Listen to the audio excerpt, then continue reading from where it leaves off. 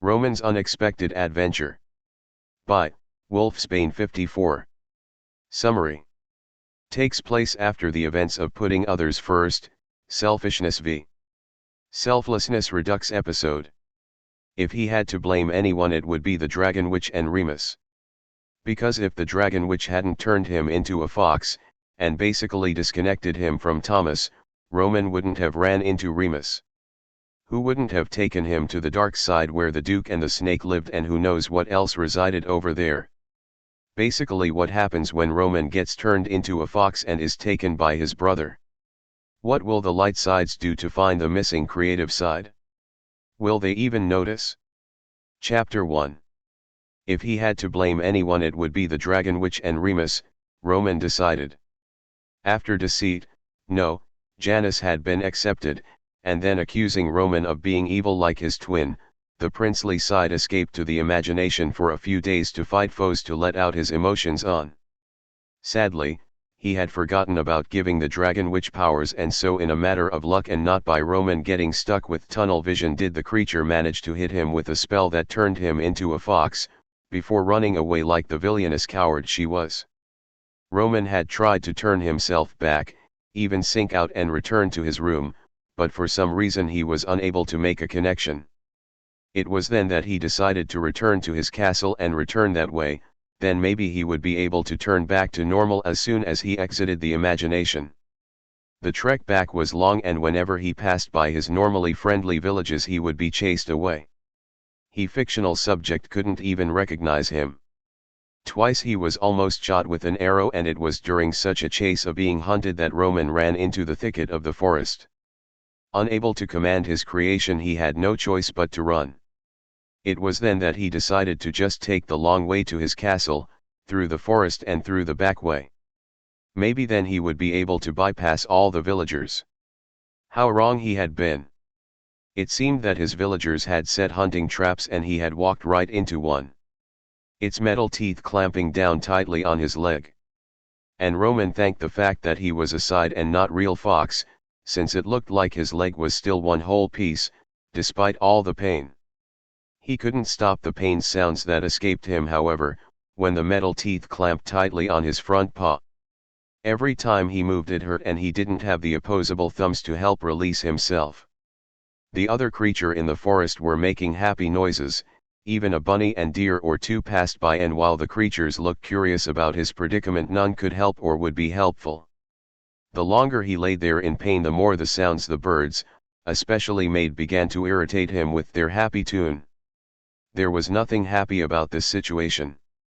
He didn't know how long he lay there in pain, but he did notice when the wildlife around him quieted. The deer that was grazing nearby had lifted her head and was listening. Roman felt his own ears twitch, on alert now due to the sudden quietness around him. He could make out a crunching noise that was getting closer to where he laid trapped. Part of him feared it was the hunter that laid the trap. He hoped it wasn't the hunter.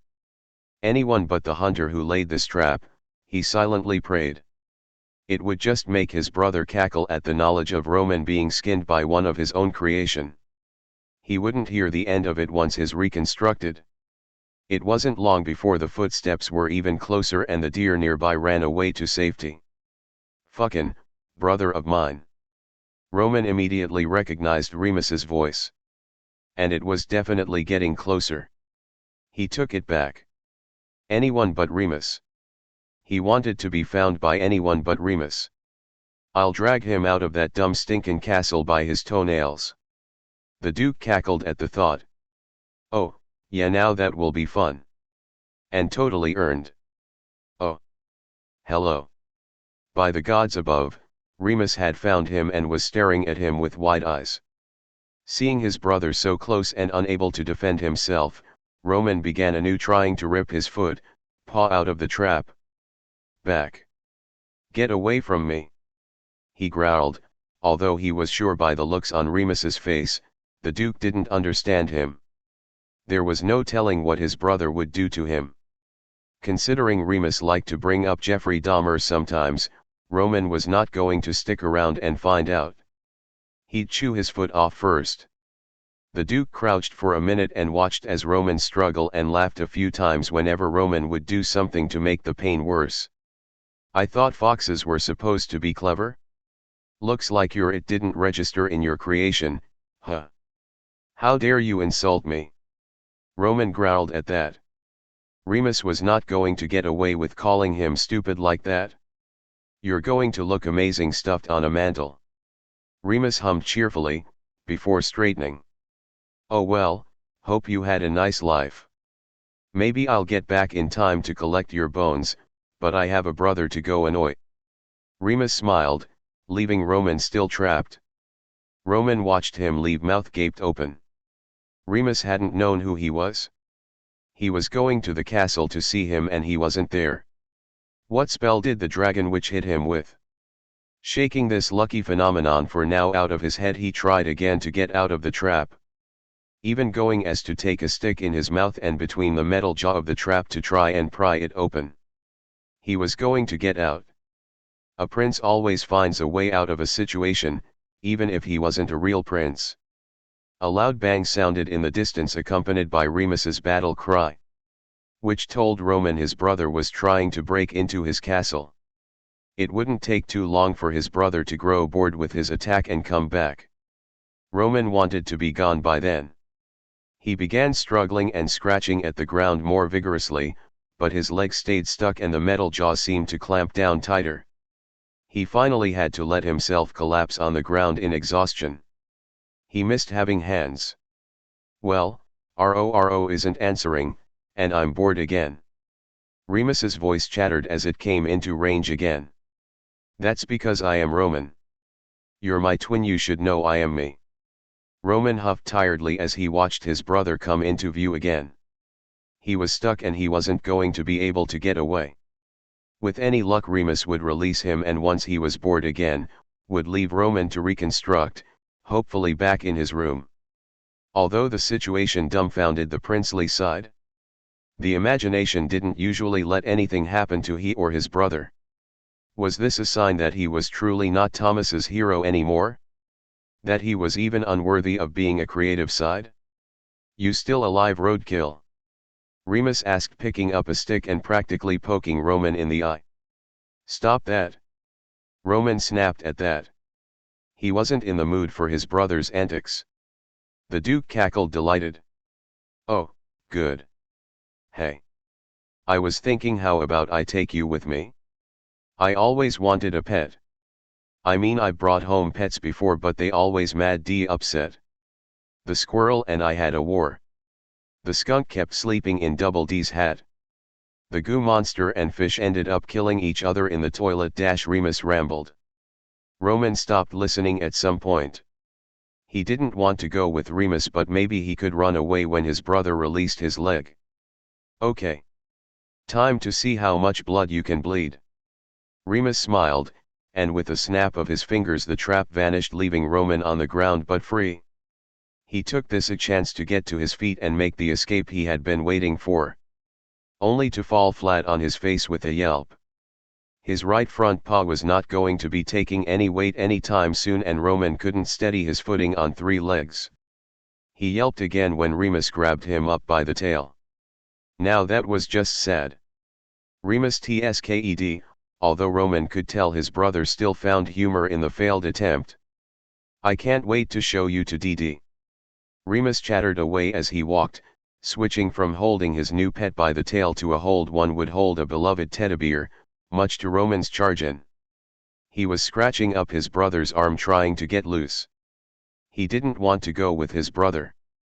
He didn't want to go to the dark side of the mind. The Duke didn't seem bothered by the wiggling and scratching as he ran happily back to his side of the imagination. I think I'll call you Cockalorum, because it's got cock in the name. Remus rambled. And only laughed even more when the fox in his arms wiggled around even more. No, you will not. I refuse to be called such a thing. Roman growled and snapped, dreading what Remus was going to do to him. He wasn't about to be Remus's next victim. He had to get back to his own room so he could change back. Chapter 2. Roman stared into the eyes of the snake, and the snake stared right back. He had been taken to Remus's castle where apparently Deceit was waiting, sitting in the library with a book open and a glass of wine. Roman had been thrust forward and practically shoved into the deceitful side's face. Roman growled when Deceit merely tsked and pushed him and his brother back. "And pray tell what that is, Remus." The snake huffed, breaking eye contact with Roman and back to his book. "Rude." Roman growled. He would continue to try and get out of Remus's arms, but he was just biding his time. Yeah, that was it. It wasn't like he was tired and in too much pain. He just needed to rest a bit and then he would make his grand escape. "It's my new pet. Meet Cockalorum. I got him off of Roman's side." Remus smiled. "You mean you stole me from my side? This means war later, I hope you know." Roman swears, as Remus holds him out to Deceit again, who sent an annoyed glare toward the both of them. "The answer is no, Remus. Going by track record, this one will possibly have rabies. And as much as I would enjoy giving you rabies shots day to day, I just don't have that kind of time, my dear Dookie. Now toss it outside where it belongs." Deceit said, sending a slithering sweet smile to Remus, who had begun to pout.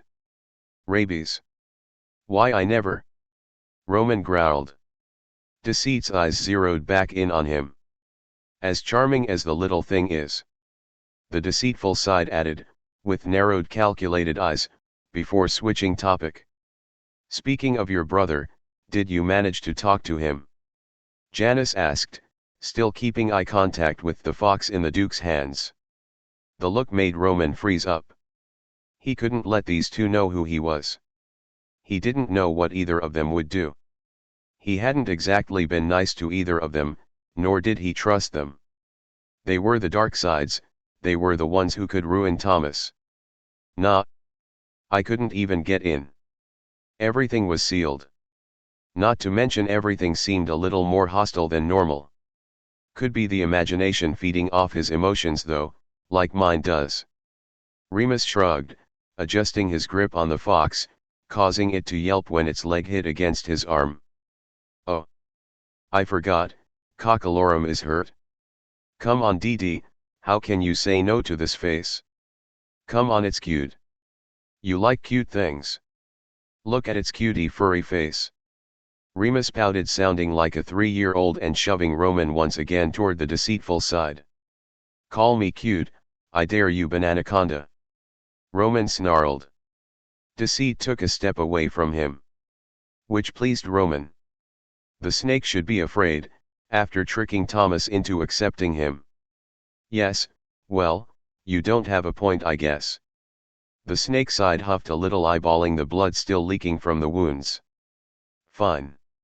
He finally relented. "But it's your responsibility. And I better not find it sleeping in my hat. I have forgotten about the skunk incident." Roman's fur bristled at the thought of actually going to the dark side. He didn't even want to be here in Remus's castle. "I refuse. Take me back to Mew Castle. My room even," he complained, as the two carried him off and through a door that led them to Remus's room. "I know you'd like Cockalorum, Janny," Remus teased. "If we must keep it, I will not be calling it that ridiculous name," Deceit said, as they continued on to leaving Remus's room, down the hall and stairs to a common area that resembled that of the light sides, if not a bit more wear and tear to it. "Thank you. Something I can agree on," Roman grunted, as he was set down on the sofa and Remus letting himself drop to sit on the floor, conjuring up some bandages. "But I like Cockalorum." The Duke pouted, not paying attention the warning growls Roman was sending his way. Roman decided he wouldn't bite, and let his brother put the bandages on, if only to not get infection. Although Logan would probably argue that as a side that would be impossible. Well, Roman once thought the imagination wouldn't let nothing harmful happen to him, and here he was hurt and stuck as a fox. Plus, he didn't know where his brother's hands have been. Janice could be seen in the kitchen, apparently heating up food. Roman couldn't see what was going to be their meal, but he bet it wouldn't compare to Patton's cooking. The princely side could already feel his stomach turn at the thought of eating something other than the majestic meals his stomach had become accustomed to. There was no way he was eating anything offered by the snake or his brother. You only like it because it's got the word cock in it. Deceit chuckled from the kitchen. Remus laughed, as he finished up wrapping Roman's paw. You know me so well, J.J. Roman made to move away, only for Remus just scoop him up again, and practically dumped him on the table where Janice was plating tonight's dinner, that happened to be frozen pizza. What about Dickerson? Remus suggested. You just can't stop, can you? I will not accept any other name that is not my name. Roman growled, sitting himself straight to glare at both Remus and Janice. Deceit looked back to Roman, his eyes narrowing again. Roman's fur bristled again under the snake's gaze. Remus, foxes do belong on the table. Remove it. Deceit remarked, before breaking eye contact and continued plating the pizza. Roman felt tension leave him when Deceit wasn't staring him down. He felt like the snake knew something was up. Now that the thought crossed his mind. What if Deceit was the reason the Dragonwitch was able to change him so much that he couldn't undo it? What if Deceit knew everything? He knew the snake couldn't be trusted. Roman was getting so worked up, that he hadn't realized that Remus had picked him back up and placed him on the floor. He did, however, noticed a yellow hand coming his way to snap his teeth around it. His teeth snapped together, having missed. Well, then. Feisty bit of vermin, you seem to have picked up once again, Remus. Deceit huffed, flexing the fingers on the hand that had been targeted. But then you always do seem to like the most unpredictable of creatures. It's curious though that this one was in Roman's side. His creatures are usually more docile. The deceitful side glanced back over at Roman, and the princely side made a point to growl at the look. I'm onto you, you foul fiend. Roman snarled, the longer Deceit stared at him. I know, right? It's so neat. Maybe he's starting to see things my way. Remus cackled. But then the Duke dropped to Roman's level, which startled the Fox Prince to have his brother's face shoved right into his. Okay Foxy, ground rules. You bite D, you get turned into his fox stole to help keep him warm, got it? So don't bite the hand that feed you. He said with a sneer, shoving the plate that Janice had tried to give Roman closer. Trust me, I have personal experience. Oh. Or would you like fox mitts better? Remus asked, straightening himself back up to chat with Deceit. I am definitely not eating anything now. I'm getting out of here as soon as I see the opportunity. Roman grumbled, as he tuned Deceit and Remus's voice out. Light sides. Patton stared dejectedly at Roman's door, with a plate of pasta in hand. The plate he had made for lunch still sat untouched, just like the breakfast tray. He knew Roman was upset. And whenever Roman was upset he went to the imagination for a few days. And when Roman was in the imagination his room automatically locked. Patton also knew that time in the imagination was moved different than usual. So Roman could be in there for 3 days to Patton, and the others, but in the imagination Roman could be in there for just 1 day. Patton. Logan said, to announce his presence behind the self-proclaimed dad of the sides. He'll come out when he's ready. I know Lo, it's just that, I messed up and I just want to talk to him. Patton said. I think we all have a few things we need to think about. Leave him be for now. Logan suggested. Yeah. I guess you're right. Patton nodded, and turned after switching the untouched lunch on the floor by the door with the pasta dish. He just hoped Roman was okay. Dark sides. Roman continued to grumble and grouch as his brother and Deceit ate their pizza. Apparently it had been decided that they were going to call him Red, because he looked like the classic red-furred fox in most fairy tales and movies, if not a bit brighter apparently. He wasn't happy about the new name, but it was better than the earlier suggestions. When Remus and Deceit had finished eating, dishes were placed in the sink. Roman, having refused the pizza, carefully stretched himself as he stood and winced when his muscles protested a bit. He just need a nap. A nap, and then he'd be able to leave. He went to walk into the common room when a foot nudged him back in front of his untouched pizza still on its plate on the floor. I already told you, I refuse to eat anything that was not made by Patton. Roman grunted, looking up to meet Deceit's eyes. I may not know much about the creatures in the imagination, but in this part of the brain we eat what is given to us. Deceit said, in a deadly calm tone. Roman backed away from the snake, unsure to take the tone as a threat or a promise. Pretty sure it can't understand you, D. Giving intelligence to creatures isn't really on Roman's mind when he makes them. Unless they're based off one of the grim tales, that is. Pretty sure it's just a dumb fox. Aren't red? Yes you are. Remus said, scooping Roman on the floor and tossing him in the air and catching him. Roman yelped a bit as Remus repeated the action a few more times. Stop it! Put me down. On the last toss Remus missed and Roman landed on his brother's face, and that was where he clung for dear life, his fur puffed out and claws sinking into the Duke's face. Fine. Take you new pet to your room then. I don't want it messing in the kitchen or common room. Deceit said, with a roll of his eyes. Remus pulled Roman away by his scruff. Okay. Come on, Red. He cheered, running up the stairs, and Roman felt queasy with how he was being handled.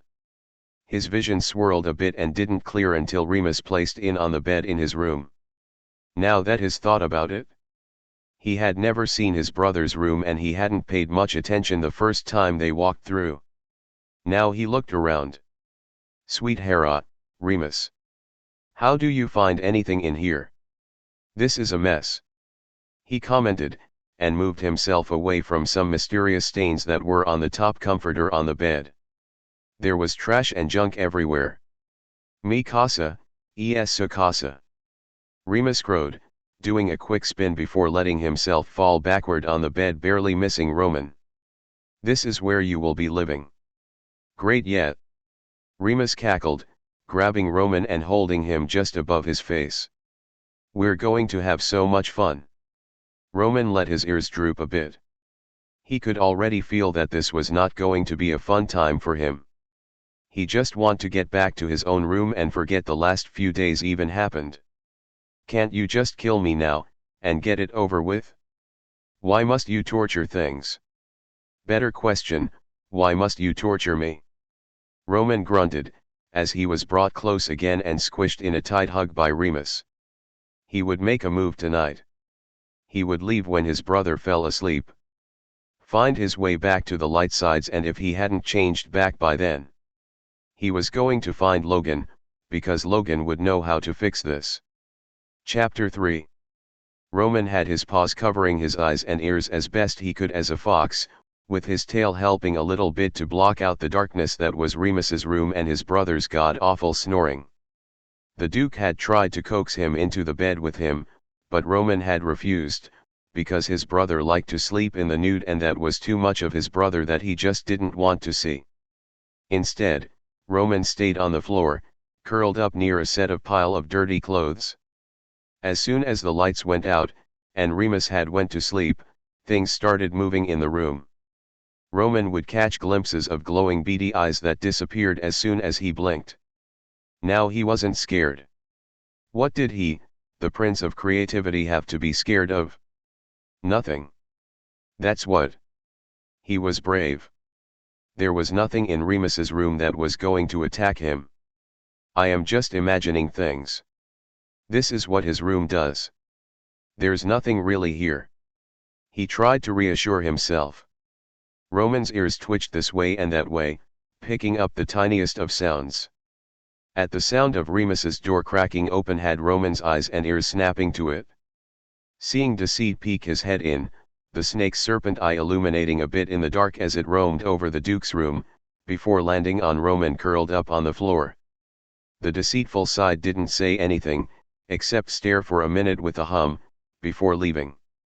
keeping the door cracked open a bit. What is he up to?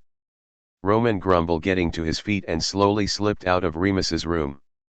It was hard to really walk on 3 legs. He honestly didn't know how real animals adjusted so well. Still, he was going to find out what the snake was up to.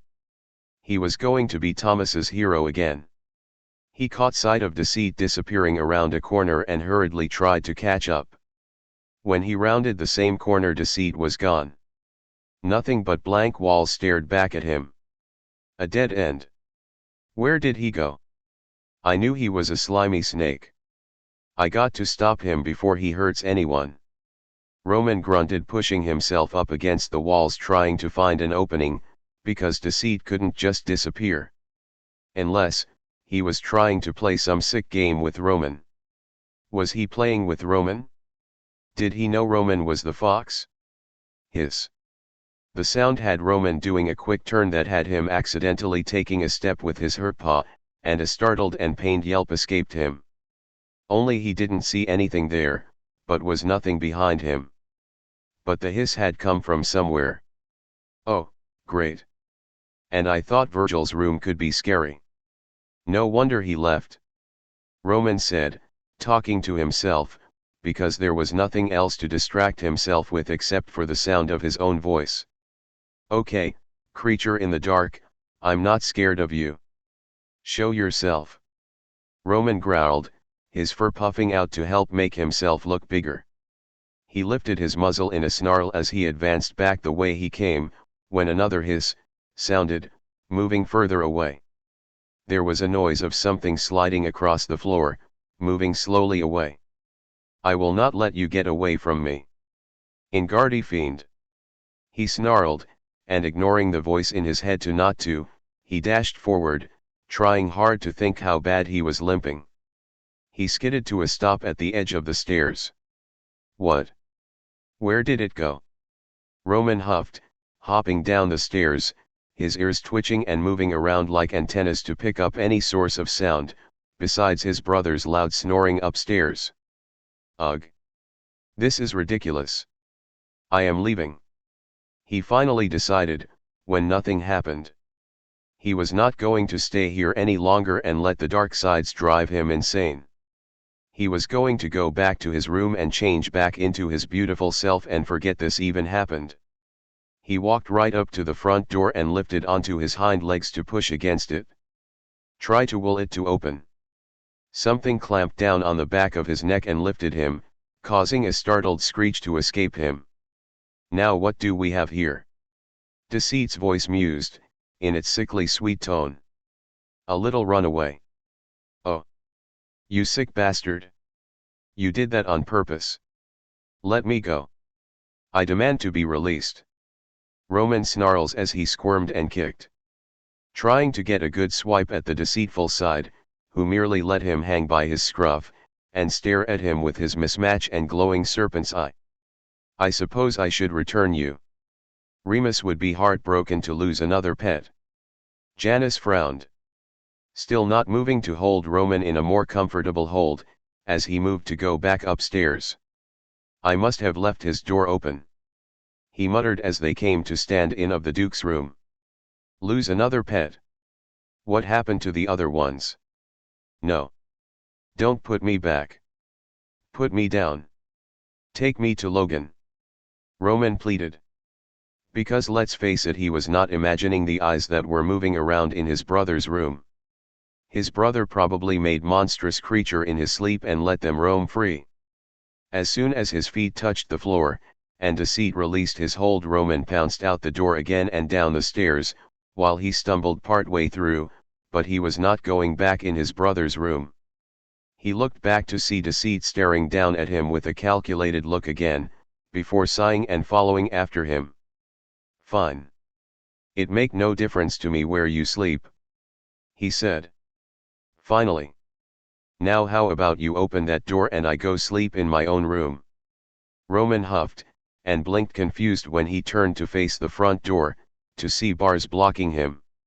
He looked wildly around himself to see that Janice had conjured a kennel and Roman was now trapped. He glared back at the snake, who was already climbing back up the stairs. Roman started throwing himself against the bars and making as much noise as he could to try and get Deceit back and let him out. "Get back here and let me out. This is wrongful imprisonment," he shouted. He tried several times to reach his paw through the bars and undo the latch to his cage, but it was impossible. Nothing was working. The next morning. Red. Roman jumped up startled, as the cage shook from Remus practically barreling in it. "There you are. Why are you in a cage?" the Duke asked, laying on his stomach with his legs kicking in the air, looking at Roman with mirth clear in his eyes. "Don't you look fresh, a rotting corpse this morning?" he gushed. "We are going to have a talk about how you're supposed to compliment someone." Roman tsked, and sat himself in front of the door, waiting for Remus to let him out. He didn't have to wait long, as Remus basically snapped the cage out of existence, and immediately scooped Roman up, to sit him on the coffee table. "Now, since you belong to me, we got to make sure the others know not to mess with you. I got to mark you somehow." Remus mused, scratching his chin in thought. "Nope." Roman growled, and made a running jump for the end of the coffee table.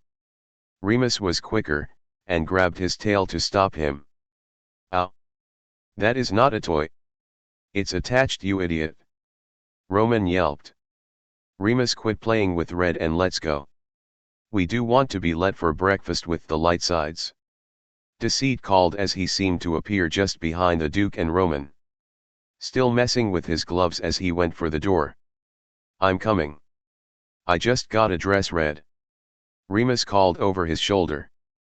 "A simple collar wouldn't suffice," Janice suggested, hand on the door handle and foot tapping impatiently. Roman stood up, tail wagging behind him. "Well, now if we're talking jewelry, then obviously I would like something with a little gold and diamonds. You cannot go wrong with diamonds. Remus, I hope you are taking some notes here, because I will need you to create. Wait, what am I doing?" He caught himself mid-creation. "I am not a pet," he insisted. Oh, I know something like this," Remus said, snapping his fingers, and immediately, Roman felt a heaviness encircle his neck. "Like really heavy, and tight? Get it off," he demanded, trying to get a grip with his claw and make his head slip free from this torture device his brother had placed on his neck. "Something lighter and more reasonable, dear. Unless you're planning on slowly killing it. Then a metal collar is the perfect choice then." Deceit huffed, the tapping getting faster the longer they stayed in one spot. Remus made a show of thinking again, as he watched Roman struggle to get free. "I know," he said, and snapped his fingers again. Roman gasped, the weight gone but replaced with something else. "You did that on purpose, you maniac. You killed your other pets, didn't you?" he coughed, as he tried to get a look at what his brother had fitted around his neck. All he could see was an emblem in the shape of his brother's logo. "Much worse. Now let's go. Or I will not leave without you," Deceit said, and this time left out the door. As Remus practically snatched Roman off the table and ran after the deceitful side. Roman told himself he let his brother grab him this time was because they were taking him to the light sides. And when he got there he would be able to go to his room, and then all this would be over soon. Chapter 4. Oh my gosh. He is so cute. Look at his little whiskers. Let me hold him, Remus. Let hold him. Please, oh pretty please. Patton squealed, jumping up and down in excitement, and the Duke held the fox out of reach. Roman was trying to squirm from his brother's tight grip to make a jump for the dad side.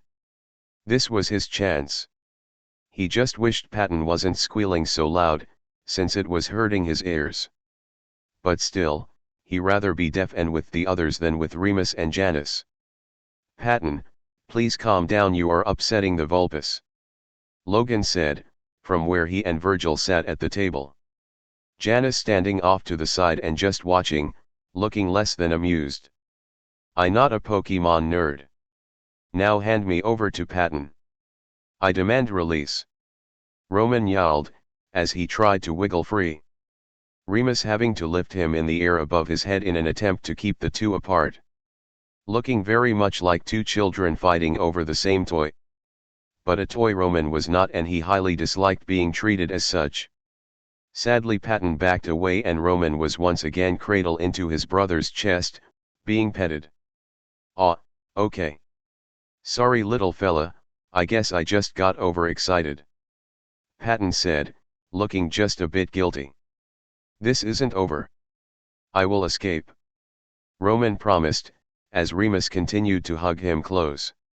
"Next time I will bite your face off, patty cake. Red isn't used to people." Remus huffed, still stroking the fox's fur. "I haven't trained him yet. I don't care if it's doing tricks. I'm going to eat without you all, if you don't sit down," Virgil piped up from the table. "Oh, do be silly, Virgil, he's just excited about his new pet." Janice smiled as they all took their seats. "I am not a pet," Roman growled, grateful for when Remus put him down, placing a plate of one pancake in front of him. He stared at the plate. There wasn't anything else on it. "I don't get any syrup with whipped cream with a side of bacon and eggs? This is unheard of," he growled, stomping his uninjured paw. Patton, who was serving everyone, glanced down at him. "Is he usually so picky?" he asked. Remus shrugged. "I don't know. I just got him yesterday. Most of the creature from the imagination seem to take a few days before they want to eat. Not if they come straight from your side of the imagination. Your creatures eat anything," Virgil grumbled. Remus chuckled. "True. I'm so lucky why I found Red though. The best of the flea-bitten beast from the imagination," he said, reaching down to pet the top of Roman's head. "I do not have fleas." Roman growled, annoyed, and jumped into the nearest lap, which had been Virgil's, succeeding in a startled sound from the emo as he hopped onto the table.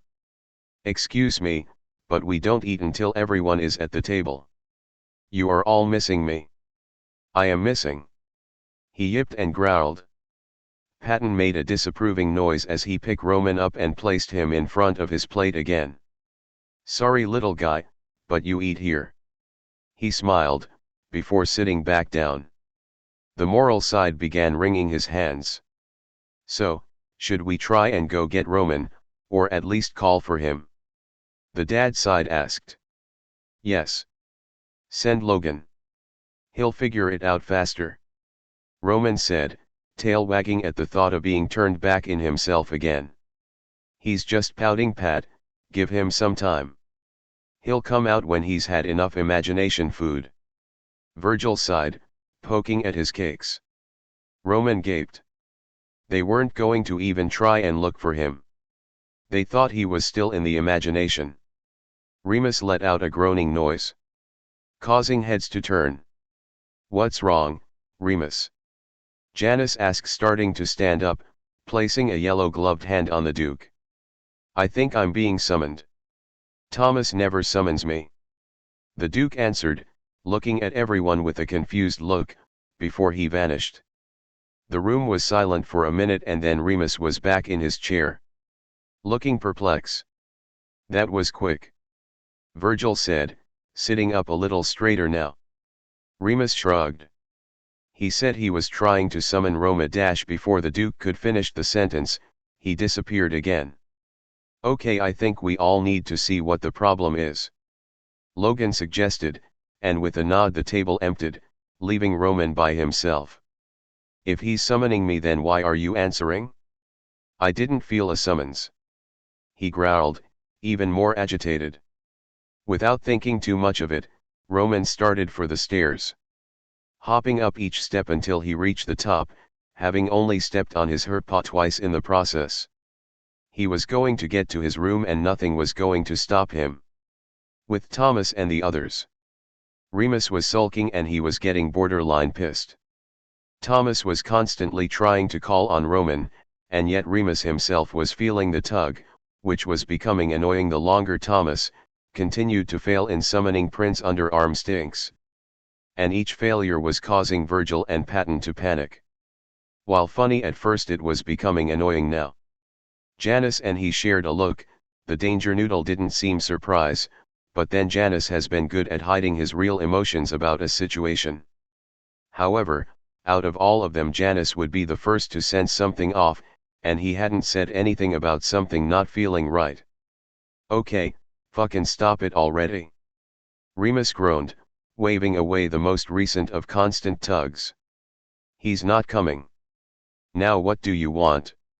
Thomas looked on the edge of a panic attack, he and Virgil both mumbling about how something could be very wrong and Roman was probably dead, and now he was stuck with Remus as his only creative side, which Remus would have taken offense if he didn't have some inkling of worry for his brother.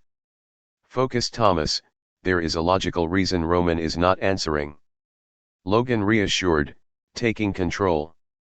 He could still be locked in the imagination pouting about the last episode. He hasn't been out for a few days. Although I will admit he has never ignored a summons before. Still, this is no reason to panic. Yes, let's not panic, Thomas. After all, our dear prince probably wouldn't be much help in the state he's in. Maybe Remus will be able to help where Roman is absent. Janice jumped in, eyes moving from person to person, taking in their state, before locking eyes with Thomas. This could be a very good thing. Remus scratched his head, as he tried to catch up with the deceitful side's way of thinking. Were they really going to use this to their advantage to get Thomas to listen to Remus more?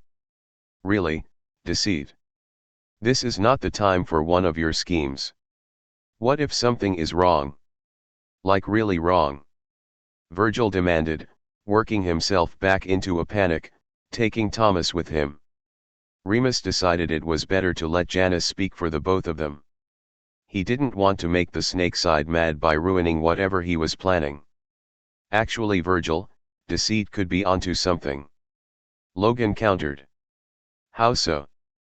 Patton asked, looking close to tears and not knowing what to do. "The Duke is part of creativity, and where one is absent, the other can fill in," Logan explained. And Remus had to bite his tongue to hold in all the thoughts wanting to spill out of his mouth at that sentence alone.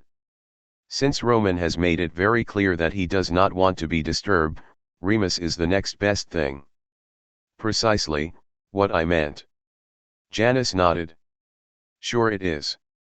Virgil huffed, but after Logan's explanation seemed less likely to object again. "But we can't just leave him alone with Thomas." "Of course not."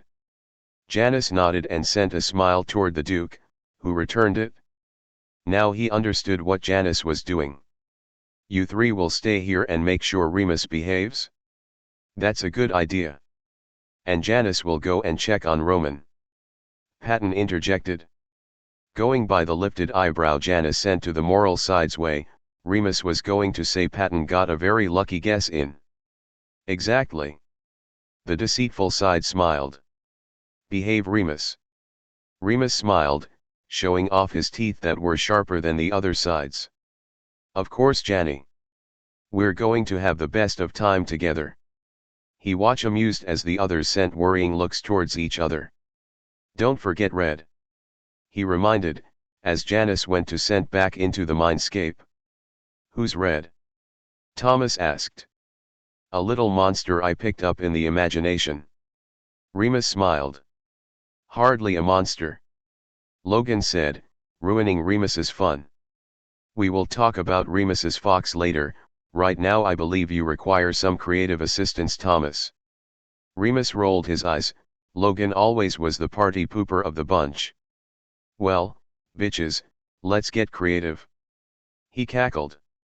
Roman had underestimated how hard it was going to be to open his door without hands. He was stuck with trying to will the door to open, but it wasn't responding to him.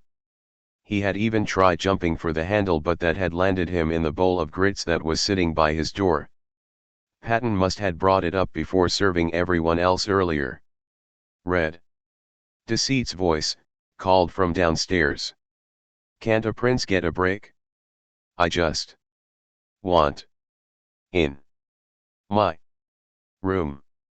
He grunted each time he made a jump for the door handle. "There you are," Janice announced, coming up behind Roman. Roman turned so his back was to the door, showing his teeth and snarling at the deceitful side. Janice regarded him with an unamused look. Yes, you're very frightening. Now let's go," he said, making a grab for Roman's scruff and picking him up. "Have I ever told you that I don't like you?"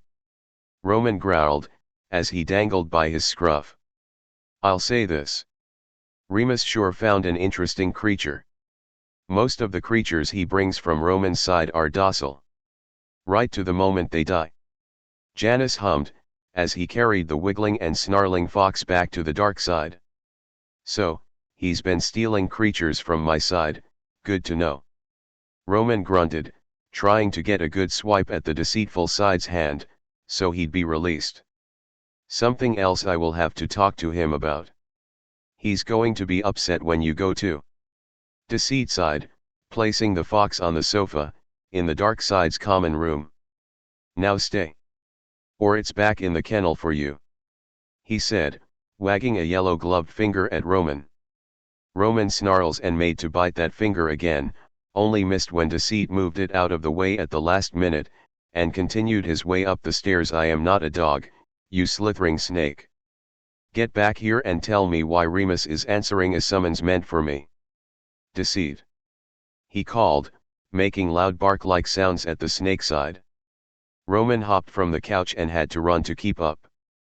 Deceit stood in front of a blank wall, and knocked his hand on it 3 times, making a door to appear. "I knew you were hiding something." Roman smiled as he bolted for the door. Time to find out what the snake was hiding. Chapter 5. Deceit groaned when the fox slipped into the room just as the door slammed shut. The little creature was lucky that its tail hadn't been caught. The snake side would have to hear Remus complain how he had tried to kill the fox, like the skunk incident, but the skunk had dare stink up his hat, so in deceit had let Remus think the skunk had died, when in reality he released it back to the imagination. He had told the Duke after that he refused to watch any more of the creatures that the creative side brought home. But this fox was probably one of the most hostile of creatures. It certainly didn't like Deceit, which Deceit didn't mind. But he supposed that while Remus was busy he could spare some time to watch Red, while he searched for Roman. He hadn't said anything earlier because he wasn't sure himself, but he had a feeling that their resident prince was not okay. There had been a subtle change in the air yesterday, and Deceit was going to find out what it was. "Fine, if you want to follow you better keep up. You get lost in here, you're on your own," he sighed, letting the growling fox follow him.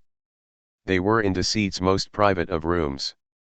The one where he kept every secret and lies from the others and Thomas in. It was dark in there, but Deceit could navigate it just fine. On occasion the fox would bump into his heel, but he made no comment, as the creature seemed to be a chatty one, constantly yipping and growling. "Here we are," Deceit said, snapping his fingers, making a light appear above them, revealing a desk and wall monitors that viewed over everything Roman would frequent, including a record of lies and secrets that would trouble the creative side. He opted to ignore the fox as it attempted to hop onto the desk. "Let's see. Yesterday. He mumbled mostly to himself as he scanned through everything he had on the day. Roman huffed for breath as he scrambled onto the desk. Deceit was ignoring him, but he was in the snake lair. This was his chance to find out his motives and once and for all prove that Deceit could not be trusted. "What are you looking at, Jekyll and Lies?" he growled out as he watched the deceitful side flip through a screen. "Is that my kingdom? You've been spying on me." Roman snarled, looking down to the keyboard and stomping on the escape button. "What, Red?" Janice scolded. Shooing at him, which Roman snapped at. "Stop that. No, you stop. You are encroaching on my privacy. And you are the last person I want to know that I am trapped in this body," Roman argued, stomping on the escape button on the keyboard again. Red. That's it? Deceit huffed, and went to grab for the fox. Roman was faster, jumping away and landing on the keyboard, causing the screen to glitch to different screens and the rest of the room to flicker into view, and other doors to appear, showing off everything else that the deceitful side held in the room. Spying on all of us? Ha! Wait till I tell everyone. Roman sneered as he dodged another grab from the snake side. Red, I have had just about enough. Deceit warned as he chased the fox around the room, neither noticing a big gap in the floor open and close in the middle of the floor. Gotcha. Deceit smiled, having grabbed hold Roman's tail. Hey, hey. I already told Remus, that is not a toy. A roar from the monitor had the deceitful side and Roman looking to the screen just as the floor opened up. The Dragonwitch and Roman's last battle on full display, and the Dragonwitch turned Roman into a fox. Roman. Deceit gawked, looking to the fox in his hands just as the floor disappeared. You're red, he said, as they began to fall, seeming unbothered by the fact they were falling. That's what you're worried about? We're falling. Roman screeched as they fell, pushing himself out of the deceitful side's hands. They landed in a surprising soft ground that Roman immediately recognized as Sleepover Mountain, that was made up with blankets and pillows. And Roman rolled as he landed and started to run away. He didn't want to know what Deceit was going to do now that he knew. Roman! Roman, get back here! Deceit shouted, giving chase. Yeah, sure. Like that's going to happen. Roman scoffed. Fine. We'll do this the hard way. Deceit shouted behind him. Roman didn't know what he meant. And he didn't care. Even with 3 legs he knew he could outrun Deceit and lose him in the bushes. Then he would make a beeline for his castle. It took him a moment to realize he was no longer being chased. Believing himself far enough away, Roman stopped to catch his breath. Ha! Try and catch me now, Deceit. Good will always triumph. He cheered. He puffed his chest out and began to victoriously strut the rest of his way to his castle. And sinister hiss caught his ear. It happened so fast that he barely saw the flash of yellow as a something circled around him. Roman shrieked, realizing it was a snake that had caught him. Sweet Daisy Duck! Remus! Help me! He called, trying very hard to call on his brother. As the serpent lunged forward and bit Roman on the shoulder. Roman immediately began to feel dizzy and barely noticed when the serpent's body began to change and he was once again in Deceit's hands. Roman glared as best he could at the deceitful side. I always knew you were a snake. He groaned, as his vision left him. There, now that wasn't so hard, was it? Deceit said, as his fangs vanished as he switched to hold the fox in a more comfortable position. It seemed he hadn't had to look far for the missing prince. Chapter 6. Roman felt groggy when he finally woke up, but he also felt a sharp sting on his shoulder where the snake had bit him. He rubbed at the spot with his hand to ease it, and rolled over, burying himself in the blanket to cocoon himself in a nice comfy blanket burrito, his finger fisting into the sheets. He snapped his eyes open and stared at his hand. His hand. Not paw, but hand. He sat up with a jolt. I'm me again. By the graces of Mount Olympus, I'm back. He cheered. I should hope not. It would do if you stayed a fox. Deceit sassied. He was sitting in a chair in front of a vanity. It was then that Roman noticed the theme of the room. I'm in your room, he said, looking around. Even if he didn't really like the deceitful side, Roman was big enough to admit that the snake knew how to decorate. No. It's not like I could just stay in the imagination after I figured it out. Deceit said, leaning forward slightly. You changed after I bit you and brought you here. I assumed this would be a good time to get the full story as to why you changed into a fox. It's so like the imagination to let something happen to you and Remus. You mean you turned me back? Roman asked, surprised. Deceit shrugged. Let's stay on track. What is wrong that you turned into a fox? And please do say it was the Dragonwitch, we both know who is in absolute control of the imagination. Janice quipped, with a deep sigh. If I knew, do you think I would still be here? Roman snapped, getting out of the deceitful side's bed and straightening his clothes. So you don't know? Janice hummed. Roman rolled his eyes. Obviously. Well, thanks for your help, but I have to be going, he said, heading for the door. Oh, must you? Janice asked with a smirk on his face, watching as Roman opened the door. As soon as Roman took a step out, feeling home and fancy-free, his perception on the area around him shrunk almost immediately. He looked down at himself, to find himself shifted back into a fox. Oh, come on. He growled and turned to face Deceit, who hadn't moved an inch from his seat. Aw, that's too bad.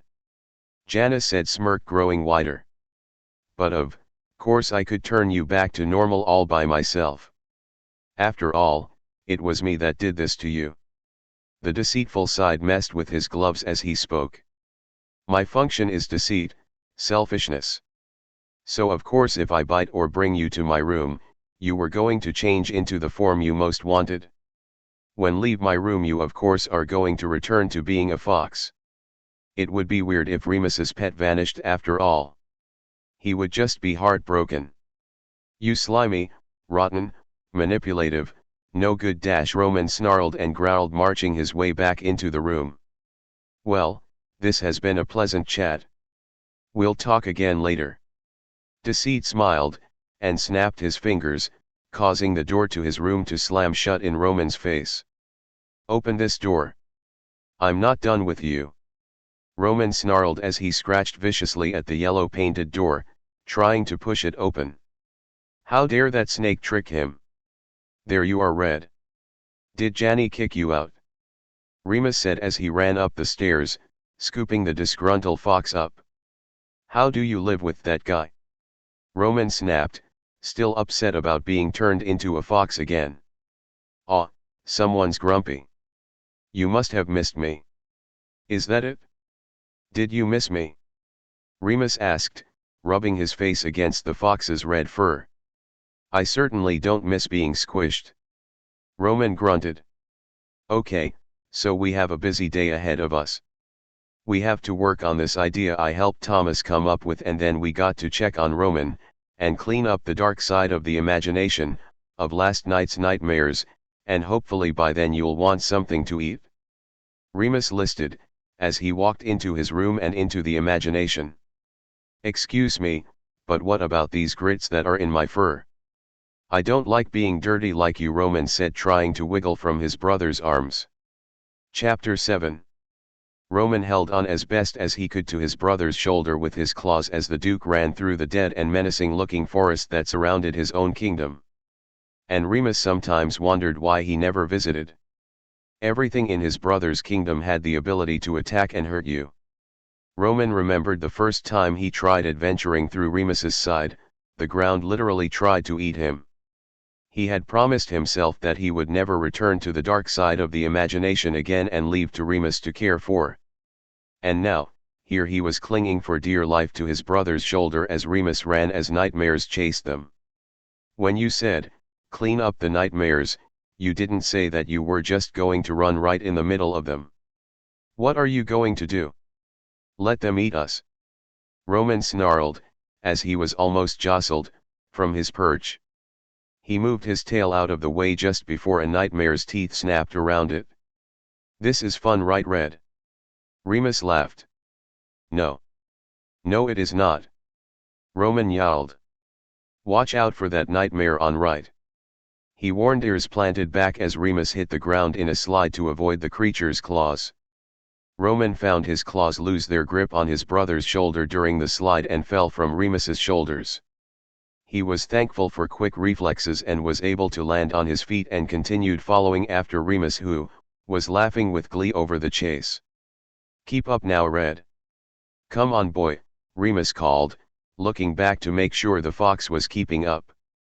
"I dare you to say that when you're running on three leg," Roman panted, weaving as he ran. His injured paw was not ready for this kind of activity. He jumped out of the way when a strange plant with teeth tried to snap him up, trying his best to keep on his brother's heels. "Come babies. Follow daddy," Remus beckoned, to the nightmares. "You could have left me. But no, you though it was a good idea to bring the injured fox with you. I swear it's like you don't even think. What are you going to do if one of those things eat me?" Roman scolded as they ran, Remus getting further and further away, leaving him dodging the creatures and avoiding their claws and teeth and weaving around to avoid being trampled on. During which one of said creatures rushed past him, knocking him into some twisted roots. The roots seeming to close around him, obscuring his view and thus obscuring him from the creatures. As soon as all the noise vanished, the roots opened back up, and he was able to squeeze out from them. He looked around and shook his fur out, taking in the sight of his brother's forest, that was the opposite of his own side of the imagination. Everything was darker and with heavy fog on the ground, and Roman was not happy about being stuck and alone in Remus's forest. "You forgot someone, Remus," Roman yelled in the direction that his brother and the creatures had ran. "I can't believe this," he huffed, looking around to try and find the way to travel to his own side of the imagination. Then he would try to go to his castle. Meanwhile, Remus was having a wonderful time. He loved rounding up the nightmares and creating new ones. He was fully aware that Red was having trouble keeping up after he tumbled off his shoulder. Therefore, he made the ultimate decision to lead the nightmares away, leaving Red behind. He was confident that the little fox would be fine. After all, it came from the imagination, so it should feel right at home. He hoped by being in the imagination again would entice the little woodland creature to eat. Then it would last longer than a week outside the imagination. It was so nice having a creation from his brother's side. Now if he could learn to keep his brother's creation from dying on him. "Come on, babies, back in the pond," he cheered, diving in said pond head first. The nightmares following in after him and melding with the liquid of the pond. This was his pond of nightmares, where he formed the nightmares he unleashed when night came. This is where they would stay and soak up every little thing that would make pure nightmare fuel. Remus resurfaced soon as all the nightmares were back where they belonged for the day, and did backstrokes back to shore. As much as he liked spending time in the pond of nightmares, he wanted to go back to Red. Plus, they had a lot to do today. So, to move around faster, he popped where he last had seen the fox. After which it was very easy to track. He couldn't help that laugh that escaped him seeing the creature in the grips of an African strangler. "I see you're making friends, Red," he said, taking the wiggling red fox from the plant's coils. "I should introduce you to creepvines on the west side." He smiled, placing the fox back on his shoulder where it had originally sat. Red growling the whole time. And Remus found it funny that such a tiny creature thought it could be intimidating. Maybe he'd introduce Red to some of his own creatures and teach the fox how to truly be threatening. "Janice. Deceit. Open this door," Virgil's voice yelled from the hallway. Janice, who was writing in a journal taking notes on the scene playing before him over and over on loop, of Roman's transformation, rolled his eyes in annoyance. He was waiting for Virgil to come for him, being the only side to have originated from the dark side. After all, wouldn't want to lose the heart and logic to the dark side. "It's not open," he answered, waving his hand to get rid of the journal and the scene that was on loop. Virgil came in almost right away, leaving the door open. Janice noted, an easy escape from the room. "So? Where is he?" the anxious side demanded. "I haven't the slightest idea. It's like he just vanished." Janice answered, putting on the most convincing innocent face he could muster. "Don't lie to me, Deceit," Virgil demanded, his eyeshadow darkening as he pointed a finger at the snake side. Virgil. Why would I lie? Roman is an important part of creativity. He must be found. Janus said, turning to fully face Virgil and as his fixed his gloves. I am doing my part and scrying the mind to find him. What about you, Virgil? Are you doing your job and making sure our sweet, lovable, angel boy Thomas is not being affected by this disastrous incident? He saw the moment Virgil's eyeshadow darken at the thought. Taking hold of the seed of doubt that he is not doing his job well, by being here with Janus. He couldn't help the smirk that played on his lips, as Virgil began to fidget as the thoughts began plaguing him. Shame that you're here questioning me and abandoning your job. Janus added. I am not. I'm trying to find Roman. Unlike you. I bet you haven't even left this room since you left us this morning. The emo side huffed, already gravitating to the open door. Why would I when you're searching for me? You know how much I love it when I have someone to do my dirty work for me. Janus teased. I'm not helping you. I dash. Yes, yes. The prince of your dreams is missing, so of course I would jeopardize my chance of ever staying in Thomas's good graces and do him in. What exactly are you looking for here, Virgil, besides pointing fingers? Are you looking to be a hero? Do you need me to play the villain again, and let you ride that high, like I did in the past? After all, I do make a wondrous villain, don't I? He said, with a silky smooth voice, letting his forked tongue out for a few seconds, with his most confident villainous smile. You dash, ugh. Stop messing around, this serious. We can't let Remus control the imagination. Do you know what type of hell that would become? Virgil insisted. No, I don't. Better hurry then, or you and the others are going to find out. Janus said, doing a shooing motion with his hand. He had better things to do than argue with the anxious side. Like find out why a creation like the Dragonwitch could transform Roman, who was her creator. Without another words, Virgil stomped out, the door swinging shut behind him. And with a flick of his wrist, Janus locked his door again. Oh! Did I forget to mention Roman was a fox? Tisk! How forgetful of me! Janus chuckled, as his journal and the scene of Roman transformation reappeared before him. Virgil rose up in the kitchen where Patton was stress baking. The dad side having already made a pie and 2 chocolate cakes and was now in the middle of making cookies. What did Deck Janus say? Has he found anything yet? Patton asked, once he spotted Virgil. That snake is hiding something. He insisted, trying to dip his finger into the cookie batter. Janus always looks like he's hiding something. It's his nature to come off as deceitful. Logan said, from his spot in the common room where he was reading. Yeah, but he hasn't even left to look for Roman. And I couldn't find Remus. I'm telling you, something weird is going on. Virgil groaned, taking a spoonful of cookie dough that Patton had dipped out for him, before setting the rest out on a pan. We can't jump to conclusions. Logan insisted. Yeah, Janus is one of us now. I'm sure he'll find Roman. Patton agreed. Let's just give him time. After all, Roman locked his room, and probably the imagination. He might have to find a way in.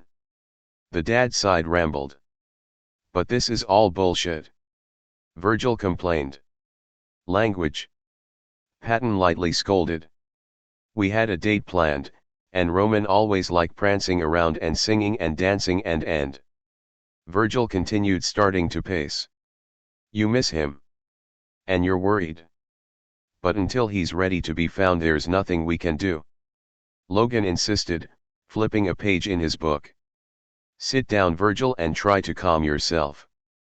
We must help Thomas cope with Remus as creativity for now. Feeling defeated, Virgil let himself drop in the middle of the floor, looking like a sulky child. Back in the imagination. If you would just wait and, no don't. Roman yelped, turning his face as Remus catapulted himself at one of the stained glass windows on Roman's castle. The princely side was grateful that his brother had sat him down before doing so. He looked back when there was no shattered glass sound, to see Remus had hit the window face first and falling to the ground in a heap. "Well, I didn't know I built it so well." Roman preened. "I know you are in there, Roman." Remus growled, as he hopped to his feet as if hadn't just hit the side of the castle face first. "Well, if you would just stop a moment and really look at me, you would know I am you, brother. And you should be going to the Dragonwitch. She's the one who did this to me," Roman said, making a barking sound. "I know, Red, he's being such a bitch baby," Remus replied, talking very loud as he paced by the castle, looking up, studying the many windows. "I am not." Roman gasped, offended. "Stay there, Red. I'm going to find royal pain in the ass's bedroom. It's gotta be one of these." Remus grunted as began scaling the side of the castle like someone from a horror movie that had become possessed. "Yeah, sure. You know what, you do that. And I will go to the Dragonwitch myself," Roman said with a roll of his eyes. Watching only for a moment as Remus banging on a window in an attempt to break it, before giving up and moving to another, climbing higher and higher as he went. "I don't even understand why you're trying to get to me, anyway. You never cared before," Roman muttered, as he walked away, leaving the Duke by himself, to break into the castle. He walked into the village that surrounded his castle, this time staying out of sight and away from the livestock, not wanting a repeat of when he first attempted to try and enter his village. Like clockwork, there would be a group of knights gathering to venture out to scout the land of any nearby dangers. And also like clockwork would pass by the Dragonwitch's lair. His plan was to sneak into a satchel and jump out as soon as he was close enough the villainous creature home. "Come on, men.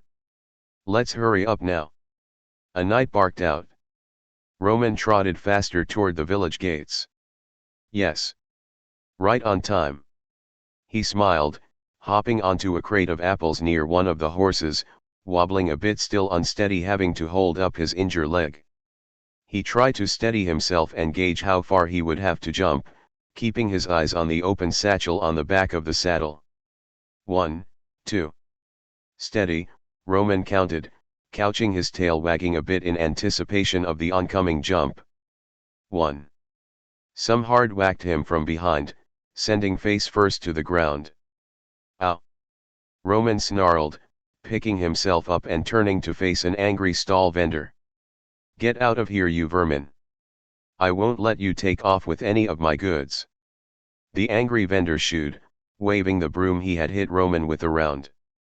"Do you have any idea who you just hit?" "I am you, Prince," Roman demanded with a snarl, stomping his paw on the ground, upset. The sound of horses' hooves galloping away had him look to see his chance for a ride leaving without him. "And you made me miss my ride. Happy? 'Cause I'm not." He snarled more at the vendor. "Oh God. It's rabid. Shoo. Someone kill this beast," the vendor called out. "That does it. I don't know what is going on, but I know I didn't create any of you to act this way, only to a designated villain, and that is the Dragonwitch. I am your prince, and no matter my form I will have the respect from the citizen of my kingdom, be they man or beast." Roman continued to rant, growling and snarling, marching right up to the vendor who had the broom pointed out in front of him, trying to ward off the angry fox that was backing him in a corner. "Back! Get back!" The vendor spat, waving the broom, landing a direct hit that had Roman hitting the ground, unable to jump out of the way in time. When the vendor went to hit the down fox again, thunder rolled across the imagination, turning the sky dark, and with a crack of lightning revealed Remus popping into existence, grabbing the broom, staring the fictional vendor down with murderous eyes. "Now I know you weren't just trying to attack something that belongs to me, now were you, Tubby?" he asked, in a manic tone, putting his face very close to the vendor's, who had let go of the broom. Roman shook himself as he stood up. "Perfect timing, Remus. But I had it handled," he said, watching as his brother kept hold of the broom, changing it into a morning star and swing the weapon to rest it on his shoulder. Remus. Roman looked around, noticing that the whole village had stopped and every occupant including the animals were hyper-focus on the Duke. Now, I'm not sure what's going on with my brother lately, but since I know him enough to know that he didn't create his kingdom to be so displeasing, I would say you belonged on my side. Remus smiled. No. No. The vendor shook his head, as he backed away from the Duke. Yeah, sure. 'Cause Roman only makes nice things. And you're far from it? Remus chuckled. His movements froze when a rotten tomato hit the side of his face. Roman gasped, shocked that someone in his village would do such a thing, and even more shocked to see that it was a young lad standing with another at the ready. Get out of here. Leave this place, you demon. The kid should throwing his second tomato. This one landing with splat on the Duke's arm that held the morning star. Remus didn't move, except to cut his eyes to the fictional kid, with murder and excitement in his eyes.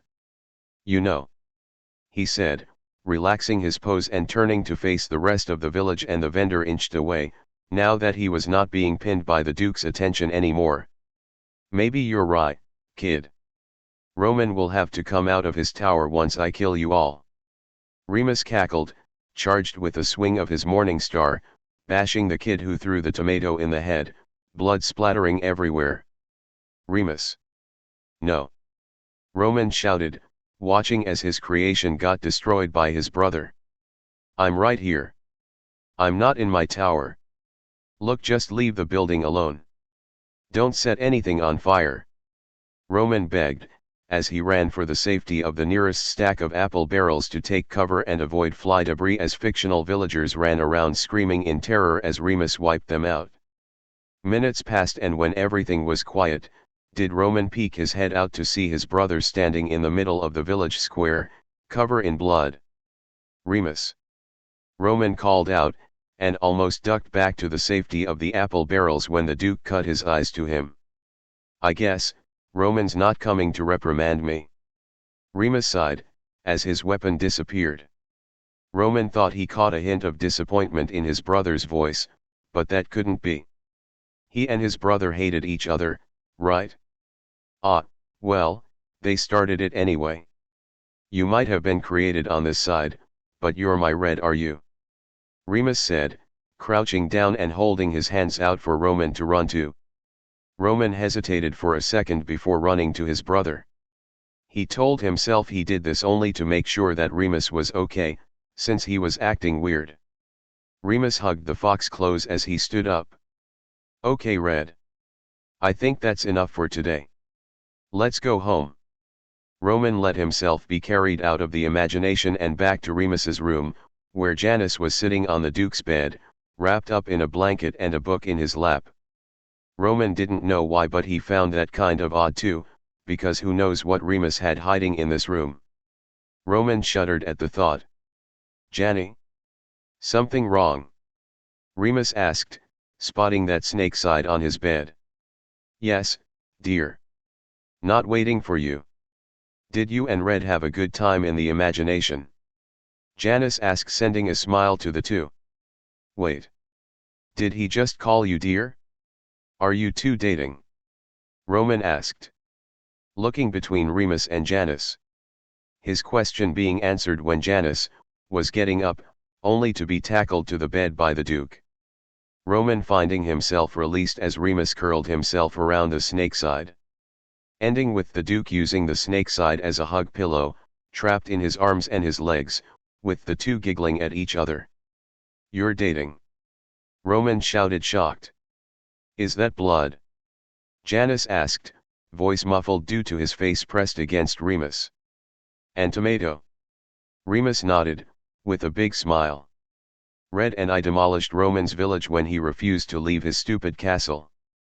Janice wiggled from Remus' hold somehow and made eye contact with Roman, sending a sly smirk to the fox. Well, that's too bad. He said. I hate you. Roman growled. Seeing that Janice was not going to tell Remus that Roman was Red the fox. I haven't got dinner ready, How about you and Red take a bath? You both don't need it? Janice suggested, not breaking eye contact with Roman. As he snapped his fingers changing his clothes that got ruined with clean clothes, as if he didn't just get squished by the blood-covered Remus. Good idea. Remus chirped, running into the bathroom, leaving Roman with Janice. Between you and me, this isn't the first time he's come back from with tomato stains. I would think that a good brother would wonder why. Don't you? Janice said, kind of offhandedly. Oh, by the way, I will be busy the next few days, so you're going to watch after Remus after tonight, he informed, as he wrapped himself in the blanket he had been wrapped up in before Roman and Remus returned.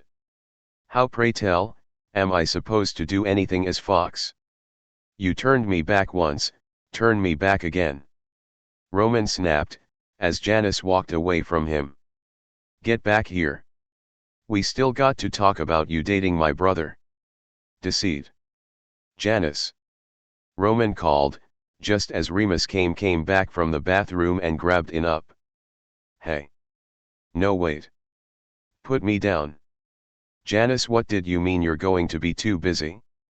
Busy with what? Roman continued to shout, right up to the point that he was dunked into a tub of water. Bath time, Red. Remus beamed. Then stop trying to drown me. Roman sputtered. Yelping a bit as Remus grabbed his and started rubbing shampoo into his fur, with surprisingly gentle fingers. There, doesn't that feel good, buddy? Remus asked. We will not speak of this when I get back to normal. Roman sighed, letting his body relax. But we are definitely going to talk about you dating that snake and not tell me, your own bother. But for now a little over to the left. He relented, tilting his head to the side a bit to allow Remus better access to his neck better. It felt nice getting cleaned. Still, though, he had so many questions. And he was going to get answers. For now Deceit's words did echo around in his head. Remus had been hit with tomatoes before. Did that mean Roman's kingdom attacked his brother? Roman didn't remember implementing that. He was going to have to fix that when he finally got back to his normal beautiful self. Chapter 8. You have got to be the weirdest fucking fox to come from the imagination. Aren't you clean enough already? Remus complained, rinsing his fox's fur out for the 5th time, only for the creature to paw at the conditioner again. No. I already cleaned you, it's my turn. Damn, I don't even take as long as you and I only have a head of hair. Like 5 minutes and I'm clean. Now get out. Roman huffed, as he was bodily lifted from the tub as Remus stepped in fully clothed. Excuse you, but I like to condition my hair thoroughly and I expect to be dried and brushed to keep up with it being silky smooth. Something you could be bothered to do yourself. Don't you growl at me. Janny is probably wondering what's taking so long. Wait till I tell him you were the hold-up. If he wasn't able to spot lies he would never believe me. Remus said, pointing his scrub brush at the red fox. In fact, I want you to go and explain yourself. The Duke said, sounding very much alike when they were children. I'm a fox. Ugh. I wish you could understand me for once. Roman growled, shaking his still dripping wet fur out as he stomped his way out of the room, down the stairs and into the kitchen where Deceit was moving about in the kitchen. Roman honestly couldn't care less as to what the deceitful side was doing, because he was still wet and he wanted his fur dried and brushed. Yet, his brother just tossed him out, and now Deceit was apparently too busy to even acknowledge his presence. This is outrageous. He complained, marching himself right up to Deceit, who was still moving around in the kitchen. Roman knew the other knew he was there, since Deceit was effectively sidestepping him and over him. Stop ignoring me and help dry me off. Roman demanded, reduced to pouncing, trying to catch at least one of the snake-side's pants legs with his paws, to stop the side in his tracks. Not now, Roman. I do not have to finish and have these packed before your brother doesn't comes down. The deceitful side hissed, as he sidestepped the fox again. Roman huffed annoyed, and after failing to make the deceitful side to stop and help him, he began looking around, spotting the snake's hat, sitting on the couch. Giving the deceitful side one more glare before running the couch to sit himself and his dripping wet fur into the hat. That is until he was lifted into the air. I have told you once before, to stop touching my shit. Or do I have to put you back in the kennel? Deceit threatened from the kitchen. I have too much to do to worry about stepping on you and keeping you out of trouble. Roman looked to see that the snake side had used one of his freaky stretchy extra arms to grab him. You wouldn't dare. Roman growled, as the extra arm moved him to the kennel that was summoned at the snake's words. No. Put me down.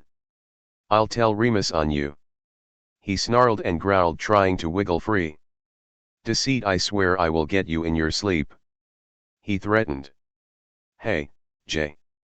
Remus called as he jumped down the stairs, looking cleaner than he had before. What for dinner, and please tell me it you. I finally get to taste those scales, right? The Duke asked, running to the snake side. Roman was dropped to the floor as Deceit stopped everything he was doing to prepare for the onslaught of Remus, practically shoving him into the counter, making chomping motions with his teeth, while the snake's side extra hands held him back. Perfect timing, now biting his head off. Get him, Remus. Bite him. Roman cheered, before seeing the lovey-dovey look on both their faces. Ew. Not in front of me.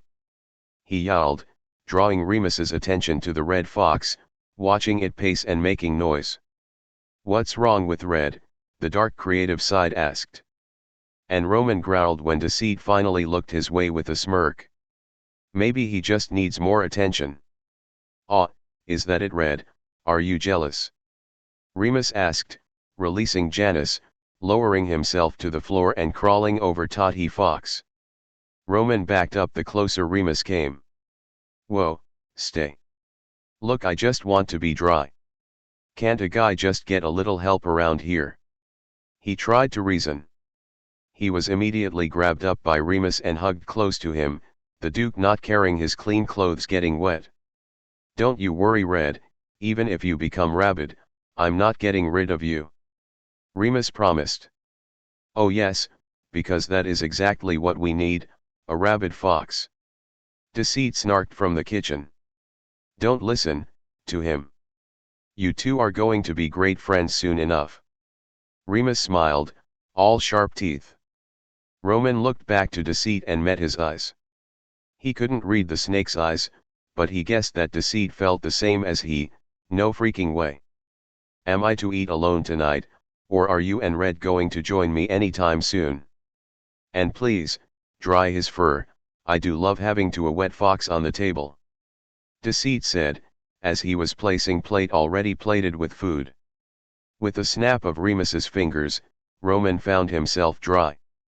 You couldn't do that earlier. As he was sat on the table. I do hope Red doesn't eat tonight. It isn't a little worrisome. Deceit said, only sparing Roman a second of a glance before turning to Remus. Roman tried to make a face, and pushed the plate before him away with his paw slightly. As a side, he wouldn't be affected much by not eating until he returned to his normal self. I won't be gone for a few days, during which time I hope you will have found Roman. There aren't other matters that need my attention. Deceit said, as Remus was scarfing down his food. That had Roman's ears perk up. Was the snake really going to have Remus carry on the goose chase when Roman was right there with them? What was Deceit doing? Wouldn't it be easier to just tell Remus that Roman was the fox, so the Duke would quit wasting his time in the imagination? You and Red had better destroy the place while I am gone. Deceit warned, sending a look to both of them. And you are eating, or it's the kennel for you, until I return. He hissed, pointing his fork at the red fox. You don't get to tell me what to do, you serpentine demon. Roman huffed, his fur bristling. And Remus will be unable to save you, from me. The snake side promised. It true, Red. Remus confirmed, pushing Roman's plate back to him. "Come on, just a little bite. I promise it's better than the imagination's food," Remus pleaded. "You'll last a couple of days longer too." Roman stared at Remus, and honestly it just creeped him out that Remus was being gentle and everything that he wasn't supposed to be. Even going to Roman's castle. It was weird. "Fine. Just stop being weird already. You're freaking me out." He relented, and after 2 bites, he concluded that Deceit's cooking was at least passable. Patton's was still better, but this was passable, and he didn't want to be stuck in a kennel. "Good boy," Remus praised. The sweet tone making Roman want to move away because really it was just unnatural for Remus. The two creative sides both turned their attention to the snake side, when he sighed and stood up from his chair, taking his dish to the sink. "Please don't remember the chores. And all your duties, as well as Roman's. I expect that village to be restored." Roman narrowed his eyes. Was Deceit really telling Remus to reconjure his village that Remus himself had destroyed? That meant when he was back to normal he was going to have a zombie village to undo. That was just great. "They started it?" Remus pouted, hand going to pet the top of the fox's head. "And now you fix it?" "Well, I haven't got to go now. Be back, never." Deceit smiled, fondly at the Duke before sinking out. Things were quiet for a moment, and then Remus was up and running around, the common room being changed, with the wallpaper starting to peel off the walls and blood splatter began dripping. The carpet changing to squeaky wooden floorboards. And there was something moving underneath the couch now. "We got this place to ourselves now, Red," Remus crowed, twirling around excitedly, before stopping and putting on a serious face, and pointed a finger in Roman's direction. "But we got to do what Deceit said, and have everything back the way he left it before he gets back. That will be your job. To remind me." "What?" "First Jack the Fibber wants me to watch you, and now I'm your keeper." "Since when did I become my own brother's keeper?" Roman asked, appalled as he watched Remus redecorate the common room in less than a minute. His ears drooped, seeing that Remus had a dartboard appear on the wall above the TV with pictures of Patton, Logan, Virgil, and his own taped to the middle, with several knives embedding in on his image specifically. "I think I actually wished Snakeface was still here," he grumbled, no longer wanting to eat. He decided right then and there, no way under penalty of death was he going to let Remus know he had Roman under his complete mercy. Chapter 9. Deceit entered the imagination at the split line that separated Roman's side from Remus's, and walked it in a straight line. He was in the perfect position that none of Remus's creatures dared not to get too close and Roman's too afraid to even attempt to run him off. Not that Deceit had anything to fear from Remus's side, the Duke wouldn't allow his lance to hurt Janus. Scare him, maybe, but nothing that could harm. Roman's side though, Janus had noticed that while his presence was never welcomed, nothing ever happened to him either. Until recently. Roman's disappearance seemed to have changed how his side acted, and apparently Remus was now the acting creativity for both sides of the imagination. And if Janus knew one thing, it was that Thomas needed both. Finding out that Roman was Remus's new pet fox, Red, had been a shock. And Janus had tried to fix it. Biting Roman had been on instinct. He had no control when his venom released, which was only when something or someone, be they function or side, needed extra help fixing themselves, and when Roman didn't change from fox right away, he had quickly took the princely side to his room. Where the creative side only changed because that is what Janus wanted to happen, as well as Roman, and Janus's room along with his venom was just enough to change Roman, but only while in Janus's room. And that wasn't a good sign. Which meant Janus wasn't going to be able to do a quick fix on this. Of course Roman probably thought Janus was keeping him as a fox to mess with him, but honestly the snake side couldn't be bothered with what the creative side thought at the moment. Not when said side was stuck as a fox and Janus's bite didn't help fix it. Talk about strange. And then the lightsides, especially Virgil, were hounding him for answers that he had but not willing to share, at the moment. At least not until he found out the how, why, and the solution. He looked around, letting his tongue flick out every now and then as he casually walked the splits line, trying to sense anything wrong. But besides the tension from the last episode and some strange behavioral changes from the creations from Roman's side, nothing seemed wrong. Not on a drastic level anyway. Roman's presence was definitely muffled. Not good for a side that embodied Thomas's ego and pride. Tilting his head up, he stared up at the cave that was home to the creative twins' favorite creation, the Dragonwitch. He had watched the event happen over and over and he still couldn't figure out what happened. The only option left was to talk to the one creation that seemed to be the culprit of the whole incident. Something that a creation shouldn't be able to do. Which meant he was going to be spending time in the imagination in said creation home until he got everything, he got all the information possible from her. He wasn't sure how long this was going to take, so he had prep meals for a few days and had Roman watching Remus. And Remus was watching Roman. Well, as far as Remus knew, he was taking care of his new pet fox. They both could use some brotherly bonding time anyway. Now was the perfect time for that, while Roman was stuck. "All right, Winifred, don't make me climb up there," he called, tapping his foot as he waited. An answering roar answered him, as the Dragonwitch jumped from her cave, to loom over him with her head held high and her wings out. Well, it seems a little snake dares to trespass into my domain. You must not have heard what I did to the last who that dare try such a thing.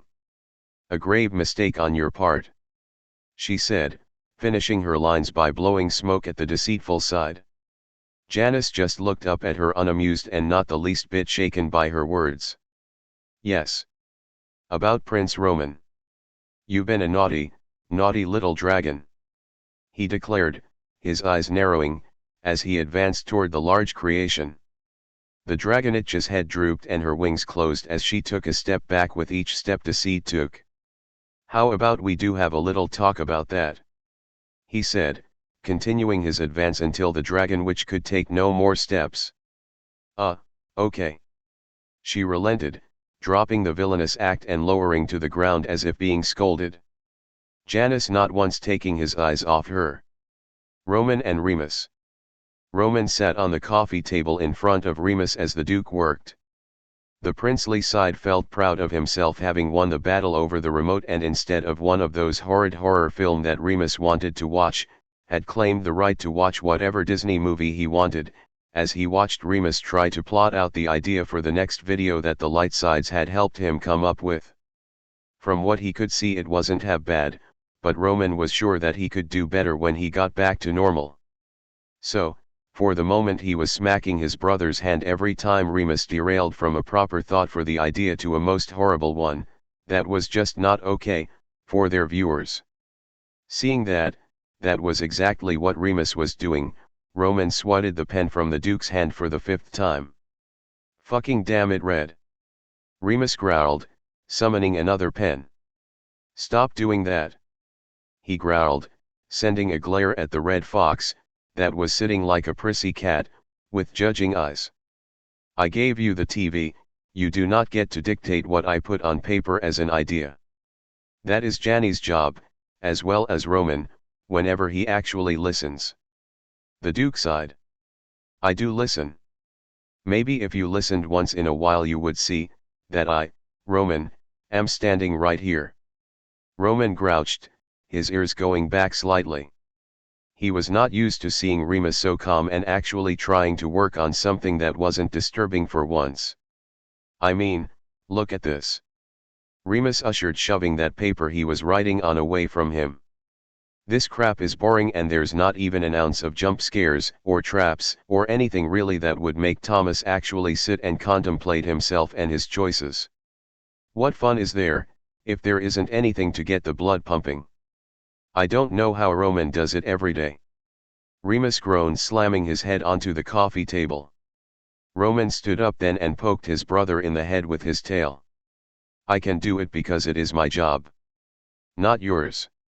Why are you trying to fill in anyway? You never cared before, always showing up and destroying what I created, warping my ideas, and slipping yours ideas in. He asked, even though Remus wouldn't be able to understand. Do you want to know how frustrating it is to be interrupted? Here, I'll show you. He snapped, latching his teeth on the paper that Remus had been working on, and jumped away when the Duke tried to stop him and ran for the bathroom, standing on his hind legs so that he was dangling the paper over the toilet. Remus skidded in behind him. Red. Don't you dare. It's too fucking hard to create something that even sounded like something Roman would make. The Duke warned, baring his teeth at the fox. Roman growled and dropped the paper in the toilet. Damn it, Red. Remus cursed, running and dropping to his knees, the fox jumping out of the way, and watched as the Duke fished to ruin paper full of ideas out of the toilet. Roman smiled, proud of himself. However, the happy feeling went away as soon as Remus threw the ruined paper on the floor and lunged for him. Fine. You want attention, you got it? Remus declared, letting a feral growl out. Chasing the limping fox back into the common room, where the creature shimmied itself under the couch. Now Remus didn't plan on hurting his pet. In fact, he was kind of glad the ideas on that paper were ruined, because they were boring, but he wasn't going to let Red get away with being naughty. What if the creature did that to Janice? The deceitful side would make Remus put Red back into the imagination like some of his other pets. Even if Red wouldn't last in no more than a week or two before he vanished from existence like all the others that had come from the imagination. Remus was responsible for the behavior and care of the creatures. And he just couldn't help but mess with the odd little fox he currently had. Roman huffed, as he laid under the couch and watching as Remus's feet came into view. Oh, Red. I guess you're going to learn today. Remus sing-song, a snap sounding through the room. For a moment things went quiet, and then something moved in his peripheral vision, that made his blood run cold, and then something black and slimy feeling touched him.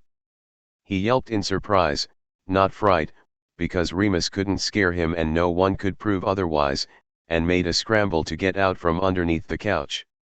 Running right into Remus's waiting arms. The Duke having laid himself flat on his stomach ready to catch the fox.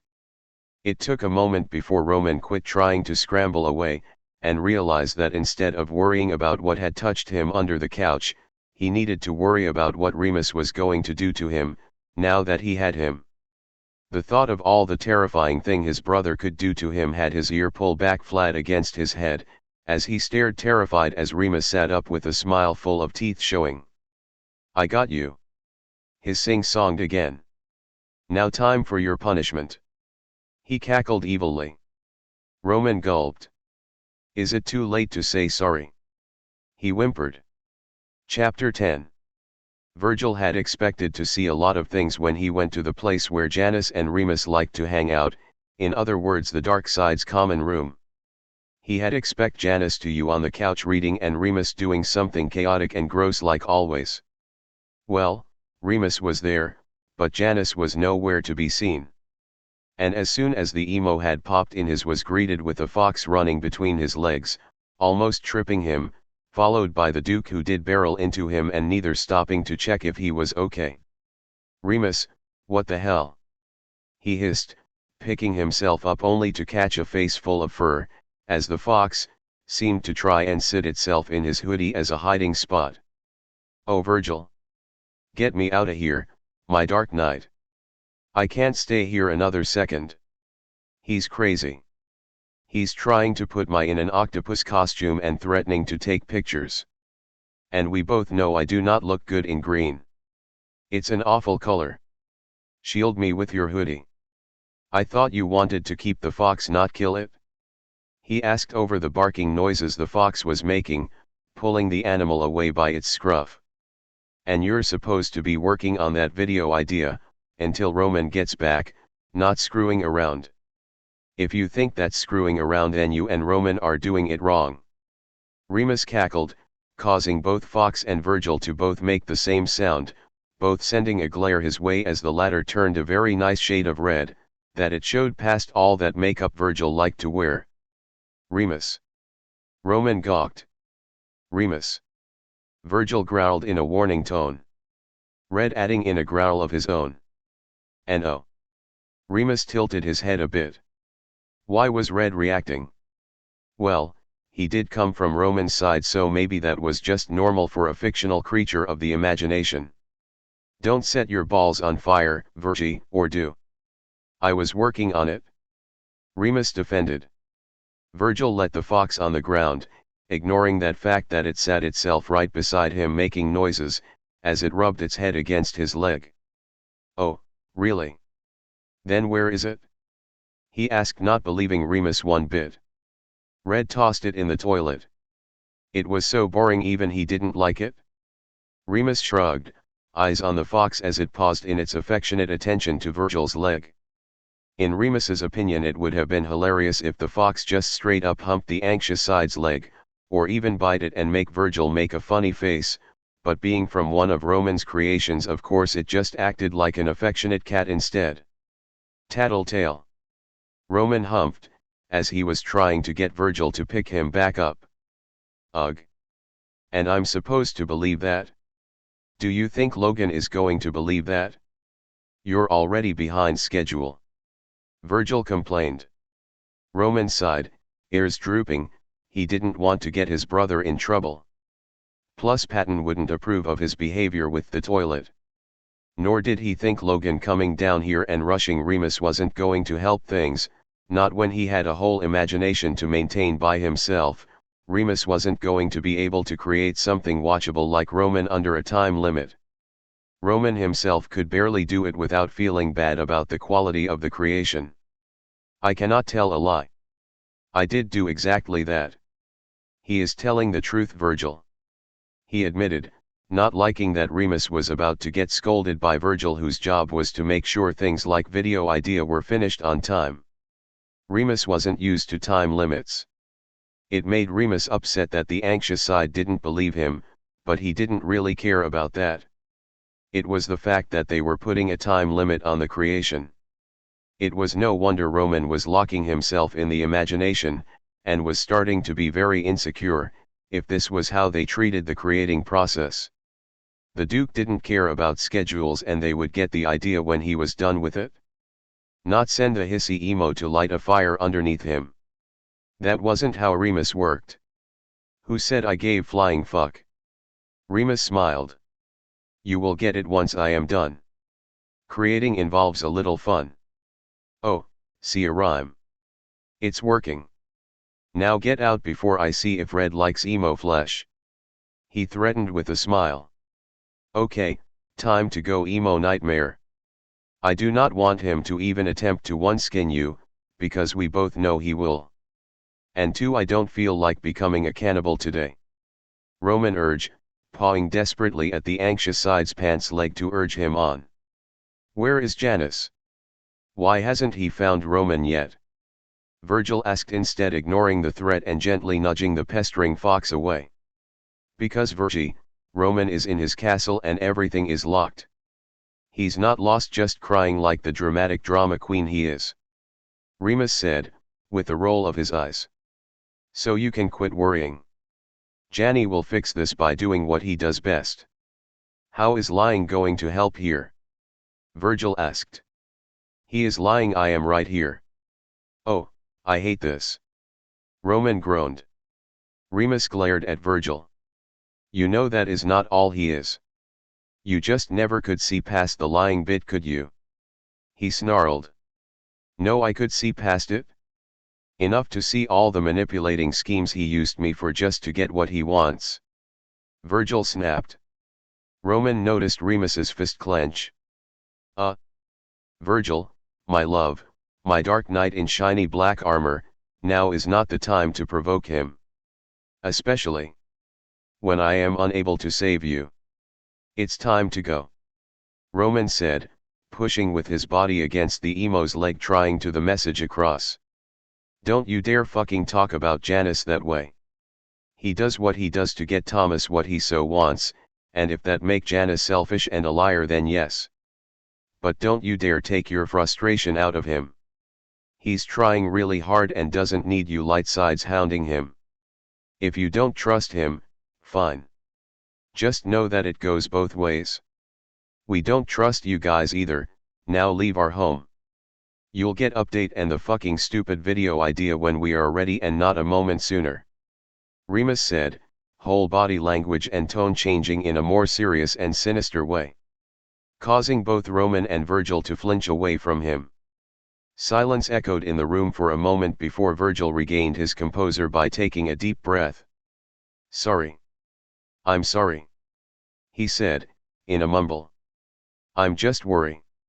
Roman's never done something like this," he said, as he turned his back to Remus.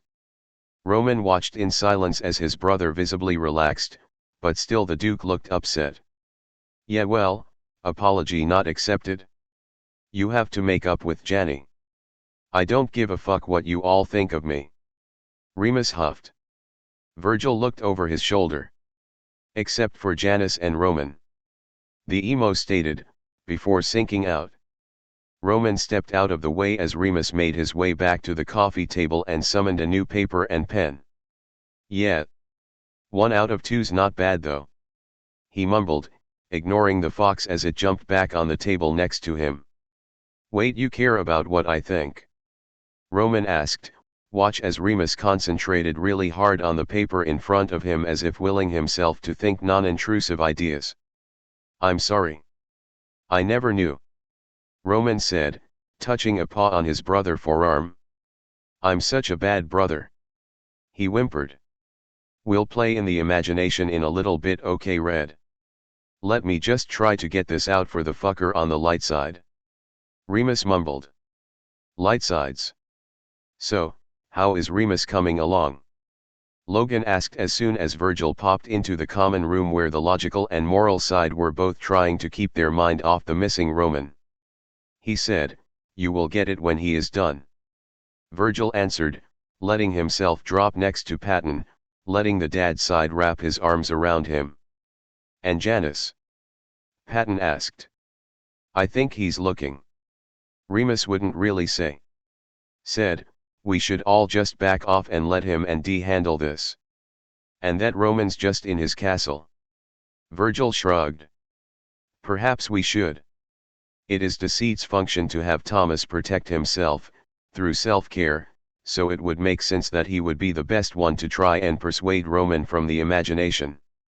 Logan nodded. "However, our work cannot stop just because Roman does not feel up to working.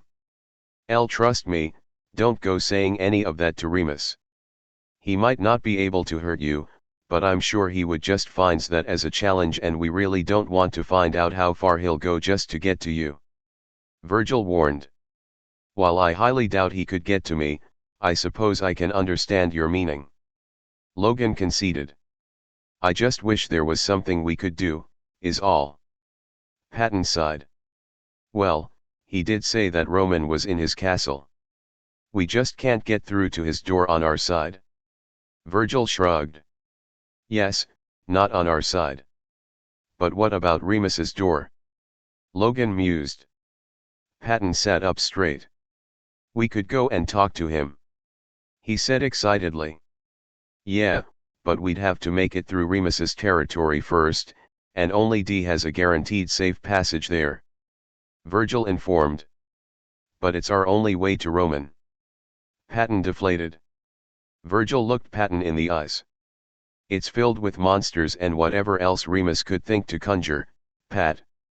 It's going to be scary. And things will try to eat you. You guys have never been there before, so you don't know what expect. Are you sure you would be able to handle it?" he asked seriously. "A good dad never lets his kids suffer. We need to go and talk to Roman. He'll feel better then," Patton insisted, Logan nodding behind him. Virgil sighed. "Okay, but we do this my way," he relented. Sinking out with Logan and Patton following behind him. The two light sides had never been to the dark side of the imagination before and so followed Virgil's lead to guide them. Imagination. The whole imagination was trembling. No. Not trembling, shaking, and it was not an earthquake, those didn't exist in the imagination. Janice held onto the side of the cave trying to stay upright, while the Dragonwitch, Winifred, also tried to stay upright. They had been talking about the day Roman turned into a fox. And the Dragonwitch had swore she had shot a blast of magic at Roman, but it was just to explode in his face, not turn him into a fox. She didn't understand how it happened either, but notice even before the transformation that the whole imagination had been acting strange. Once the trembling subsided, the deceitful side looked toward Roman's castle from the edge of the cave's entrance and noticed the dark cloud circling. When he looked to see Remus's castle, it looked like it always had spooky and dark. Well, that isn't worrisome, he mumbled, comparing the two castles. Winnie dear, what do you make of dash? Growl. The snake side looked to the creation, to see nothing but feral eyes locked on him. This is ideal as well, he mumbled, taking cautious step back, not breaking eye contact with the beast that looked like it was ready to pounce at any given second. His heel stopping very close to the edge. The Dragonwitch tracking his movements hungrily. I believe our little get-together has come to an end. I'll see myself out, he said, plastering on his most confident smirk as he let himself fall backwards. Narrowly missing the creature as she pounced for him, her wings catching her before she fell, lifting her into the sky, roaring in anger and letting out a breath of flames as she went. Deceit vanishing into the trees below as he fell. He was falling right into the forest that covered Remus's land and resigned himself to the fate he would meet below. The imagination was changing. Again. Which was not good. Another tremor shook through the imagination, followed by another roar from every creature and creation living there. As he hit the first tree branch on his way to the ground. Roman and Remus. Roman could feel everything in his body tremble as he tried to stay upright in the imagination. Remus was just standing there as the ground shook, his hands cradling a sphere of green light that kept flashing dimly to red then back to green. The green dominating the sphere. The sphere was the video idea that Remus had been working on and had come to the imagination, because he was trying to weed all the intrusive and non-welcoming thoughts the others would not like. And if he dropped it, he was going to have to start making it all over again, something he did not want to do when he was so close to finishing something that Thomas, and even Roman, would like. What is happening? Roman asked, as he tried to dig his claws into the ground, to keep himself from being moved too much. Then everything stopped. He and Remus took a few passing seconds to regain their proper footing, before glancing to the sky above Roman's castle, seeing the clouds circling and turning dark. Something is wrong with Roman, Remus muttered, kneeling to the ground and reaching an arm out toward the fox. Come on, Red, we got to go there anyway. Yes, let's go, because that was not normal, Roman said, climbing to his brother's shoulder, as the Duke started running to the gates. This should better not be another overdramatic temper tantrum. I'll fucking bash his head in with his own sword, after leaving me to do all the damn work here, Remus was muttering, as he ran. Hey, if I'm overdramatic then so are you. And I am not doing that, Roman said, offended, as they ran through the village that Remus had destroyed. I'll fix this later, the Duke mumbled as they passed through. Please, no zombies, Roman pleaded. A roar echoed in the sky and the two caught sight of the Dragonwitch breathing fire. What the fuck is her problem now? Remus cursed, quickly grabbing hold of the castle doors as they came into view. I don't know, but open that door. I need to get in there. Hurry up, Roman urged, hoping that today Remus would be able to open the doors. Roman. Open this door. What the fucking hell are you doing trying to do? Outshine me. I thought I was the chaotic twin. Open this door, the Duke shouted, pulling with all his might, while trying not to drop the fragile creation in his hand. Red was standing on his shoulder barking in his ear as if encouraging him to keep trying. I swear, once I get in there, you're scaring Virgil and the others. And you know I don't like being responsible for you shit. He yelled. Look, I hear you just fine. And yes, I know. But I promise I didn't do this on purpose. What if I helped? The imagination has been acting funny lately, maybe it will open for me. Roman tried, jumping from his brother's shoulders and pawing at the doors. The sound and thunder rang overhead, merging with the roar of the Dragonwitch. Lightning started to flash, and as soon as Roman's paw touched the wooden doors, the entrance to the castle swung open, causing Remus to stumble backwards, hands fumbling with the fragile sphere so not to let it hit the ground. What the fuck? The Duke exclaimed, when he had a safe hold on the creation. Looking at Red, who seemed to be staring at him, then to the door with wide eyes. Red, did you do that? He asked. Roman did his best shrug, because all he did was touch it. I don't know. He answered. Slowly the doors started to shut on their own again. Quick, get in. Remus hurried, scooping the fox in his arms, running them both inside. The doors slamming shut behind them. I knew you were a special fox. Remus smiled, once they were safely inside. Brother, you have no idea. Roman smiled as best his could as a fox. Now let's keep going. If you can go to my room, I am sure things will right itself. Including myself. He yipped, tail wagging at the thought of returning to being himself again. Now to find the idiot. Remus proclaimed, starting down one of the many halls he thought would lead to Roman's designated room here in the castle. His fox and creation safely close to him. Chapter 11. Boots crunch on the ground as they neared the prone body of the deceitful side laying unconscious on the ground. His body half in dark side of the imagination and the half in the good side. The owner of the boots thought it was ironic that he should land that way, and found it more amusing that the snake side had jumped instead of climbing down, but then a feral dragon which would do that to a person. Not that it mattered. Deceit was vulnerable now, and an easy target. With this side out of the way, who would be able to stop them? Certainly not the light sides, maybe Remus if the blubbering fool caught on. But no one would catch on, because they were going to prove themselves to be better than Roman. Goodbye, villainous snake. They chuckled, Roman's katana sword appearing in their hand, and angled the sharp tip to the center of the defenseless side's chest.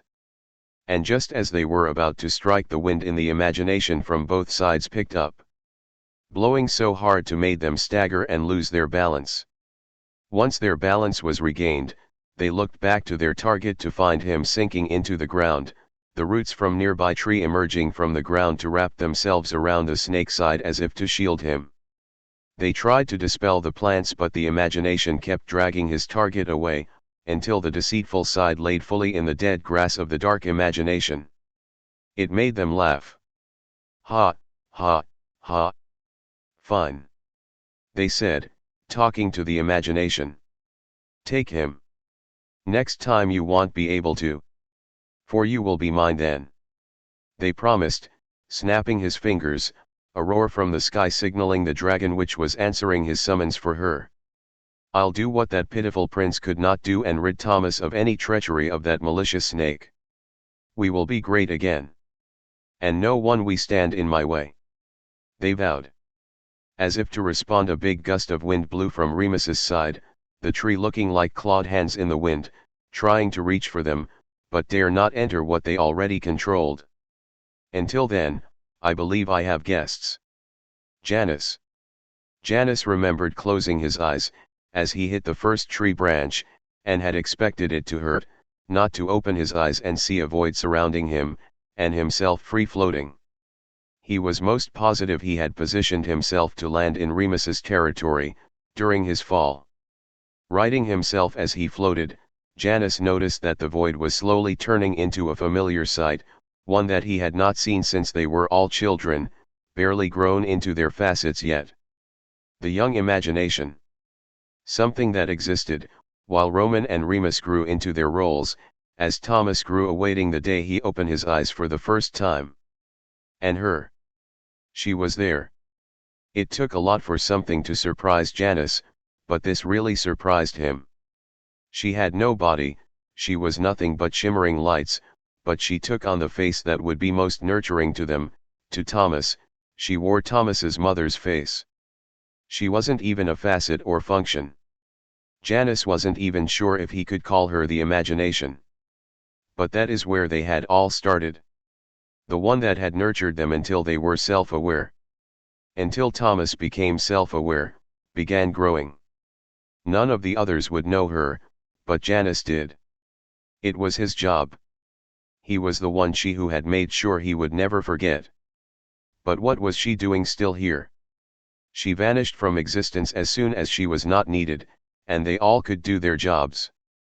She left and became silent as soon as Roman and Remus started creating on their own. "It's you," he said, not letting his wonderment enter his voice. He could let sentiment cloud his thinking her, despite how much he wanted to call her, Mom. "Janice. My little golden hatchling," she said, in a loving tone. A hand manifesting and caressing his face like a parent seeing a long-lost child that had been found. "You've grown so nicely over the years." Deceit narrowed his eyes. "What are you doing here? What is going on?" He tried to hiss, but just found himself sounding confused. "Whatever do you mean, dear?" she asked, as she finished materializing, giving the illusion she was walking to him when really she was floating. "How about we play a game like we used to?" "Yeah. Wouldn't that be fun, my darling?" She smiled, taking his yellow-gloved hands into hers. Reluctantly he pulled away from her. Why was the imagination like this now? This was wrong. Something was wrong.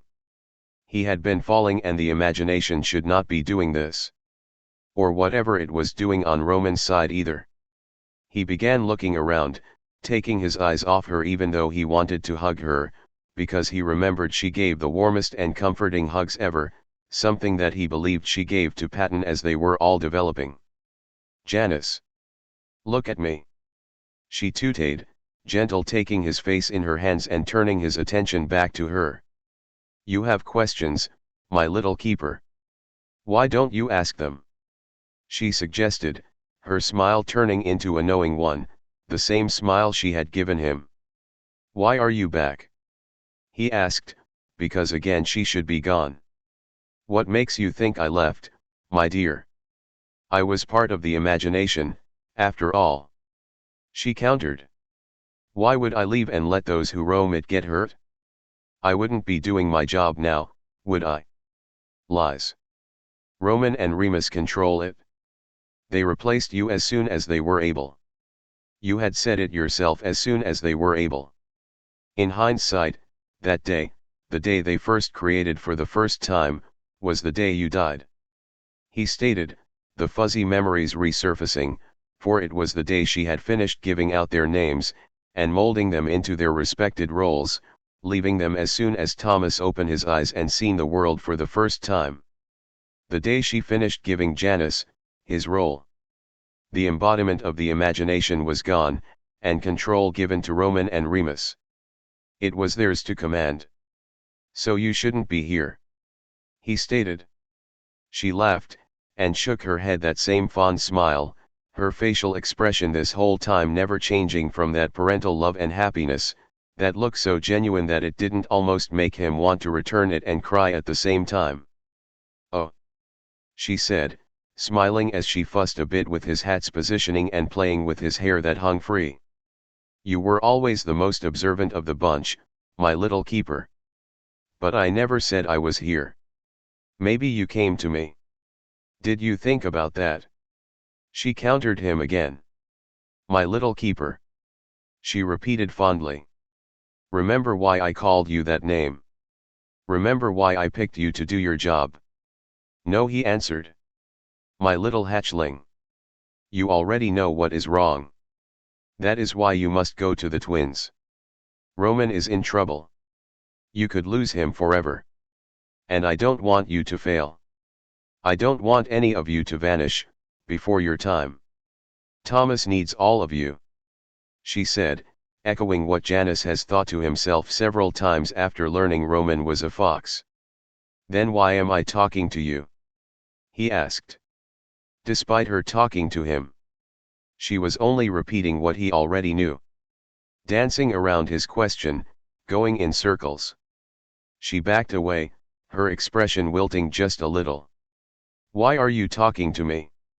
Am I even here, my keeper? She smiled again. Open your eyes. You see everything. Darling. She instructed. Janus. Her voice started changing as the void returned and the body she had given herself disappeared, the lights fading with her. Deceit. Shit. Babe, snap out of it. Deceit blinked, and Remy's face was looking back at him instead of where he thought he had been.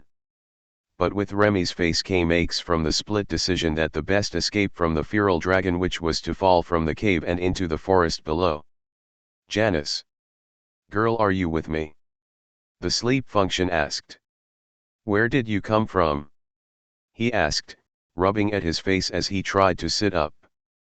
I should be asking you that, girl. Sides aren't supposed to be able to enter the function's domain, you know that. Remy said, crossing his arms. Which, by the way, you are in my space. Janus looked around. He was in Remy's space. But how? Your space isn't connected to the imagination. He asked only to clarify, because the deceitful side was most positive he was in the imagination and had not left it. Duh. How do you think I make dreams? By hand? Do you know how utterly hard that would be, and you know I don't like doing hard work.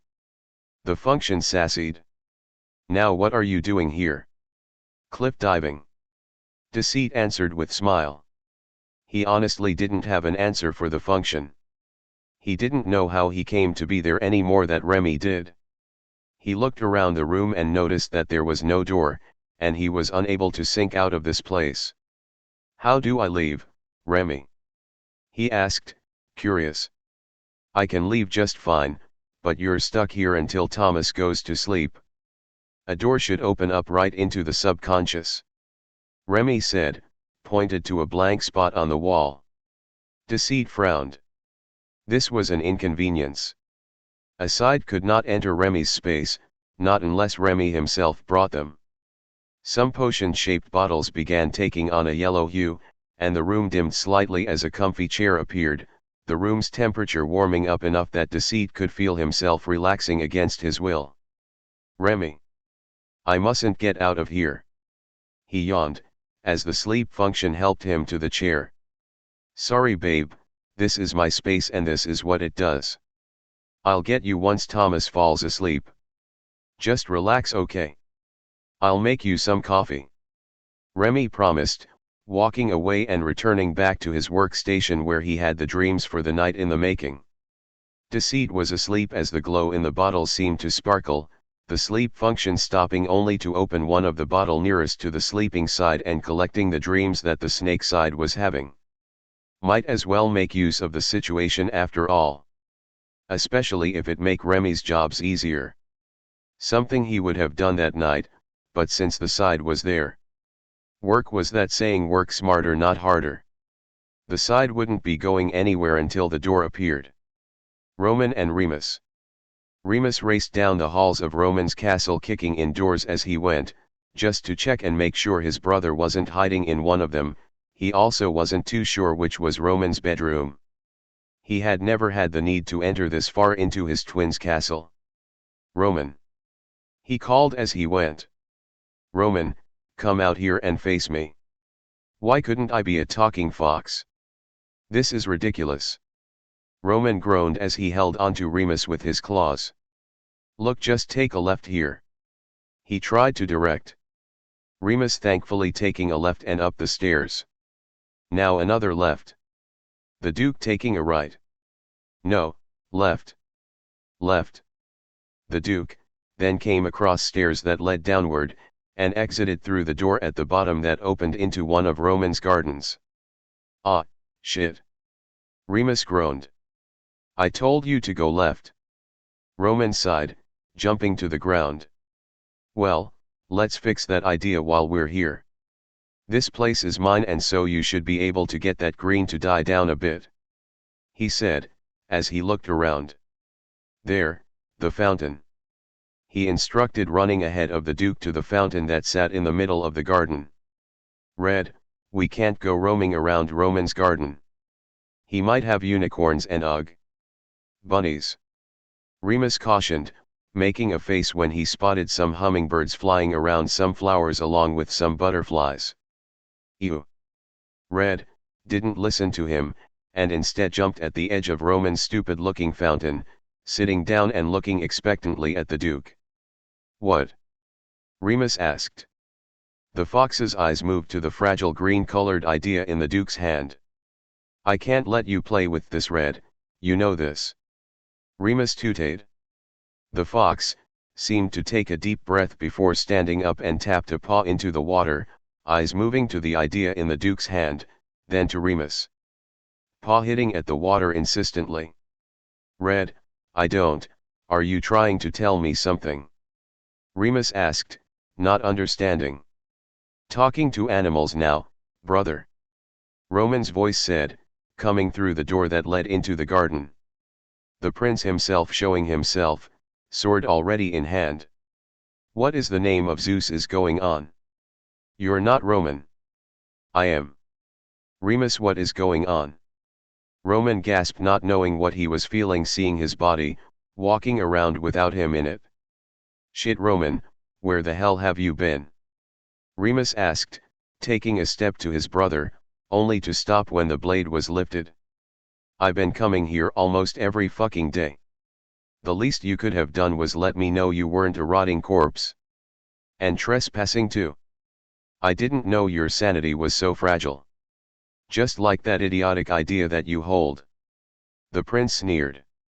Roman noticed that Remus go to cradle the fragile sphere, but aborted the action, a look of hurt flashing across his face for a second before it disappeared, replaced with a manic smile instead. Ah, so sweet of you to say. Remus said. You are not me. You body snatcher. And no one talks to my brother that way. Roman growled, jumping from the fountain and marching right up to his body. I see you corrupted one of my creations. Stealing from me now too? Let me fix that. The prince said, holding his free hand out, sending a powerful force to blast the red fox into the side of the fountain, causing the animal to slump dazed to the ground. Much better. Remus snarled. Hey. Red didn't do anything to you. What gives, Ro? I didn't do anything to change him. The Duke defended. Oh, please. The prince scoffed, as soon as you touched the creature it stopped being mine.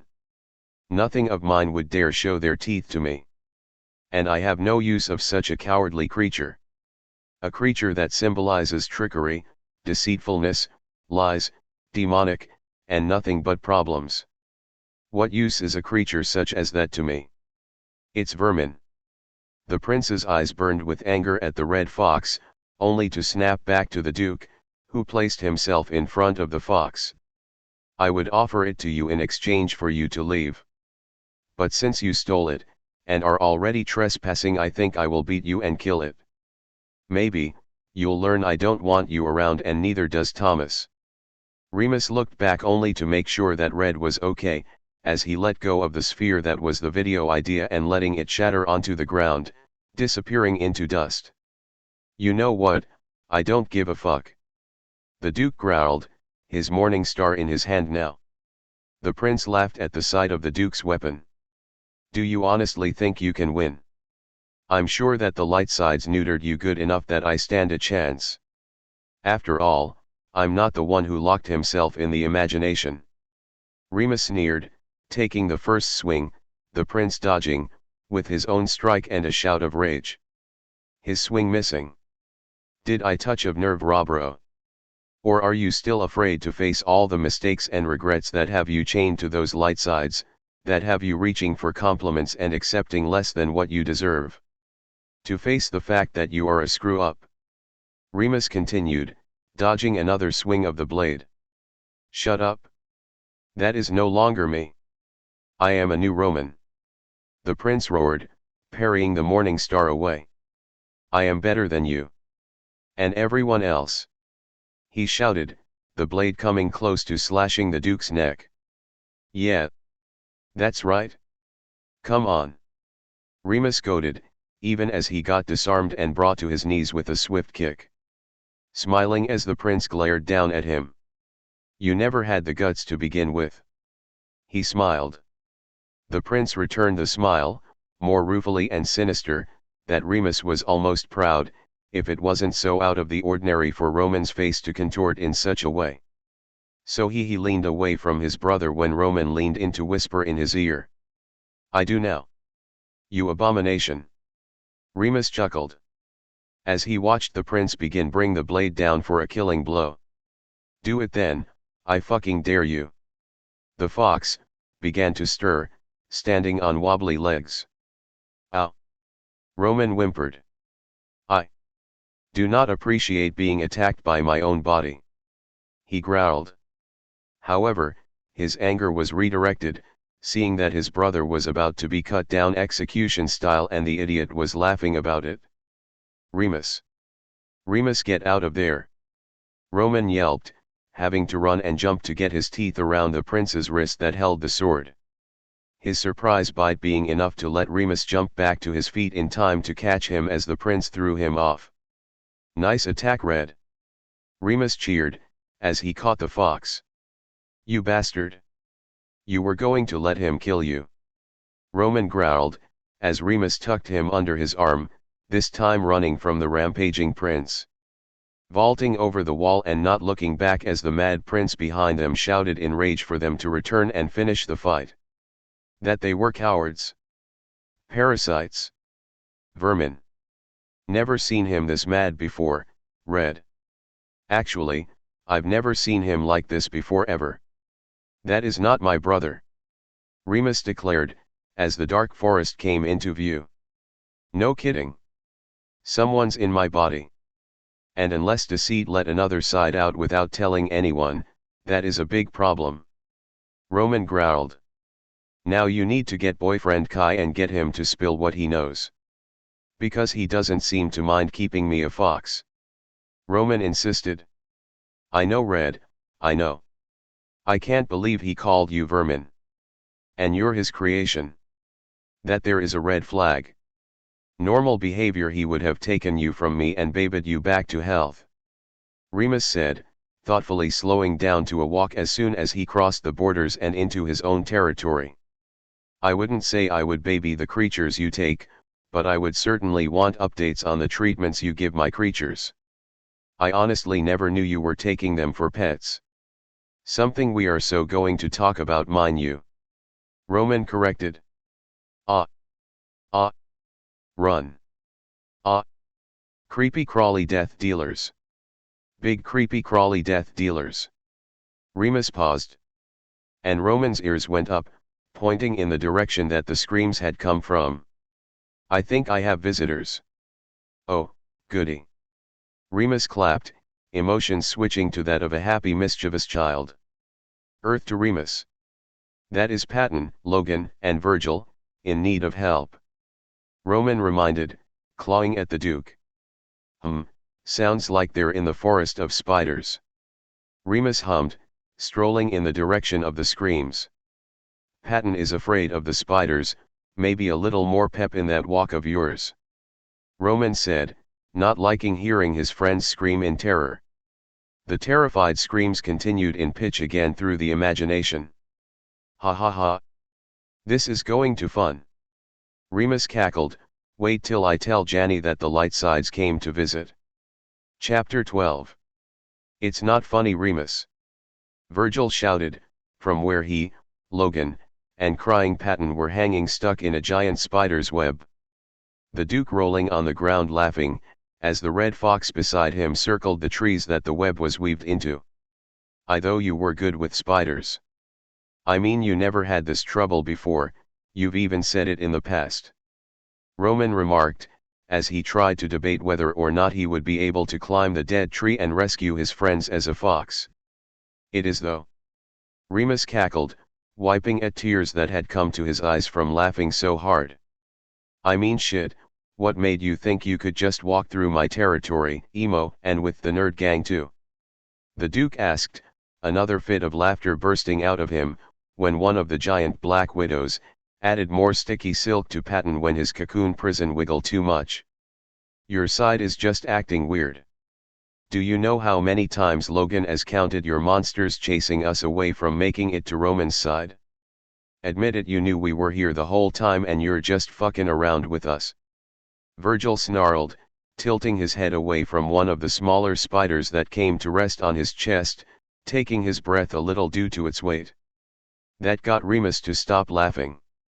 I haven't been trying to keep you from Roman's side. I was just over there talking to the fucking drama queen. Remus defended himself. Now if you want to fuck, I think I could make an arrangement. Can't promise you all would be comfortable, but I've always wondered what it would be like to have a foursome on a spider's web. He smiled, seeing the three sides turn paler at his suggestion. Absolutely not. Logan declined. What did he say? Patton squeaked, eyes screwed shut, trying not to think about how the spiders were just prepping them so they could gobble them up, and pointedly avoiding the disgusting nonsense coming from the Duke's mouth. The fuck I care what he had to say. As far as I'm concerned, it's war. And since you two good doers would just go and warn him, I'm going to leave you here. Bye. Remus smiled, sticking his tongue out at the three trapped sides. Ignoring their cries and pleas, in Virgil's case threats. Red running after him making disagreeable noises. Calm down, Red. Remus shushed, picking the fox up. Those are Virgil's spiders. I made them for him a long time ago. They won't hurt them. I mean, I could make them, but I won't. He reassured. But it's just as well. The creature tilted its head as if asking a question. I didn't know they were here until they screamed. The imagination is acting weird, like it's isolating Roman's territory. I wouldn't try to keep those nerds here, but if the imagination is insistent, I have to listen. It's my job as its carer. Roman's fucking something up with his tantrum. He said, mumbling the last part as he appeared in front of his own castle and made his way to the throne room and letting himself slouch in his chair. The fox sliding to his lap, with a shake of its head. I'm telling you I didn't do this. Roman insisted, shaking his head and stomping his paws. I've been body snatched. Trying to get through to his brother.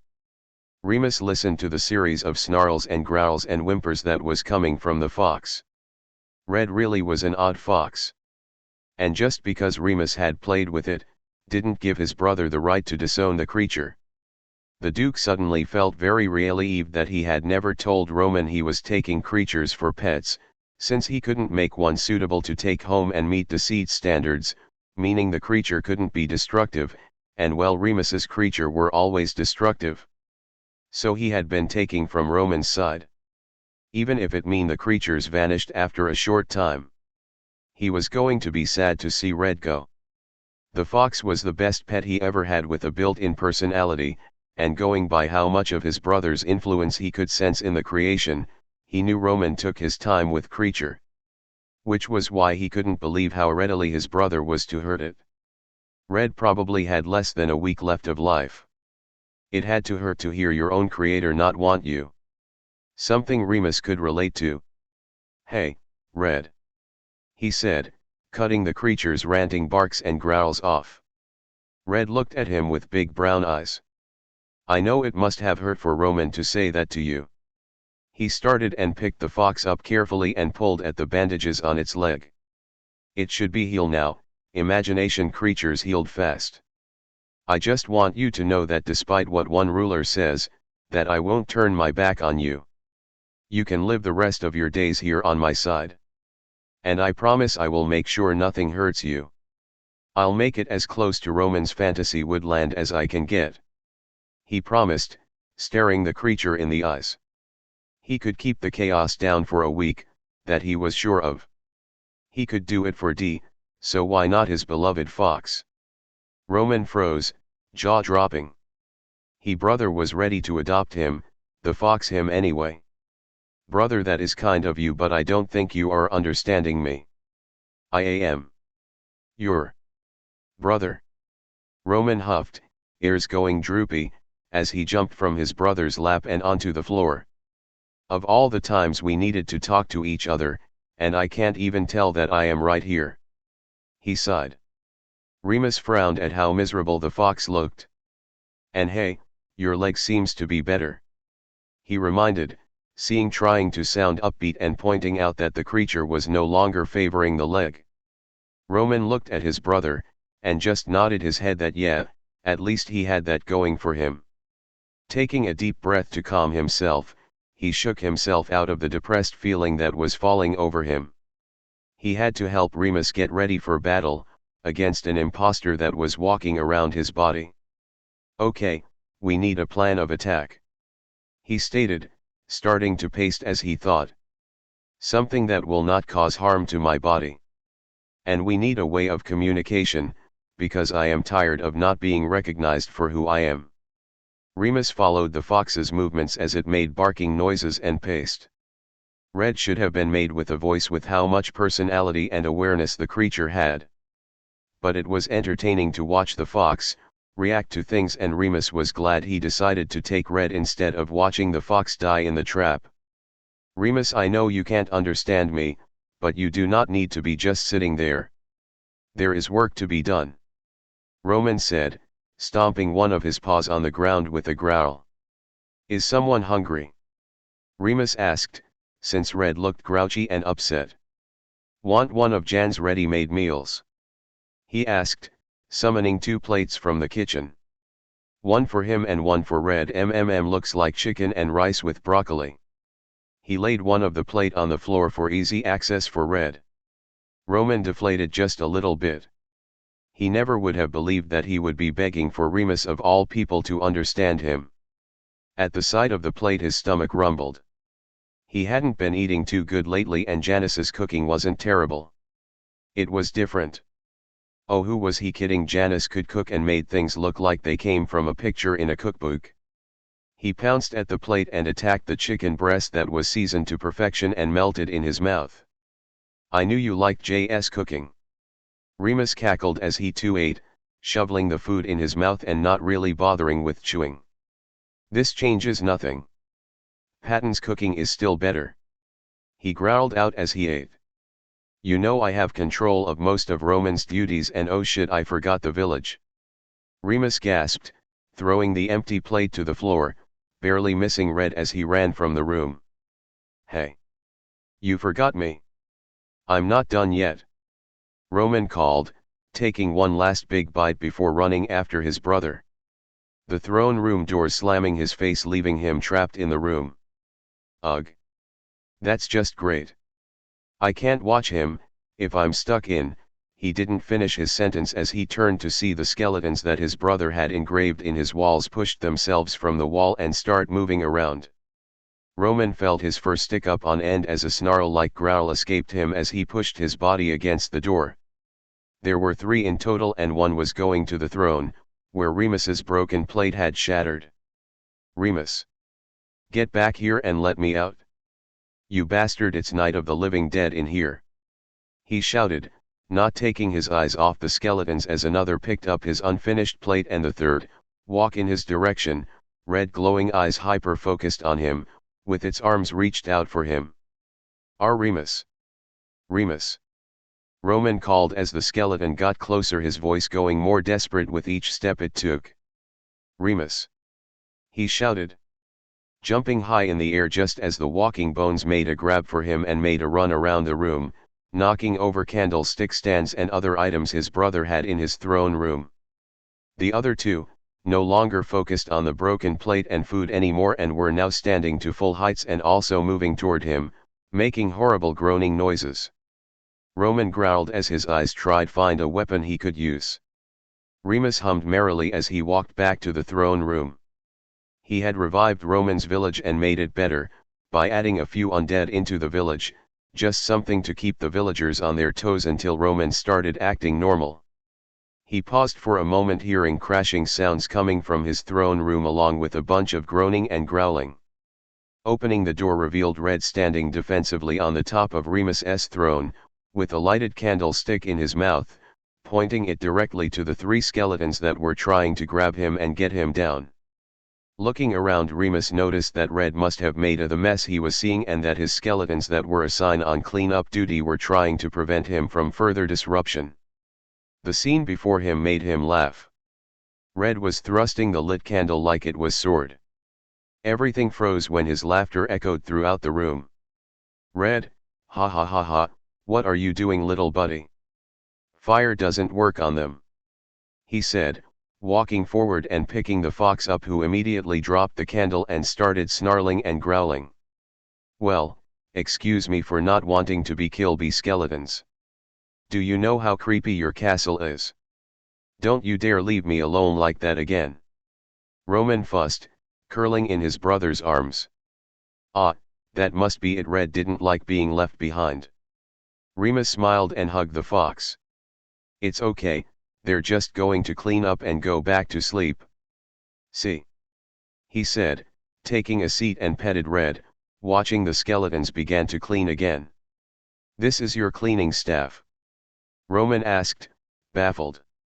The skeletons, picking up everything that had fell down in the scuffle that had been knocked down in Roman's panic. That is still not okay. Stop leaving me in places you have monsters. He snapped, swatting a paw at Remus's face, his brother only laughing as the claws missed. It's not funny. Remus finally relaxed in his chair, pulling out the notes on the video idea, and sighed. Shit. Now I got to start all over, the Duke pouted. Ignoring Red, who was still making noises and stomping in his lap, making it hard to concentrate to remaking the sphere again, to give to the light sides. There was so much to do now, and Remus was starting to wonder how he was going to get everything done, and still give Red the best week of life ever. He frowned at the still complaining fox. Maybe Red was bored? Remus sure was. And Asidha said once when he brought a squirrel home that woodland creatures liked being active, and Red did always seem antsy. Do you need something to do, Red? He asked. For the love of all Disney, yes. I need you to summon something so I can make a battle plan for you. Roman whined. He figured Remus would start feeling overwhelmed with all the responsibility being put on him. His dark twin usually worked on a looser schedule, and now on top of Roman's duties, Remus was going to have to fight whoever was in the prince's body. And where is Deceit? That snake should have known something like this was going on. He claims to be all-seeing and acts like he knows everything. The least he could have done was tell you he let a thief steal my body and ruin my territory. When I am back to me, we are so going to talk about your taste in boyfriends, because Jack the fibbed is not it. Roman continued to rant. Barely noticing when Remus lifted the pendant around his neck that held the Duke's symbol on it, making it glow. What exactly are you doing? He asked, finally noticing the glow. There. Now go play. Remus said, sounding proud of himself, as he picked Red up and put him on the floor. Go. Play, Roman repeated, turning his head to look at his brother, seeing the door to the throne room open all by itself, leading to nothing but dark and creepy hallways, that seemed to take inspiration from every horror movie and haunted attraction known to man. You're kidding, right? This is not the time for play. Go on. Remus smiled, nudging the fox with his foot. Nothing is going to hurt you, I promise, on Thomas's heart and hope he dies. The Duke smiled. That is not as reassuring as you think it is. Roman huffed, taking slow steps to the door, the creepy noises in the foreboding halls, one of the pictures lifting off the wall and floating to another place. Creepy eyes peered out every few minutes from where the light couldn't touch. A shiver ran down Roman's spine, making his fur stand on end slightly. He looked back to his brother. Why, you know maybe I should just stay with you. He offered, moving back to Remus and squeezing himself behind one of the Duke's legs and the bottom half of the throne. Remus laughed, loving how Red seemed reluctant to leave him. But if he was going to get anything done, then he didn't need Red around. He might accidentally rearrange something on the creature, and he didn't want to do that. Red was the best creation Roman ever produced. Remus's creating style was "Don't worry little buddy, I'll come find you when I'm done. In the meantime nothing will touch you. And you're free to roam anywhere on my side of the imagination. Fun, right?" he encouraged, pushing the fox from behind his legs and toward the door again.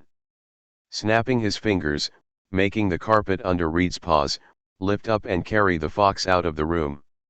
The door slamming shut behind the creature. Remus waited a moment, hearing the fox yowl, growl, and scratch at the door, until it went silent, before standing and cracking his fingers, the room around him shifting and disfiguring, like a water painting that was still wet with the brush making random swirling motions. "Time to get creative," Remus cackled, watching as thing became more disfigured and moving, the video idea note on the paper lifting and began losing its shape as well. He was going to recreate the idea in his way this time. Nothing was safe from being changed when he just let loose. Roman grumbled, when Remus refused to let him back in the throne room and left him abandoned in the spooky, scary hallways of the castle. This was ridiculous. He stomped away from the door in a huff, tail and head up. He wasn't scared of his brother's castle. Nothing here was scary.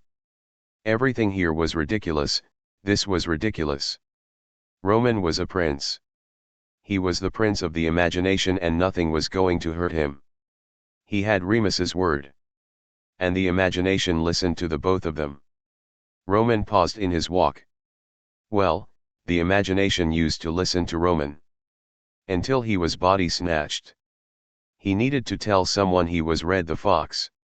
He had to find some way of communication. One of the doors slammed shut as he passed, causing him to yelp and run down the hallway, and up a few stairs. He didn't know where he was heading until he ran into the next open room, before that door closed on its own too, and he was back to trying to claw the door open. "Why does everything move on their own here?" Roman growled, turning to face the horrors in the room, until the door decided to open again. However, the room was actually open and had more light than the rest of the castle, it seemed.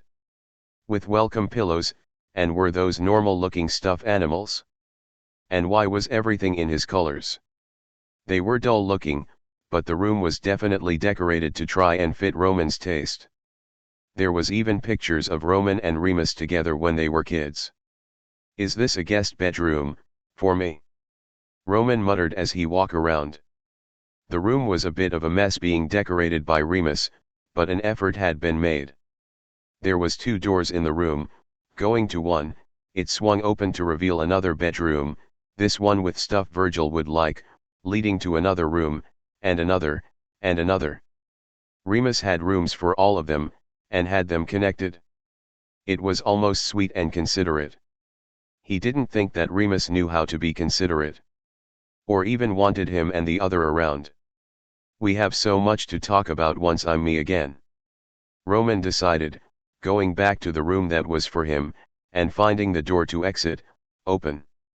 He didn't want to leave the room, but now he really wanted to see what else he could find out about his brother and find a way to save the others from the spider's web the Duke had left them in.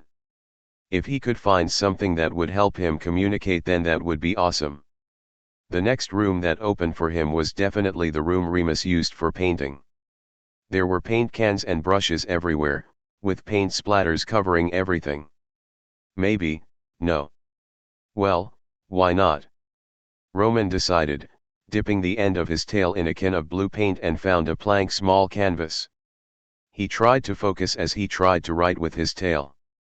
If he could write a message and tell Remus he was Red, then they would have a way of communicate. This could work. It had to work. If Sagway the Chinese Siamese cat can do it, then so can I, he declared, swinging his tail to the paper, grimacing when the paint splattered on the canvas. Several tries later, Roman shouted in rage over his latest failure, his tail whipping back and forth, splashing paint everywhere. No matter how hard he tried, he could not get the extra appendage to do what he wanted. This is impossible. Stop moving around and do what I want, he demanded of the tail, as he grabbed it with his paws, trying to get it to stop its insistent moving. He couldn't get the stupid thing to even do one even stroke, to even write his name. He just ended up making a mess of nonsense, and now his tail was stained with blue paint.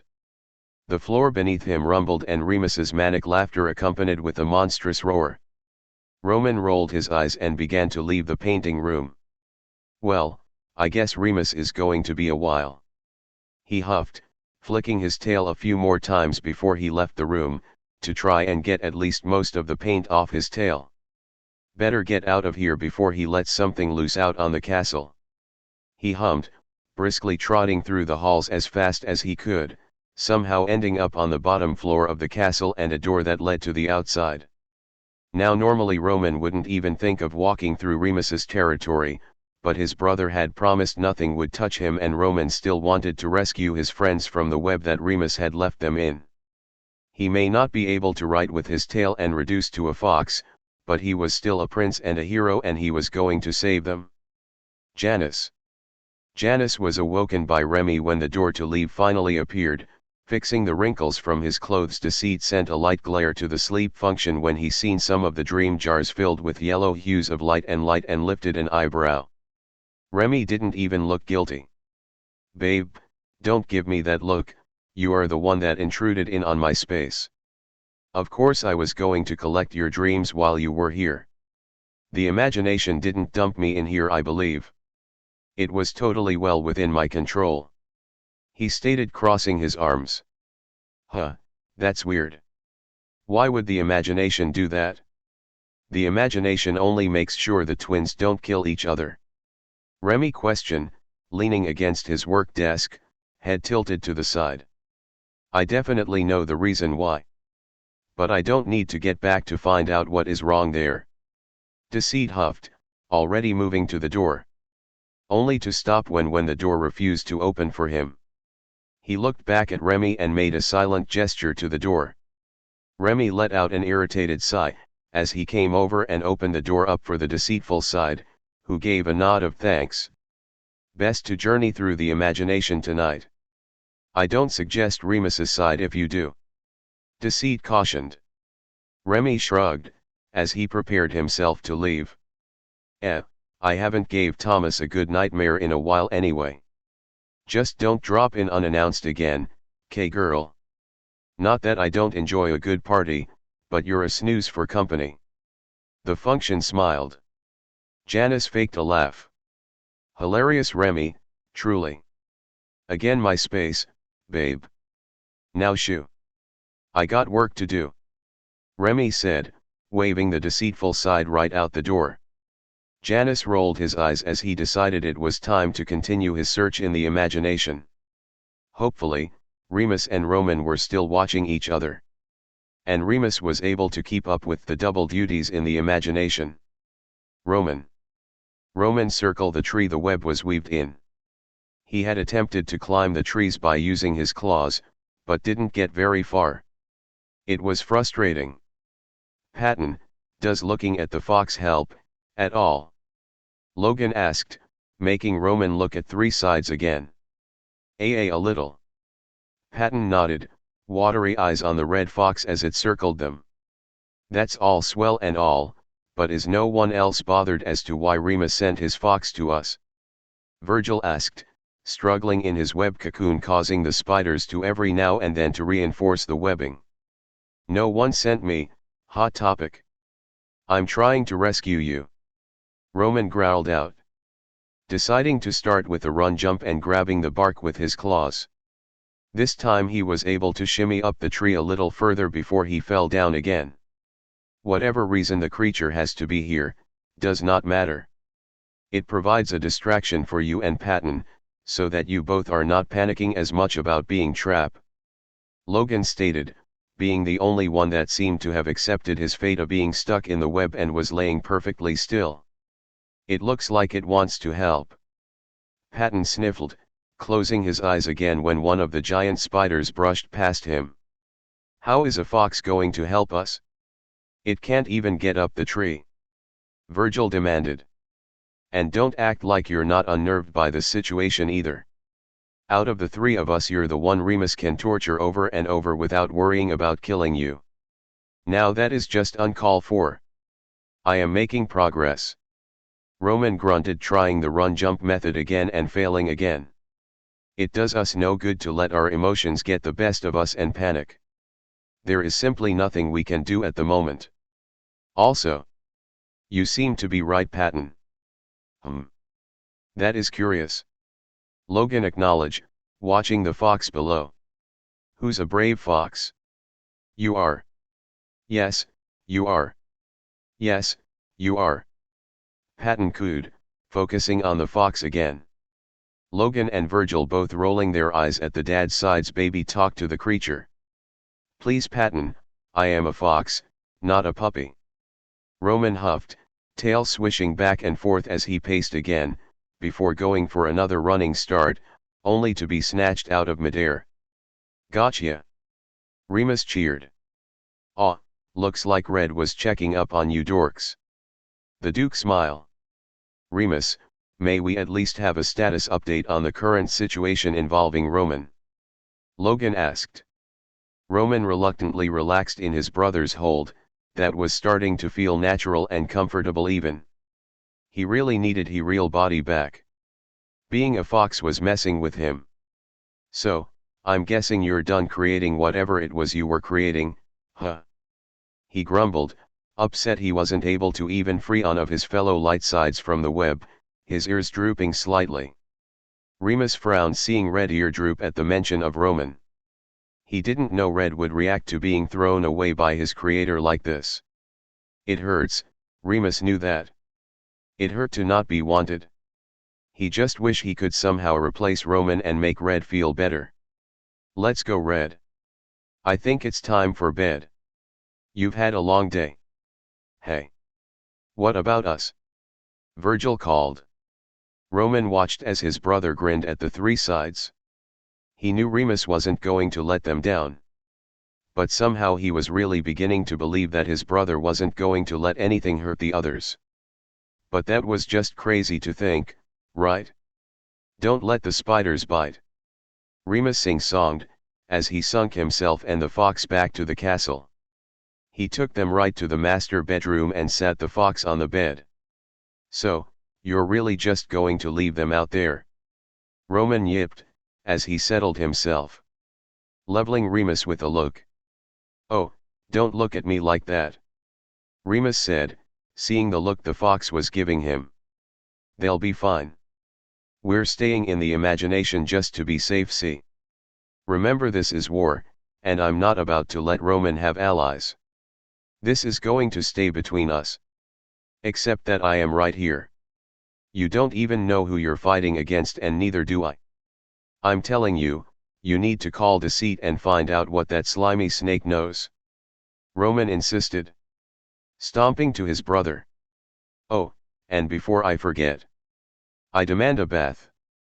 Roman stated, moving his tail to the curl in front of him, showing off the dried blue paint on his tail. Remus started laughing, seeing the blue paint. Red, did you get in the paint room? Blue's a good color on you. The Duke smiled. Watching as the fox pawed its tail with an expected look to Remus. What? Remus asked.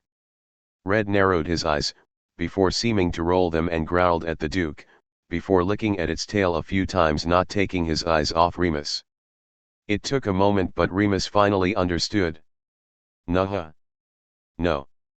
DD isn't here, and I am not going to give you another bath. You took forever last time. He argued. Red stood up with a growl and stomped his paws again. His fur puffing out slightly as the little fox held its head high and ears back. Stop acting like prissy cat, and just enjoy your new color. Remus suggested. That didn't seem to please Red, seeing that the creature seemed to find it was a smart idea to jump from the bed Remus had placed him on and snarl and growl at the Duke as he advanced. instead of being insulted by the intimidating action from the fox, and instead thought it was cute. You leave me in paint, I will scratch that ridiculous mustache off your face, and I have the claws to do it. It is uncomfortable to have dried paint on fur, and I want a bath. Roman ranted, even when Remus picked him back up, and walked him into the connected bathroom. And he didn't stop ranting until Remus placed him in the tub with water. There. Happy now? Remus asked, still amused with the fox's antics. Very. Now start scrubbing. Roman nodded, as he knocked the soap and shampoo bottle into the water. You are very high maintenance. Remus groaned, but still had a smile on his face as he began washed the fox's tail. I'm your brother, of course I'm high maintenance. And I'm not going to get out of here until I am sure that all the paint is out. Roman informed, even though Remus couldn't understand him. Fussy, fussy, fussy. Remus mumbled as he set on his task. He needed to hurry up and clean the fox, so he'd have enough time to release the new nightmares for the night. The get back to work on the video idea that he had left in the throne room. He had left that only half done after failing in making it look like the first one that he had let shatter. Janice.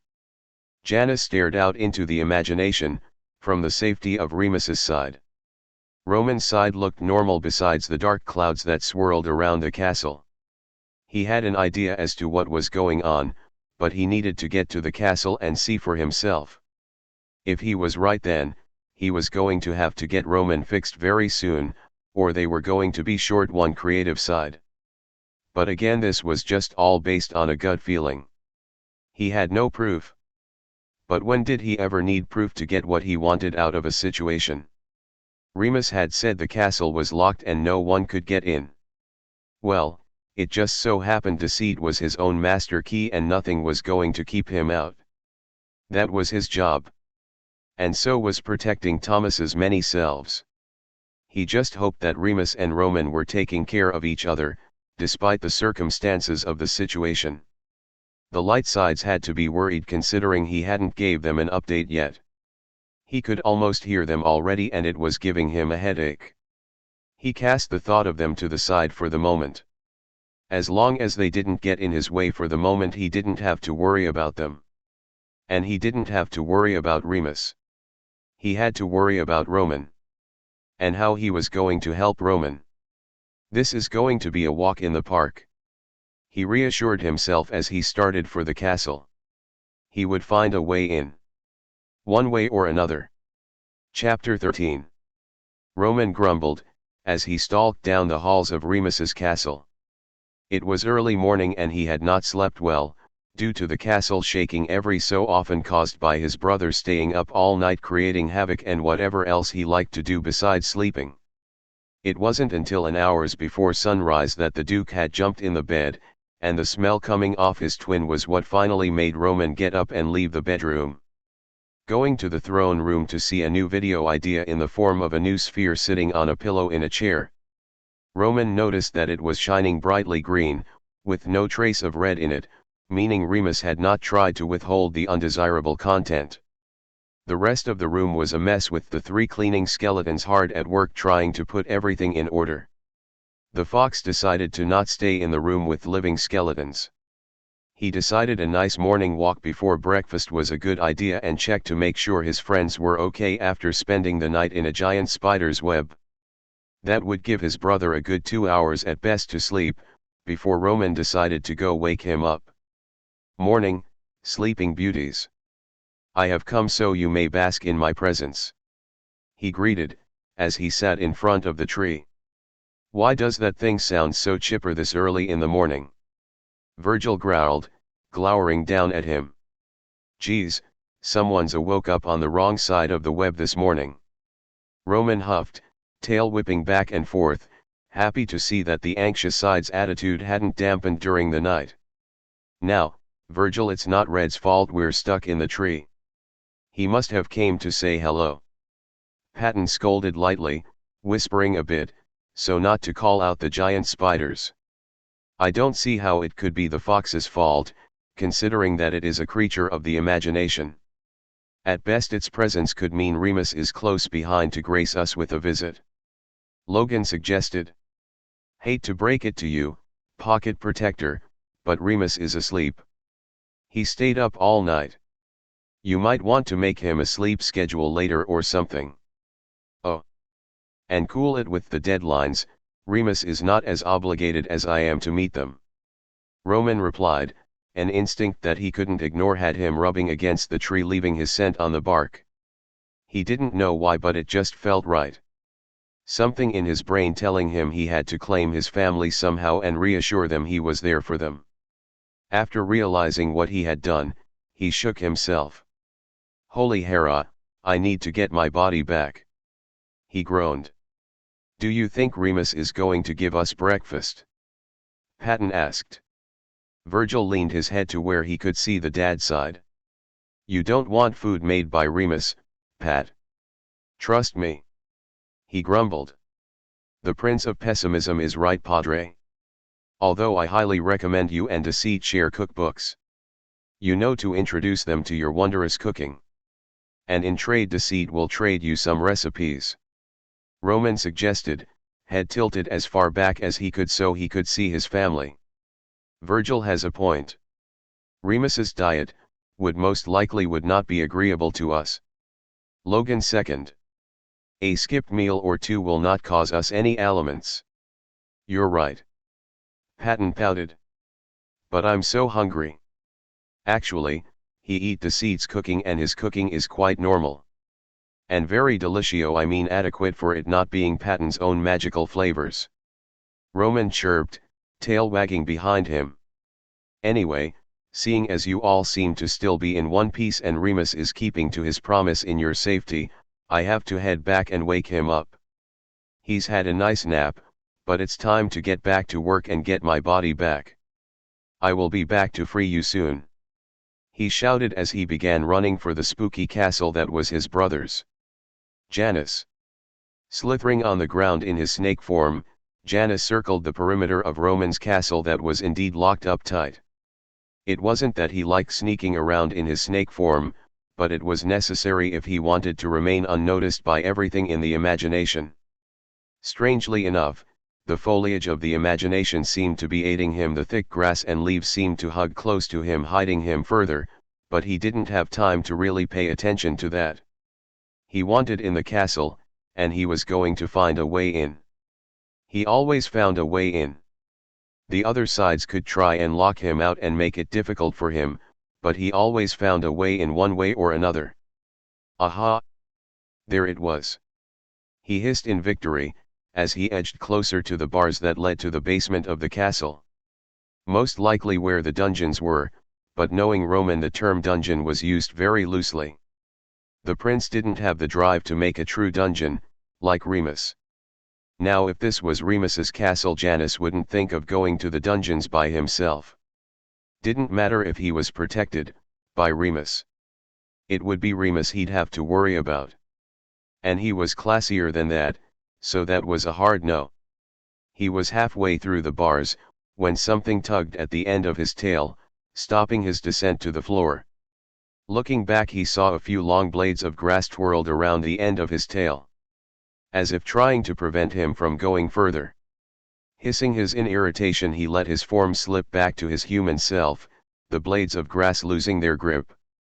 Thank you, but this is not something I wasn't made to handle, he said, to the fictional foliage.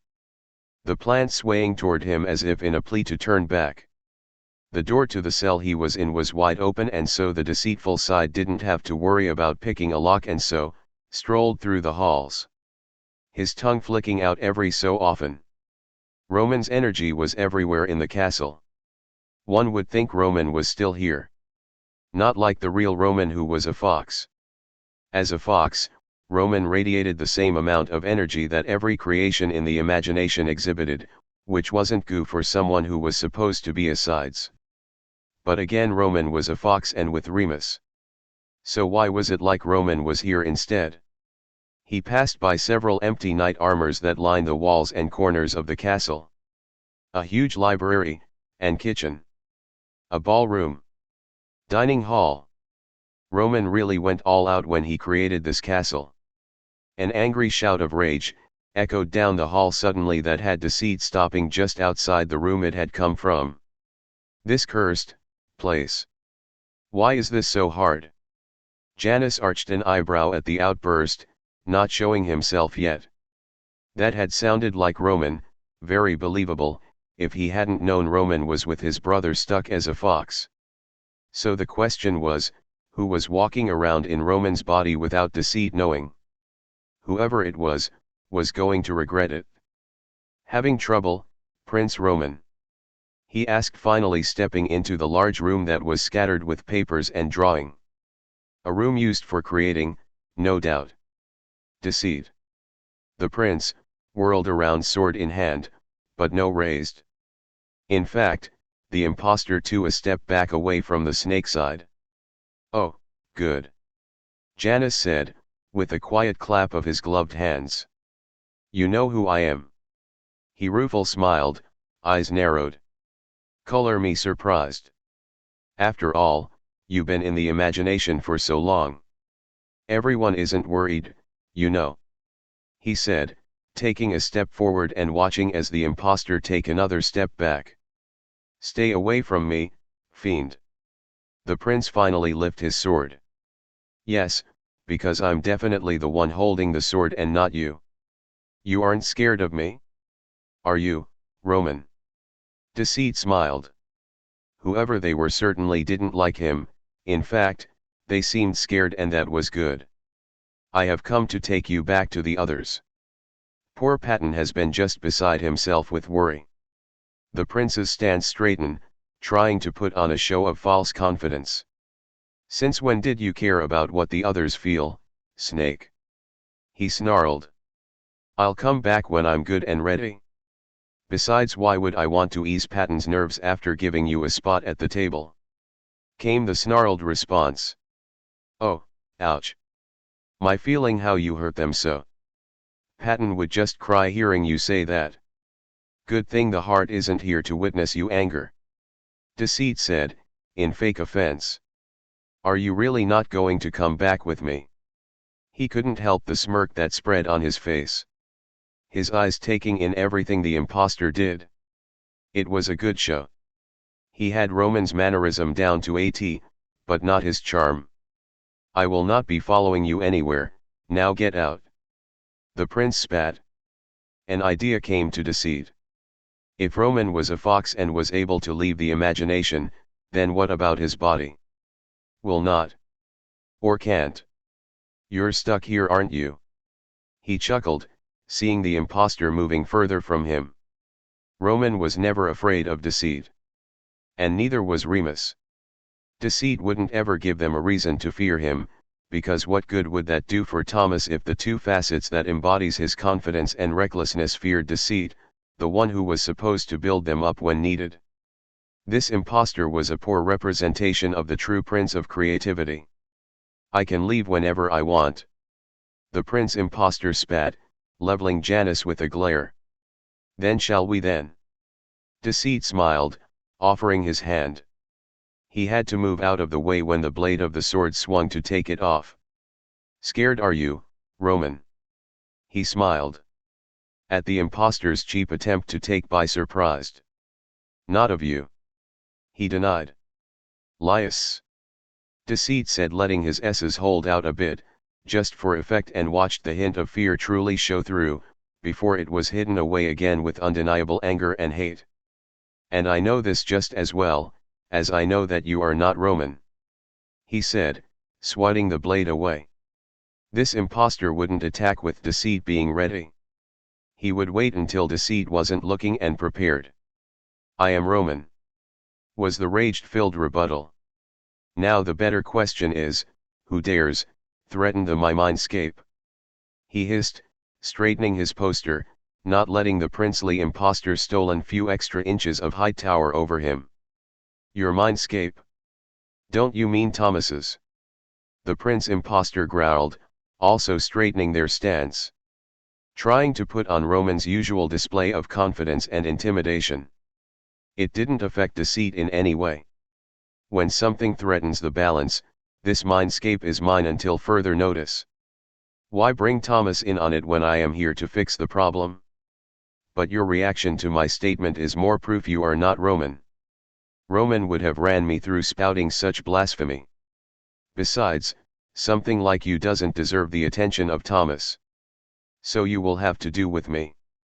And as the self-selected spokesperson for our dear Thomas, I say, get out of that body, or else. He said his most evil smile. Never. This is mine. I am the better Roman. The impostor snapped, it's not like you can do anything anyway. You're nothing but all talk. Deceit dodged another swing of the sword. Backing up slightly, looking in distaste at seeing the blade had made a tear in his capulet. TCH, do you really want to make that move? He asked, arching an eyebrow at the impostor. The prince impostor snapped his fingers, and all the suited armor in the castle must have gathered around the door and into the room, blocking the window and two coming to grab hold of the deceitful side by the arms. I think we both know you aren't the one with the fighting ability, lying king. Was the snarled response. Placing the tip of the blade on Deceit's chest, a victorious smile on his face. Oh, I wasn't talking about me. Deceit corrected with a chuckle, his snake fangs showing, as he remained calm as ever. Even you must know that while trapped here, your biggest worry is the rightful ruler of the imagination. Have you forgotten about Remus? The impostor rolled his eyes. Oh, please. Like the Duke has any greater pull on this place. Deceit grinned wider. Oh, the fool that was in front of him. That tried to be Roman. To even lie to itself. The imagination rejects your influence. He stated. It does not. The impostor roared, the blade pressing in dangerously close to piercing through fabric and skin. It does. And we both know it. You cannot leave. And you cannot create. Control and manipulate. He indicated to the suited knights around him. Maybe some of Roman's creation, but not the imagination. It has give all to Remus, until Roman has returned. You're an shadow pretending to live for the light. Shut up. The blade being pressed even harder. I'm going to disembowel you, you vile snake. Something you poor weak Prince Roman never had the guts to do. The impostor stated, closing the distance between him and Deceit. Deceit keeping his smile on his face, meeting the impostor in the eyes. Deceit had been right. He wasn't going to be able to fix this himself. He needed Roman here as well. Any last words? No, Deceit answered, letting the knights holding him take his weight as he lifted himself quickly in their grip to bring both his legs up to kick the prince impostor in the chest away from him and into the knights into the room. Throwing the knights holding him back with the force of his kick, their hold on him loosening enough for him to rip his arms free, his hat falling from his head in the scuffle as he pushed the nearest knight into the castle window, sending them plummeting to the ground, while he busied himself to hurriedly yank one of his gloves off so he could bring his fingers up to his mouth and let out a loud whistle to travel across the imagination. No, the imagination winds would carry the sound to its recipient. The impostor roughly turned the snake side around, and snarled at the pleased look on his serpentine face. That was a very foolish move. It promised. I hadn't noticed, your late highness. Deceit smirked. Do your worst. If you dare. I have all the time in the world after all, but you do not. Tick-tock. He dared, with a chuckle. Knowing full well that if the impostor had a brain it would destroy Deceit without first learning why Deceit had sent out a whistle as his last defense. They had a long stare down before the prince impostor snarled in disgust. Take him to the dungeons and make sure he stays there. Send scouts and have the Dragonwitch fly above, tell her to destroy all who try and trespass. Any side. Any function. They are to die. Was the command given. Deceit followed willingly as the knight shackled him and led him out. See you soon. He said, sweetly before he was out of earshot. Really the nerve of some people who thought Deceit was going to be kept in one place. It was laughable really. Remus's castle. Wake up! Roman demanded, pouncing on his brother's collapsed form in the bed. Remus had fallen asleep half on the bed and still in his clothes from the day before. Roman growled and pawed at his brother's face. Come on. I'm hungry and I need someone with thumbs to get the food. He grumbled. Jumping on his brother, although with his current form it didn't seem to do anything. Get up. Get up, he said, with each jump. The Duke swatted him away in his sleep, rolling over with a grumble almost on top of the fox. Red, go away. Am tired. Being good is hard work. Remus grumbled. Well, so is being a fox. Come on. I know you're tired, but the faster we get my body back, the faster you get to live your normal routine again. Creativity cannot sleep during the day. Roman urged.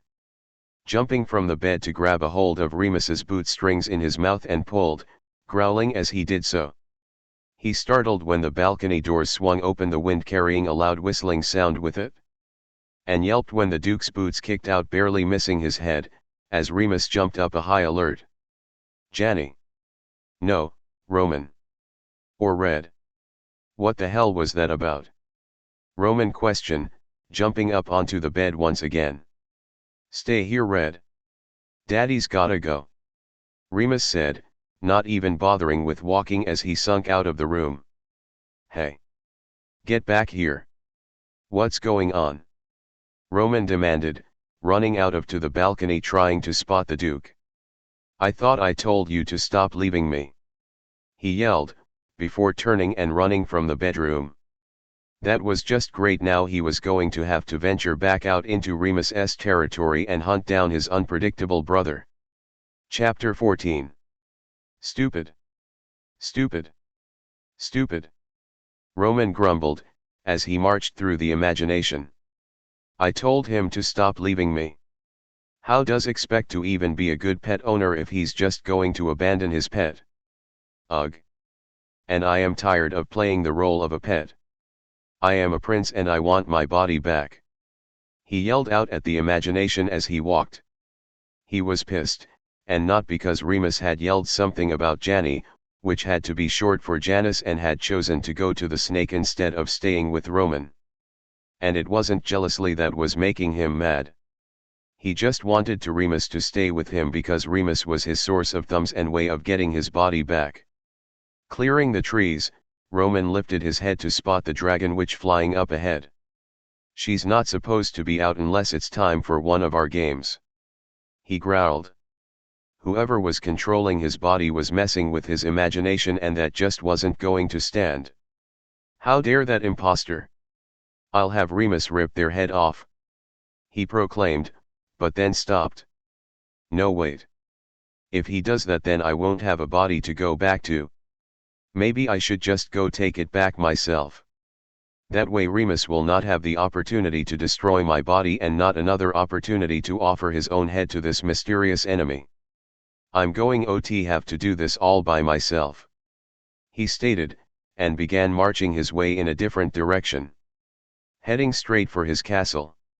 He would go there, destroy the fiend in his body, rekindle his control on his side, free his friends, form the spider's web, and then have a long and much needed talk with his brother. With a plan in mind, he started running, only for one of the African stranglers to snatch him from the ground. And he growled at them.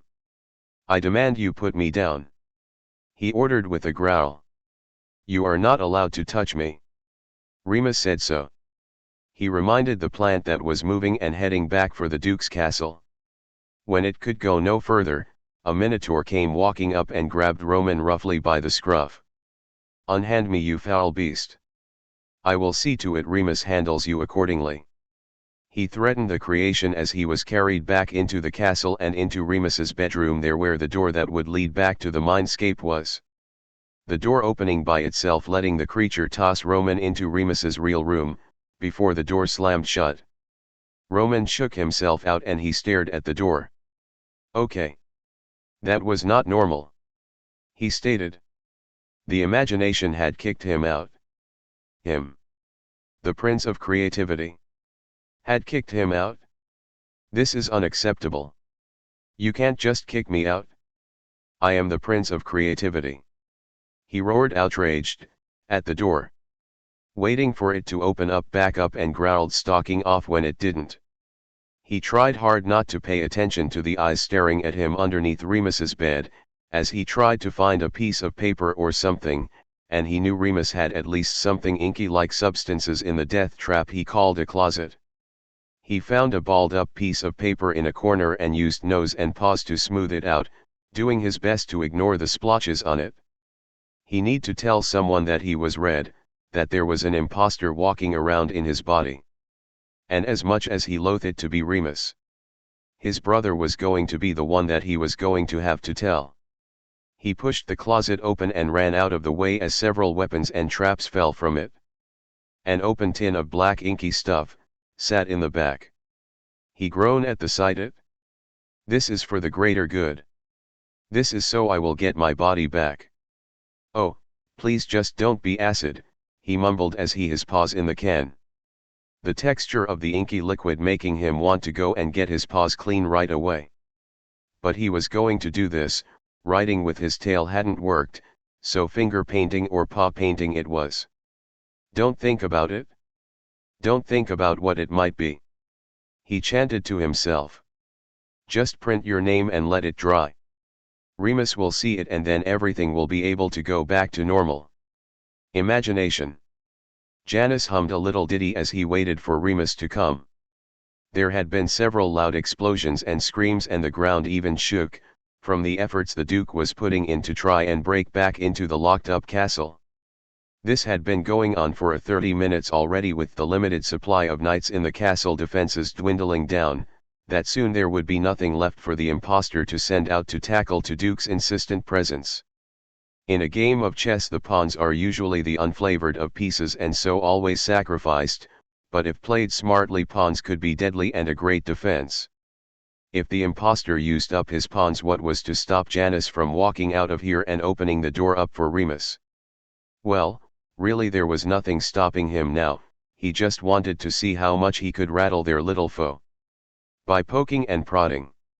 He had a pretty good idea now as to what had happened.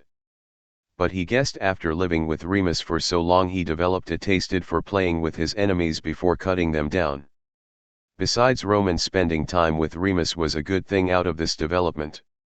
And creativity was placed on Remus so Thomas wasn't suffering from effects. But he was working on a time limit, so after this he was going to have to interrogate Roman again. You. The imposter boomed as they stomped into the dungeons. You sent for him, didn't you? Janice didn't answer, merely continued to fiddle with the chain linking the shackles together and humming his little ditty. Look at me when I talk to you, peasant. Oh, were you talking to me?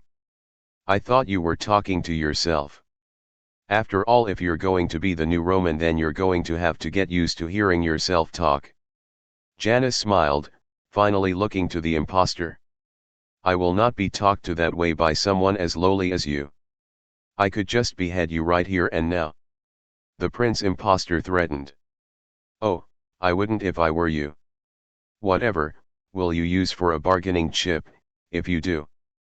Deceit chuckled, unaffected. Who says I need one? He will not be able to get in. The princely imposter scoffed. And yet, I didn't get it? Try again. Really, it was too hard not to keep from smiling. Yeah, dying would hurt and then being reformed in his room would take weeks, because only Thomas would be able to get rid of any side, or the side themselves would make that decision. And he didn't know if the imposter knew that or not, but he was going to play on the suspicion that he did not. The imposter seemed to be thinking now. As another tremble shook the castle, along with Remus's accompanied profanity and promises of pain and torture. Ugh! He's so annoying. The imposter groaned, as the onslaughts and shakes continued. Get up. Deceit did as instructed. As the imposter grabbed for the chains to pull him close. Ah, what wrong? Not happy to see your new brother? Deceit said, with a sharp grin. A fist punched hard in his gut and another to the face, and he would have went down had the impostor relinquished his grip on the chains. I suggest you keep your mouth shut. I don't care if I have to destroy you, was the warning given as the prince impostor stalked from the cell, dragging Deceit behind him. Deceit coughed, trying to get his breath back, without showing how much the blows had really hurt. He would let Remus deal out the consequences for the pains given. Instead, pushing the aches away, hurriedly followed behind his jailer. At the brisk pace they were walking, it took no time at all to reach the entrance of the castle, the impostor pushing the doors open, but not stepping out. Remus stood not even a yard away, sharp teeth bared in a wide murderous grin matching the look in his glowing green eyes, morning star resting on his shoulder, as blood dripped from him. "Roman, how nice of you to come out and play." The Duke's voice taking on a demonic tone, as he tilted his head at them. Deceit noticed the glowing eyes move to him, taking in the shackles, the chain in the impostor's hand, the forming bruise on the human half of his face, before snapping back to the impostor. "Are you ready to die today?" he asked Giddy. "Ugh, you're so predictable." The impostor snapped his finger on his free hand, and an answering roar echoed across the imagination. The Dragonwitch, appearing from the clouds and diving for the Duke. "Very heroic," Deceit said with a roll of his eyes. His head snapping to the side when he was punched, this time on the snake of his face. This time he did let himself go down, letting his eyes make contact with Remus, as he brought his hands up to hold his cheek where the punch had connected. The reaction he wanted from the Duke was instantaneous. Remus's eyes going from murderous to feral in a second. "I thought I told you to shut up." The impostor snarled, sword appearing, and pointed at the deceitful side. The Dragonwitch's jaw open as she got closer. Remus jumped high in the, missing her snapping jaws and landing right on her head, with such force he created a crater in the ground, effortlessly knocking the creation out. "You shouldn't be able to do that," the impostor growled out, seeing the beast down. "I didn't tell you so," Deceit said, sweeping his legs out and knocking the impostor down, yanking his chains free as he rolled to his feet and ran from the castle and to the raging Mad Duke. He heard the impostor let out a loud shout of anger, and felt the blade of Roman's sword fly past him, the blade grazing his clothes a bit before being swatted away by Remus, who pushed Deceit behind him. "Come out of your hidey hole, bitch. Come out and play. I'm going to use your guts as streamers for my room," Remus called out to the Prince Impostor, a wide grin on his face. The impostor took a step back further from the door's entrance. His only protection, his only defense. A flash of fear appeared, only to quickly be covered up with anger. "I don't have time for this. Next time I will kill you both. Stay out of my imagination. Now leave," the impostor demanded, pulling the doors shut with a slam. "Get back here and fight, you coward. Roman. I'm going to nail your ass to the fucking wall. Open this damn door," Remus shouted. Running up the doors and ramming his weapon into them, the doors not even budging or cracking under the attack. Deceit let the creative side do this for a few minutes before calling his attention. "Remus. We shouldn't be going now. We don't have better things to do than beating an unbreakable force," he stated. Remus took a few deep breaths, looking back at the deceitful side as the green in his eyes vanished back to brown. Before joining Deceit, who had begun to walk away, the Duke took one final swing at the door, before running to catch up with the snake side. "Wait, Double D, what did he do to you? Where does it hurt? And can I lick the wound, that is my question? I have never tasted your blood before and would like to try it." Remus began rambling. "No, Dookie, I don't have a few aches from my venture. And I certainly would let you lick the wound if I had one.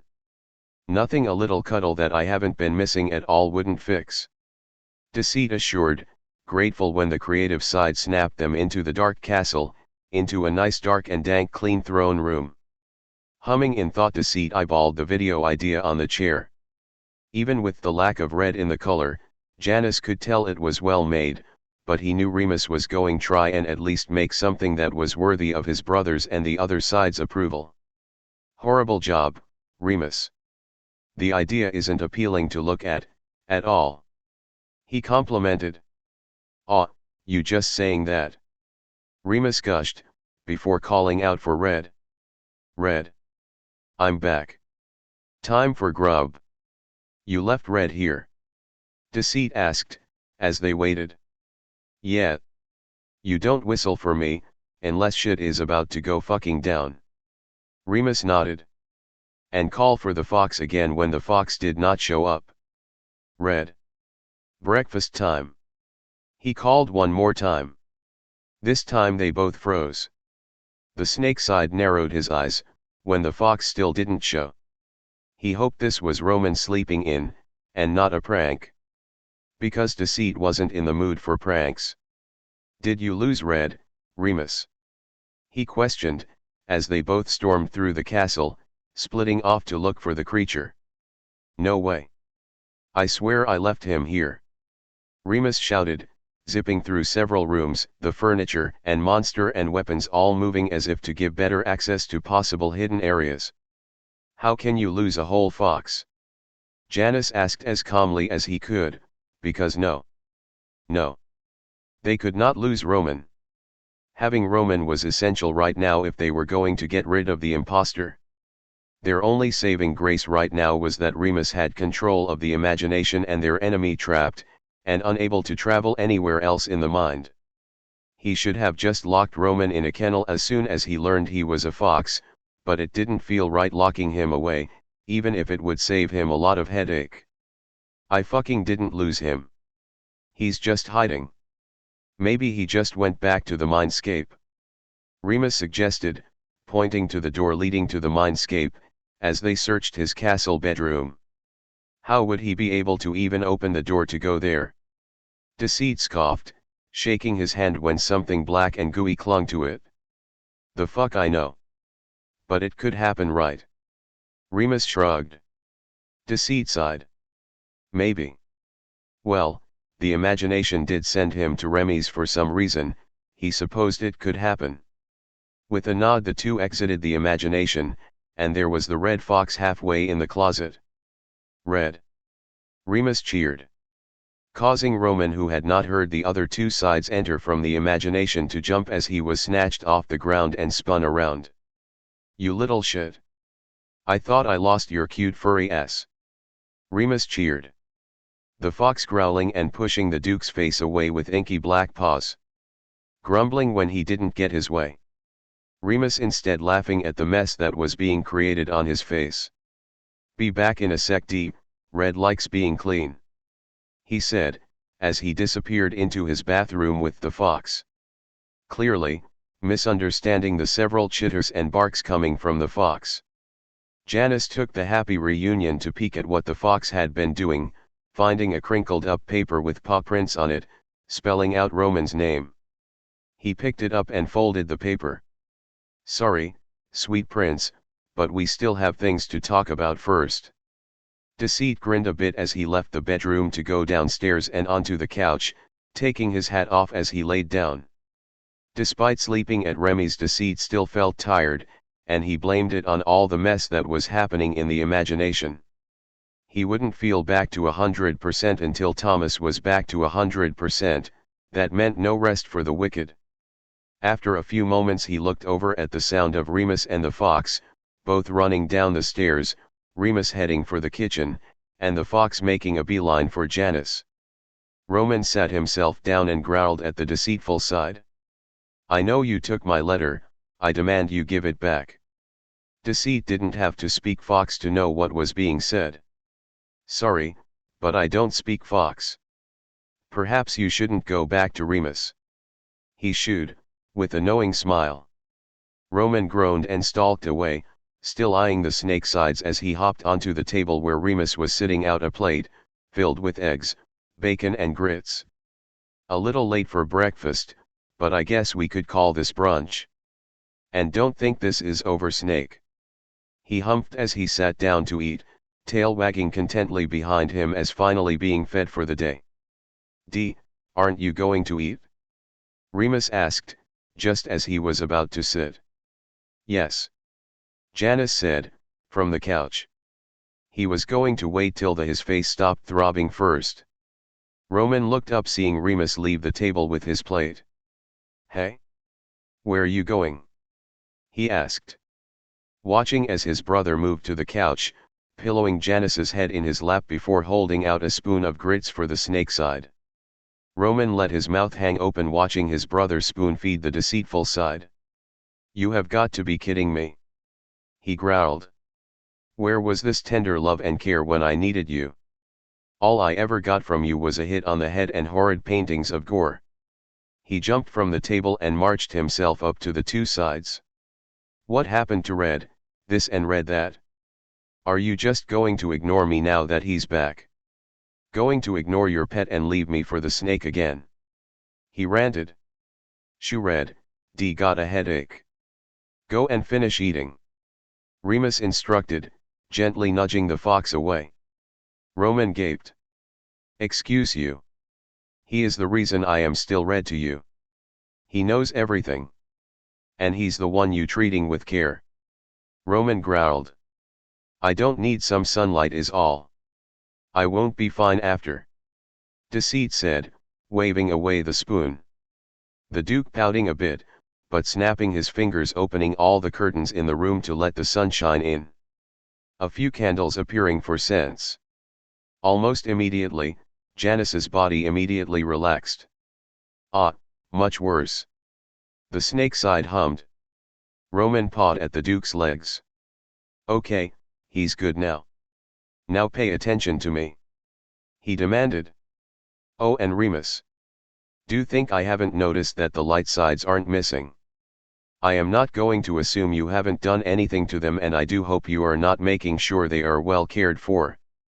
Deceit hummed, not even opening his eyes to look at the creative side.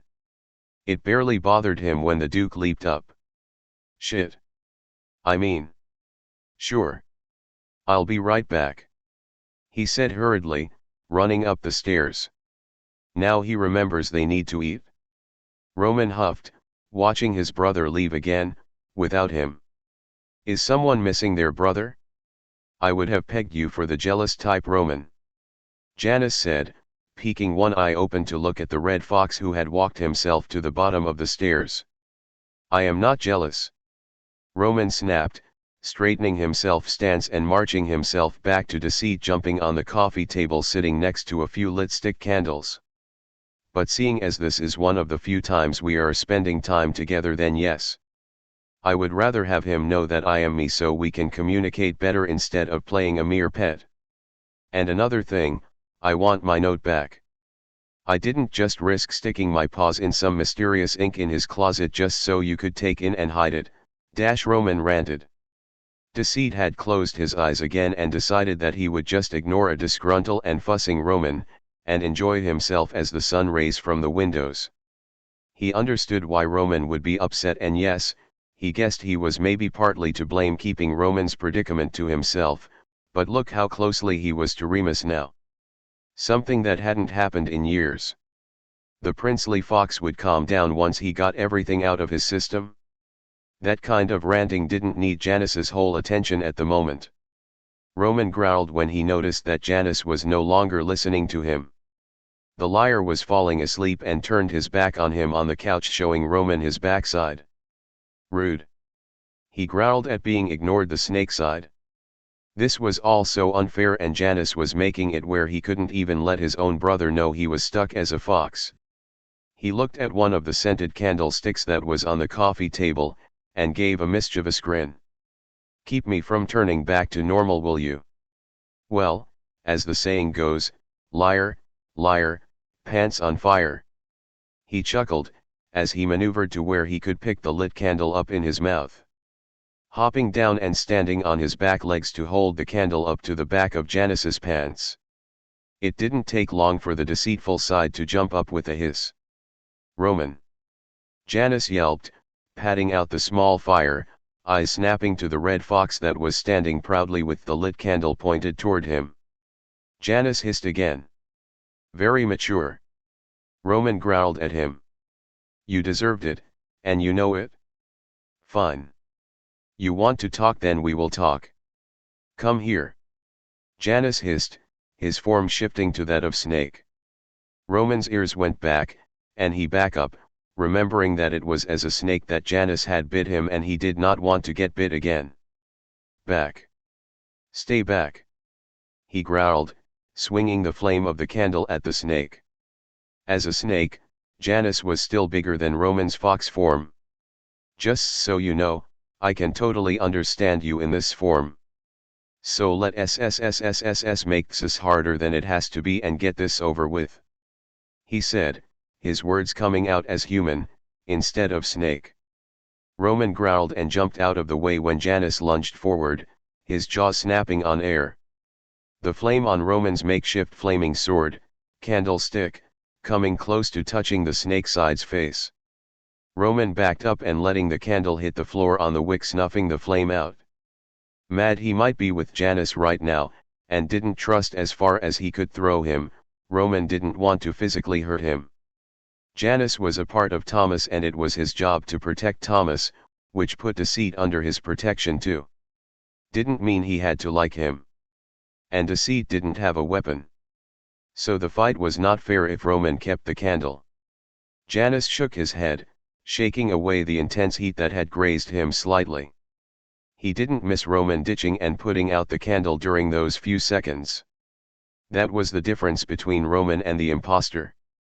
Roman, who didn't even trust or like Janice, understood that hurting another side would be hurtful to Thomas, and would forego being overly violent with any side. Other than with Remus, but the imagination was usually their referee. Still, it didn't mean that it didn't irritate the snake side when that distrust aimed at him made his job even harder than it had to be.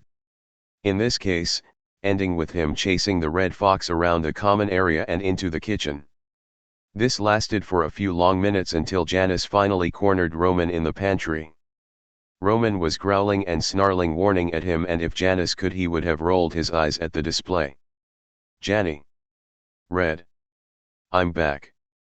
Remus called, the sound of his footstep causing a lot of noise as his walk down the stairs, and the distraction he need, for when Roman ears and eyes moved to focus on where his brother's movements were coming from. Janice lashed forward and bit the fox on the shoulder, earning a yelp from Roman. Janice was quick to shift back and scoop the now drowsy fox in his arms. There. Easy as pie. He huffed, swiveling around and stalking past Remus. Me and Red won't be back, he said, giving the Duke one of his most reassuring looks, before he disappeared up the stairs and into his room. He was quick to deposit Roman onto his bed and watch in fascination as his room and his venom worked together to transform Roman into his normal self. The prince himself, waking up a lot faster this time and sat up rubbing where Deceit had bit him. Will you stop doing that? Roman grouched. Yes, because it certainly isn't the only way I can change you back. My bad, Roman. I didn't know you liked being a fox this much. Janice huffed, sitting in his chair, and taking out Roman's note that had his name spelled out in paw prints. I do not like being a fox. I want my body back. Who did you release behind our backs? I demand you come clean and no more lying. Roman demanded, standing up and over the deceitful side, who looked less than impressed. And give me that back, he added, going to snatch the crinkled up paper, only for Janice to move it out of the way in time. Janice tooted. You must be forgetting that this is my room. So we are going to do everything my way. So you aren't going to be quiet and listen. Starting with, your predicament. I totally had something to do with you turning into a fox. It certainly didn't bother me enough to leave for a bit to scour the mindscape and imagination just to understand why this happened, and it certainly isn't taxing on Remus to suddenly have to pull out duty out of the blue.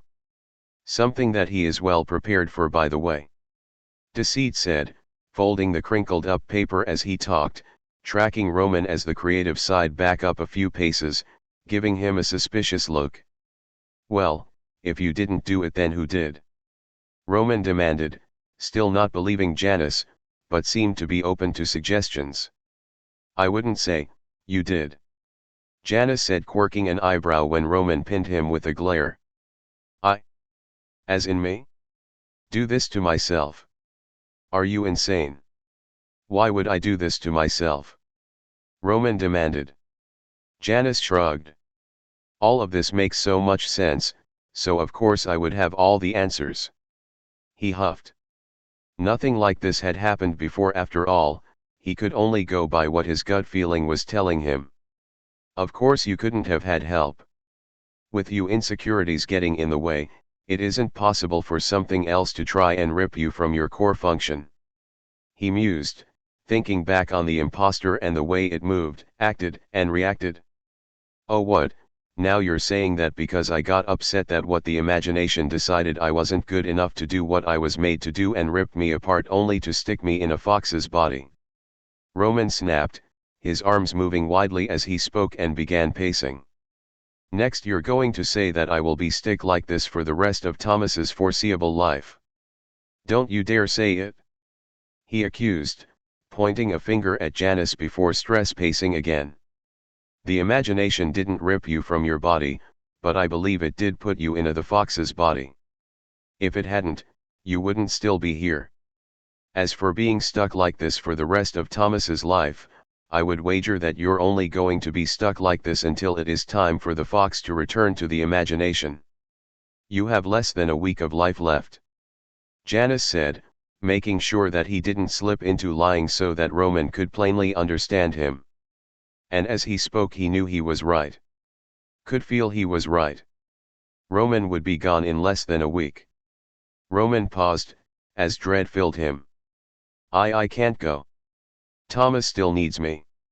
He shook his head. "All his hopes and dreams. He can't lose. I can't let him down." He tried hard not to let the tears well up in his eyes. He did not want to cry in front of Janice. For all he knew, Janice could be lying, playing his role as the deceitful side of Thomas. "Is that why you will not let anyone know that I am Red the Fox? You want me gone? Penance for villainizing you all those times and the name calling, right? It's not like I wouldn't deserve it. Thomas doesn't see me as his hero anymore, after all." He sighed defeated, his pacing coming to a halt. Janice narrowed his eyes, the creative side, before grabbing a book off the desk beside him and throwing it with perfect aim at the prince's head. "Ow! What? Hey! What was that for? That hurt." Roman snapped, handing coming to rub at his forehead, where the book had hit. "I was hoping if I hit you hard enough maybe then you would stop thinking in such an undignified manner. Thoughts like that, does not a prince make, after all. And I so love wasting my time on pity parties." Janice huffed, crossing his arms, giving the creative side a scolding look. "But you hate me. We don't even get along," Roman countered. "Did I ever say I hated you?" Janice demanded. No," Roman answered. "Then there you have it. Trust me, if I wanted you gone, you wouldn't still be here. I'd have already made it where you wouldn't see the light of day ever again, or Thomas," Janice assured. "But to answer your question, I thought it best to keep your whereabouts limited to you and myself until I understood what was going on. Plus, Remus seemed pleased with himself finding the perfect pet. I didn't see it as an opportunity for you two to bond. You spend so much time together after all, and it's not like he misses you or anything. That's why you've been stopping me from letting anyone know where I am." Roman questioned, eyeing Janice as if he grown a second head or something. "No," the snake side nodded. "But, since we now have an idea as to what is the cause, this little charade can come to an end, if you want it to. It wouldn't be difficult. All you would have to do is call Remus in here and show him you are Red the Fox," Janice suggested. "Though I suspect he will have some mixed feeling on losing Red." He held the now folded paper out for Roman to take. Roman went to take the paper that had his name on it, but aborted the action. He would be hurting Remus if he took red away. It wasn't like his brother was terrible or anything, rough around the edges and had no filter for his words or his actions, sure. He was totally different than what Roman had allowed himself to believe in the past. Too focused on being a hero than to see that Remus was still his brother. D. Remus called, slamming the yellow door open, holding some type of giant zombie-looking toad in his hands.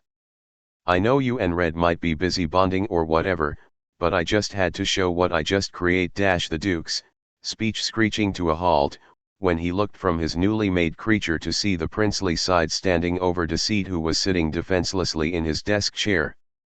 Roman, he snarled. Chapter 15. Roman didn't have time to understand the malice and contempt that had turned his brother's tone into a demonic one. Barely dodging out of the way of several shuriken flew close to his face, making him step back and away from where he was standing next to Deceit. The weapons embedding themselves in a few picture frames that Deceit had hanging up. Remus, what are you? He got cut off, dodging out of the way as Remus barreled into the room, Morning Star appearing and splintering the floor as he missed. Wait. Roman pleaded, dodging another swing by maneuvering himself behind Janice, who had not moved from his seat by the desk. Get away from my double D.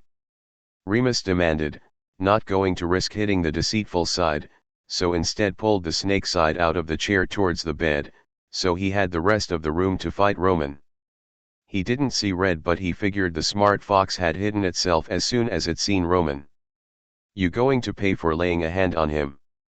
He promised. I didn't touch him. Roman shouted, diving away as the Duke made another lunge for him. I'm gonna chop off both of your damn hands. Remus snarled, chasing his brother around the deceitful side's room. The two creative side knocking and breaking things as they went. As flattering as this is right now, Remus, maybe not destroy my room, while you try to kill your brother.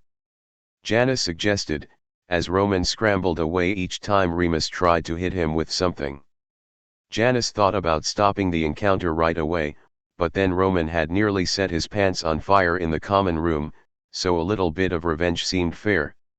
Tell him I didn't do anything. Roman shouted, just as Remus made contact, sending both creative sides to the floor. You don't get to talk to him after the shit you pulled in the imagination. And don't think I forgot what you did to Red either. I'm going to introduce to all kinds of hell. Remus promised, grabbing a handful of Roman's hair when Roman pulled at his mustache. That wasn't me. I've been in your room the whole time. Lair. I am not. You are too. I'm not. Are too. You fucking hypocrite. Janice rolled his eyes, not showing how entertaining the childish squabble between the creative twin actually was too, before clearing his throat, silencing the two sides wrestling on the floor.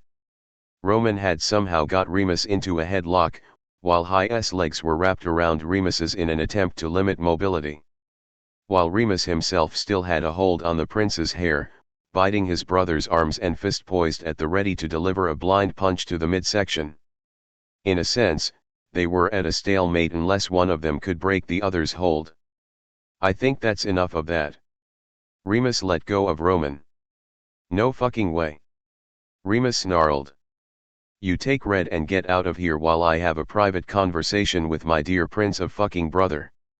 Remus suggested as both he and Roman grappled to break out of each other's holds. No. No, don't leave. Tell him I didn't do anything. Roman pleaded, shaking his head quickly. I serious, Remus, I been in your room this whole time. Fucking liar. Remus snarled, renewing his bite on Roman's arm and managing to give his brother a nipple cripple, causing Roman to scream in pain and rip away from his brother. Pushing Remus into Deceit, who was standing in the corner by his bed, right where Remus had put him, with his arms crossed, and slight irritated look on his face at how messy his room was getting. However, he was toppled over by Remus when Roman pushed the Duke away, sending both the Duke and Snake falling onto the bed, Janice taking on Remus's weight with a heavy grunt. Fuck. Remus cursed. Jumping to his feet, to face off on his brother again, only to turn and see that Roman had left Deceit's room. Remus, sweetie, we got to talk. Janice said, catching the Duke by the shoulder before he could run after his brother. Roman stumbled a bit as he was turned back into a fox, running from Deceit's room and back into Remus's. Thinking strategically, Remus would think he went back to the imagination, the light side, or the common room.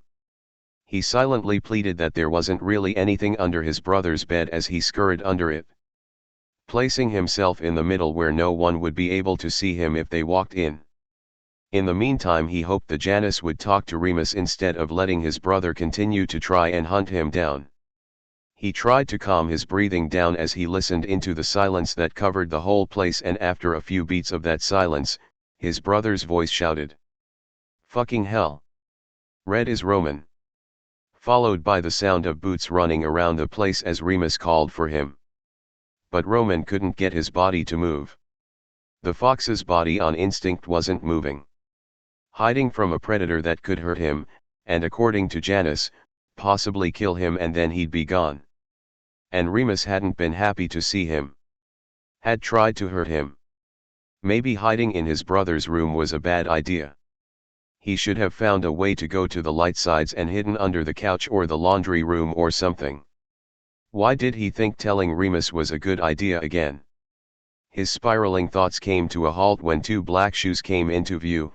He instinctively held his breath, hoping that he wouldn't be found. "I think we haven't had enough hide and go seek, haven't we, Roman?" Janice called, from above. You found him?" Remus called, his body slamming down to the floor as he peered under the bed, to the red fox that immediately puffed up his fur and growled, eyes locked on him. "Roman. Shit. Get out from underneath there, you don't know what I might have stuffed under there. Now that I think about it, I forgot what I might have put under there. Come here," he said, reaching for his brother, whose growling deepened the closer his hand came. Jaws snapping close to his hand in warning. "Stop being a baby and get out from under there, fucker." Remus growled back. Janice made a disapproving noise from above. I mean, please, Roman. I'm not going to hurt you," Remus corrected, although it seemed to come out a little forced and enough out of character. The Roman did stop for a minute before picking it back up. "I am not coming out. You tried to kill me," he snapped, swatting Remus's hand away with his claws. "Fuck. Stop being difficult and come here." Remus made another grab. "I demand an apology. And I want you to promise to stop trying to kill me. I want guarantee safety."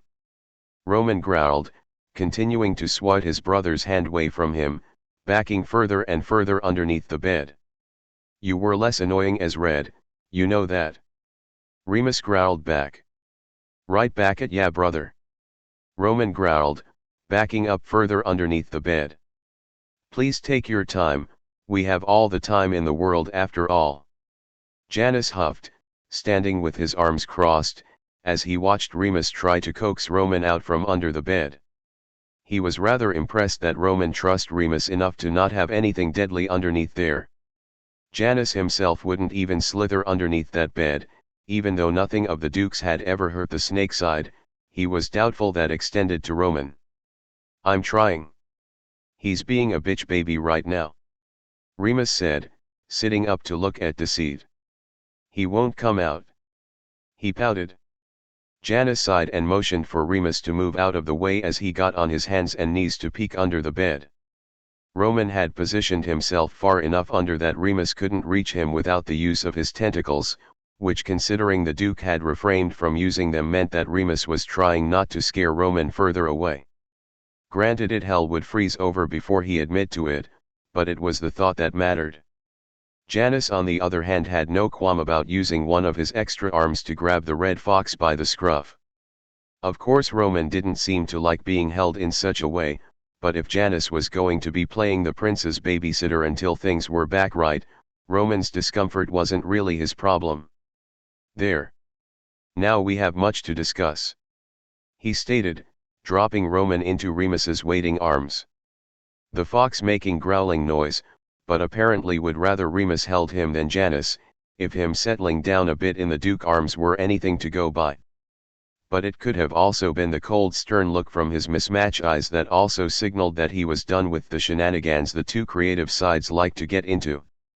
And Remus, you do have control of the whole imagination, so do something about the growling. I am not going to continue talking to someone I can't even have a proper conversation with. Deceit huffed, looking at the two with a scolding look, as he tapped his foot impatiently. Without question, Remus snapped his fingers. Now speak, Janus commanded, giving an expectant look to Roman. What do you think I have been doing this whole time? If you had told someone sooner, I wouldn't have had to resort of taking drastic measures earlier. Roman snapped, his eyes going wide for a second after hearing his own voice. You're telling me, you could have made me talk this whole time? He demanded, mostly focusing on Janus, who arched an eyebrow at him. Want to go back to barking, Your Royal Highness? He asked. Roman's ears shot back and shook his head. No, thank you, he answered. Remus snapped his fingers again, trying to turn his brother from a fox back to his normal self while the two were talking, and frowned worriedly. Nothing happened. He caught Janus's eyes and already knew that the snake side already knew that wasn't going to work. Roman's body was in the imagination. They were going to need to go take it back to fix his brother. Good, now let's get down to business. Janus nodded, now that Roman had at least his voice back. He didn't bother saying anything to Remus as the Duke tried to turn his brother back. Remus wasn't as dumb as some people thought he was. But now was the time for scheming. Imagiantion. The impostor snapped his fingers and opened the red door, that only ever opened up to a blank wall. He slammed the door shut before doing the same motion again and opening the door to face the same wall. He had been trying to leave the imagination and go to the light sides to show off his new self and prove he was the hero Thomas needed. But the stupid imagination was fighting him and refused to let him go. Refused to let him create. The most he could do was command a few of the creations and bend them to his will. You can't fight me forever, he yelled out to the imagination. Soon he will fade and you will have no choice but to listen to me. I am the new creativity. A harsh wind blew in through from the window and pushed against the impostor harshly, as if in answer. You can't keep me in here forever. Thomas is going to need his creativity sooner or later. You want him to be stuck with that trash goblin for the rest of his life? He snapped. The harsh wind suddenly stopped and last of it blowing back out the window, slamming the glass shut, leaving the impostor filled with anger. The imagination would rather have Remus rule than him. If that's how it's going to be, then fine. I'll just make it where you don't have a choice. He snarled. Guards. A group of knights filed into the room, standing at the ready waiting for his command. Ready the catapults and fire on the Duke's castle. Tell the Dragonwitch to set it ablaze. I want it to crumble into nothing, ashes. He commanded, the knights running to meet his demands. He'd show them. He show them all that he was the better Roman. His ideas were the best and he was the one and only creativity. And get me a horse. Ready the army, we're taking the dark side by force. He commanded, storming down the halls of the castle. Janus, Remus, and Roman. Hold on. Hold on. You just can't beat my body up. Roman protested. Oh? And why not? You're not going to feel anything. Remus asked, watching as his brother's fur bristled. I have to go back in that body. I don't want to have to deal with broken bones and missing limbs. And don't you dare tell me it didn't cross your mind. I am brother and I know exactly what you were planning on doing. Roman growled. Remus' answering pout seemed to only confirm Roman's suspicions. As they were talking, Janus and Remus had decided that they would re-enter the imagination. They were walking down one of Remus's halls. Roman was trotting at a fast pace to keep up with the two sides. Besides, Janice here hasn't explained as to who has taken my body. He added, watching the snake side, who didn't react at the accusation at all. Janice knows everything. Right, Jay? Remus smiled proudly. No, Janice answered. So, who is it? Roman prompted. The deceitful side gave both creativities a side glance before stopping. D. Remus asked, noticing the deceitful side had stopped. What? Roman asked, also stopping to look at the side. Janice kept his gaze on Remus. You are asking question, that I am not at liberty to disclose to either as of right now. After all, it isn't just a gut feeling.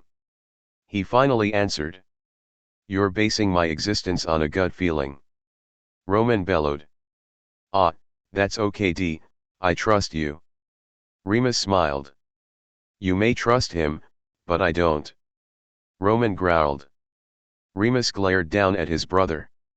I liked you better when you couldn't talk. He stated, irritated, at his brother's attitude. Janice was just doing his job. You wouldn't dare. Roman growled. You would listen to the snake before me. Say the word D, and he goes back to barking. Remus said, looking to Deceit, who just shook his head. That will be necessary. I expect him to understand like the other light sides. Janice shook his head. Roman huffed. Okay, then what can you tell us? He asked, looking the snake in the eyes. Only you will be able to get your body back, but you must get rid of your insecurities. You have to be stronger than what has your body. Or forfeit you right as a side. Janice said, and then walk on past the two brothers without another word, leaving silence to echo between the brothers. We're going to talk about your taste in men. Roman finally said, breaking the silence, looking up at Remus. Shut up, before I stuff and mount you. Remus snapped. He's just doing his job. If he's going to have a seat at the table, that mean no secrets. Roman snapped back. Remus squatted down so he was on his brother's level. Listen. He commanded, pointing a finger right in Roman's face. He doesn't have to tell any of us anything. The only one Janice has to answer and listen to is Thomas. So if he doesn't want to share, then he doesn't fucking have to. So shut up and be a good little pet and stay when I say stay and come when I tell you to. He commanded. Now be good while we go scout and find out where your double is. He said, before running off after the deceitful side. Roman huffed, annoyed. He was not a pet. You don't get to tell me what to do. He shouted after his brother, running after the two sides. Stopping only when the castle shook. Holy hera, what was that? He asked, hopping up to the nearest widow to peek out and see his knights marching up to Remus's castle. What? But it's not Friday yet. He snarled. He's going to try and kill Remus. He said, jumping from the window, and continued to try and catch up to the deceitful side and the Duke. Remus. Surprise attack. Ready your army. Load the catapults. Gather your archers. He shouted, as he ran. Coming upon Remus and Janice as they too began running faster, the destination changing to going back upstairs to a room that led out to a balcony where they had full view of the approaching army of night. What the hell? It's not Friday yet. Remus said, watching as a large boulder flew toward his castle and crumbling the west wing's walls upon impact. I'm sure he cares what day you and Roman like to storm each other's castles. Deceit hissed, ducking slightly as arrows began flying toward them. The fuck I care. It's playtime. Remus cackled, gleefully summoning his morning star and leaping from the balcony with a happy battle cry. Hey! Wait for me! Roman called, running and preparing himself to jump after his brother and join the battle. And just where do you think you're going? Janice asked, snatching the red fox up by the scruff. To battle? Where else? Roman snapped. Yes. A smart decision. Good thing I'm going to let you follow your brother to your death. Janus tsked, turning from the battle, catching sight of Remus's demonic-looking army coming to aid him in battle. Remus hasn't got this handled. No. I am the prince. I must fight for the imagination with him. It's my body. You can't do this to me. Roman complained as Janus carried him from the balcony and deeper into the castle. The deceitful side taking them to the throne room where deposited Roman to the floor, as he continued to the chair that held the video idea. Picking it up and pocketing the idea. Roman shook himself out before watching dejectedly as Janus moved about the room. He hated, not being able to go fight for his lands. What about the others then? Surely you and Remus are not going to leave them defenseless? He asked, wanting to do something. I don't trust Remus will let anything happen to them. Janus answered, pointing a group of skeletons that wandered in back out, a silent order to go join the battle. It is best to wait for Remus to bring the impostor to you. He will tire him out and make it easy for you to take your body back. Janus explained. That is the cowardly way. Roman protested, stomping a paw. Maybe. But I must think what is best for Thomas. And so, you will stay here. Janus said, before leaving the room, and closing the door on Roman, before the creative side could follow him. Leaving Roman for the moment speechless. Chapter 16. Remus cackled with glee as he swung his morning star around, taking a total of 3 knights in the process. The knights were child's play, and with his army by his side, hardly broke a sweat. It was when a white horse came galloping forth did he finally spot his target. The prince impostor was trying to charge him on horseback, which was laughable. Roman had learned years ago that Remus wouldn't try to dodge out of the way of a charging horse, having been yanked off by the Duke's tentacles, more than enough to ditch the tactic. However, this impostor seemed to think it was a good idea. Now if this was Roman, Remus would have yanked him off by grabbing an arm or a leg, but this wasn't his brother, so the impostor got yanked from the horse by a tentacle curling around his neck and ripping from the animal, and into the ground with a great amount of force. Shit! The prince groaned, jumping to his feet. Nice of you to come out and play. Remus cackled, walking with his morning star swing loosely with each step toward his enemy. Now you didn't think you could just attack my castle and I just let you.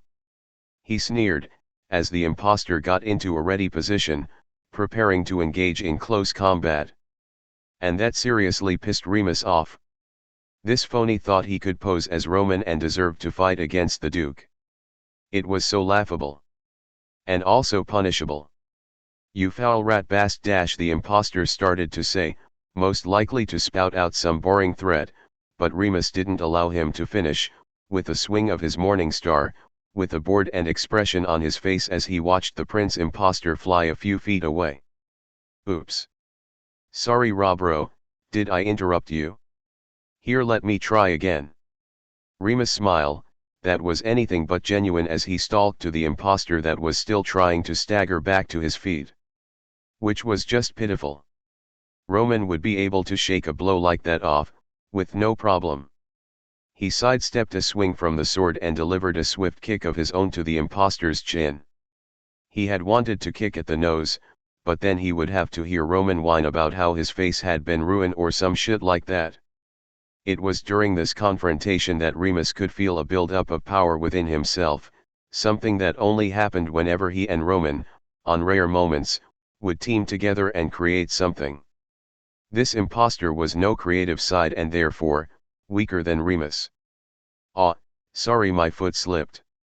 Remus apologized, grabbing a handful of hair and yanked the downed impostor back up to its feet. You're off your game today, aren't? He stated gleefully. You piece of shit. I will win. The impostor spat, hands gripping at Remus' hand that had the grip on its hair. The morning star in the Duke's hand transformed into an axe. Remus brought the blade of the axe up to the impostor's neck with a sinister smile. "Aw, that's so cute. You think you can win?" he goaded. "I will win. I am the prince. I am Dash." "Oh, shut up. If you were really Roman, this battle wouldn't even be happening," Remus said, cutting his enemy's words off. "Also, Roman wouldn't have let me have the upper hand so easily, and the imagination would have already pulled you away from me, as soon as I placed this blade at your neck. So you can cut the shit about being Prince Roman," Remus said, voice turning demonic at the end. "That snake snitched." The impostor snarled. "Oh, Pulis. With your poor performance, what makes you think I wouldn't have noticed sooner?" Remus chuckled. "Beside, you got something more important to worry about. Since you're not my brother, there are no limits as to what I can do to you. After all, I control all the imagination. And I'm going to have some fun before I have to hand you over. So, many anime death scenes I'm going to love reenacting with you. It's going to be such a marvelous time." Remus cackled, as blackthorn-like roots shot from the ground, grabbing hold of the impostor. Remus followed the doubled eyes as they lingered on the axe. "This. Not too easy," he said, answering the silent question. "But don't worry, I have something special waiting for you. I'll meet you there." The Duke grinned, as the root pulled the impostor into the ground. Painful screams could be heard in the tunnel the body of the impostor made. "Oops, I forgot to make you a rabbit hole. Oh well. As long as the limbs are attached, I'm sure Roman won't mind." Remus shrugged, looking at the uncoordinated chaos the battle around him was causing. Up ahead, the roar of the Dragonwitch had him tracking her flight pattern as she breathed fire onto his castle. "Now that's just so unimaginative," he huffed, snapping his fingers, and watched as the trees on his land stretched and reached into the sky, and snatching the Dragonwitch right from the air and anchored her to the ground. Branches and roots encircling her tightly and clamping her jaws shut. To his army, ripping the knights apart without anyone to command them. Well, Remus could try and command them, and they may very possible stop fighting, but when was he ever going to get a chance to rub it in Roman's face that his army beat his fair and square? Roman paced as he waited for Janus or Remus to return and give him an update. It wasn't that he didn't want to not listen to the two sides. It was just that it felt so cowardly to just sit back while his brother fought his battle for him. And it was so hard to trust the deceitful side, due to all the secrets that he liked to keep. Sitting around and doing nothing while his life was in their hands was just stressful, and he didn't like feeling so helpless. He did notice that the shaking from the castle being attacked had stopped, so maybe that meant that Remus was winning the battle. Still, that wasn't enough to stop Roman from pacing out of restlessness. That is, until his body shot out from the floor, trapped in a tangle the black roots of the imagination, struggling to get free. "You!" Roman growled. The impostor's eyes snapping to the little fox in the throne room that the roots of the imagination had took him to. Being dragged through the ground having taken a lot out of him before bring him to the room that he now shared with the little fox. "You!" he growled back. "So, that's where the imagination put you," he stated. "No wonder I've been stuck here." Roman's fur bristled. "Give me my body back, you thief." "Or what? You gonna take it by force, you pathetic excuse of a side? The weakest out of all." The impostor sneered. "I am not weak." "You coward!" Roman growled. The roots that held the impostor trapped had settled as soon as their captive had stopped struggling. The impostor too busy goading the red fox to even try and continue to escape. "Oh, yeah. Then why was it so easy to take over your body? I'm surprised the imagination even let you inhabit another creation. Although I guess it's fitting you ended up in something so close to ground that could be stomped out of existence. Big talk for someone who can't even control the imagination to escape from Remus's grasps." Roman snarled. And the victorious smile on the impostor's face turned into a disgusted sneer. "Oh, don't worry. Remus is going to get his." It promised. As if summoned at the sound of his name, Remus walked into the throne room. "Oh goody. Now we can really play." He laughed, weapons and torture devices appearing at his words. "How we gonna do this?" he asked, once he was standing in front of his brother. "Rock paper scissors, or dice, to decide which method we'll use first," Remus asked, a pair of dice appearing in his hand. "We are not torturing my body," Roman protested. Remus pouted. We can him if we're going to shove you back in there," he said, as he crossed his arms. "How exactly were you thinking I was going to get back in my body?" Roman asked. Remus thought about it for a moment, eyes moving from the sneering trapped impostor to his real brother. "I was thinking we would try shoving you up ass first, to be honest." He grinned. "Remus!" Roman shrieked, appalled. "What?" The Duke looked back between the impostor and his brother. "You rather be shoved head first? Instead?" "Remus!" Roman shrieked again, taking a few steps away from his brother. The two brothers pausing when the impostor began laughing. "Oh, this is just beautiful. You two are so hopeless," it laughed. "You don't even know how to work together and you think you're going to get away from me? It's ridiculous." It spat, eyes moving to Remus. "We got one that is insufferable and disgusting that Thomas doesn't even want around. And even when given all control, can't even make the others or Thomas like you. In fact, your creations haven't even changed to where others would want to get to know you. You're still the same wannabe creativity that no one wants around." The smile on Remus's face vanished.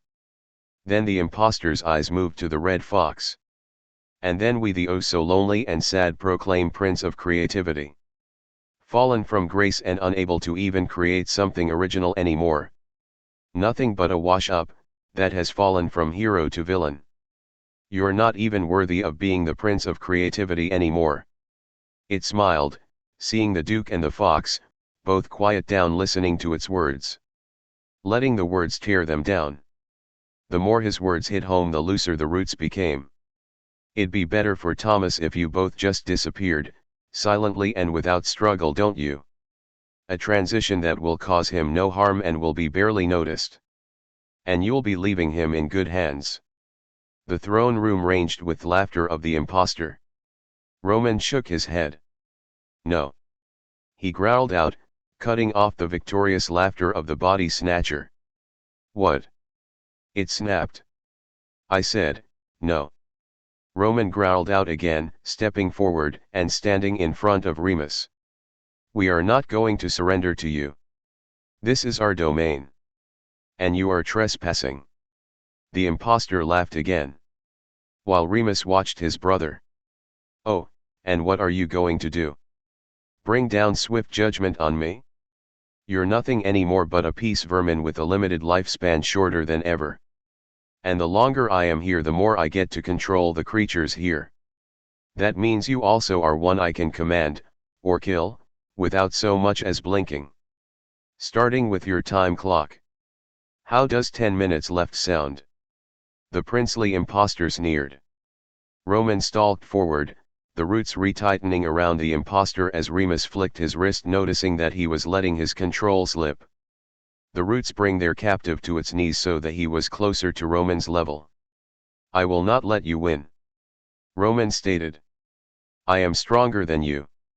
He tried to reach out like he would when he would try to create something, try that reach for that spark that was always with him, but felt nothing. A brick wall was blocking him. And the one in his body looked back at him, with a big smile on his face. "Tick-tock X Prince Roman. Your life is going to end today. And won't even have to lift a finger." The impostor laughed. Frustrated, Roman turned to his brother. Remus was quiet, and it was never good when Remus was quiet. If he was going to go, then he wasn't going to leave Remus feeling less than.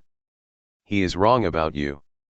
I may not have showed it in the past, but I have never quit calling you my brother. I have always looked forward to our games. You have all control and you deserve it. Just like you deserve to be listened to. You are worthy in my eyes, and I know you are going to bring swift justice to one that dare try to take what is rightfully yours. Roman. Remus mumbled. I'm not going to let you die. Only I'm allowed to try and kill you. He said. We cannot stop a creation from deconstructing and return to the imagination, you know that. Roman said, walking past his brother, and jumped up onto the throne and sat himself up as dignified as he could, looking at his brother. I take back what I said earlier. I don't want you to hold back. But it's your body. Remus reminded. And the imagination is not going OT protected while he is in it. So I am consenting. Destroy it if you have to. And be the creative side we both know you are. You are royalty, and I stand by you as my brother and my equal. That. He indicated to the now angry-looking imposter that reside in his body. Has no place here. It's time to play, brother. And I want to have fun. Roman stated, with a smile. Janice. Deceit walked with purpose to the guest bedrooms. Finding the one designed for Patton locked and voiced inside. Deceit was quick to unlock it and entered the room. The three sides inside, quieting upon seeing his entrance. Deceit. Virgil growled. Janice. Salutations, Janice. What going on?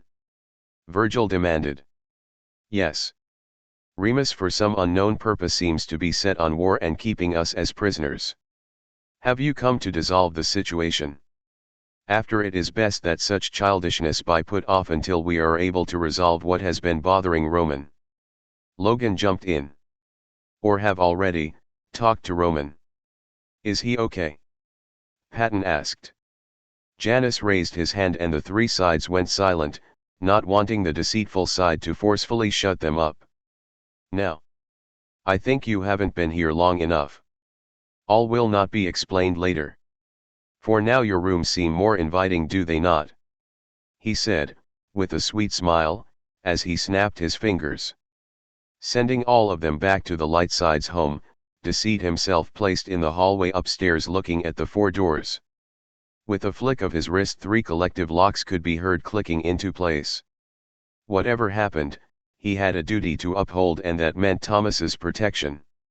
So, if that meant putting Logan, Patton, and Virgil on the bench for a while, then so be it.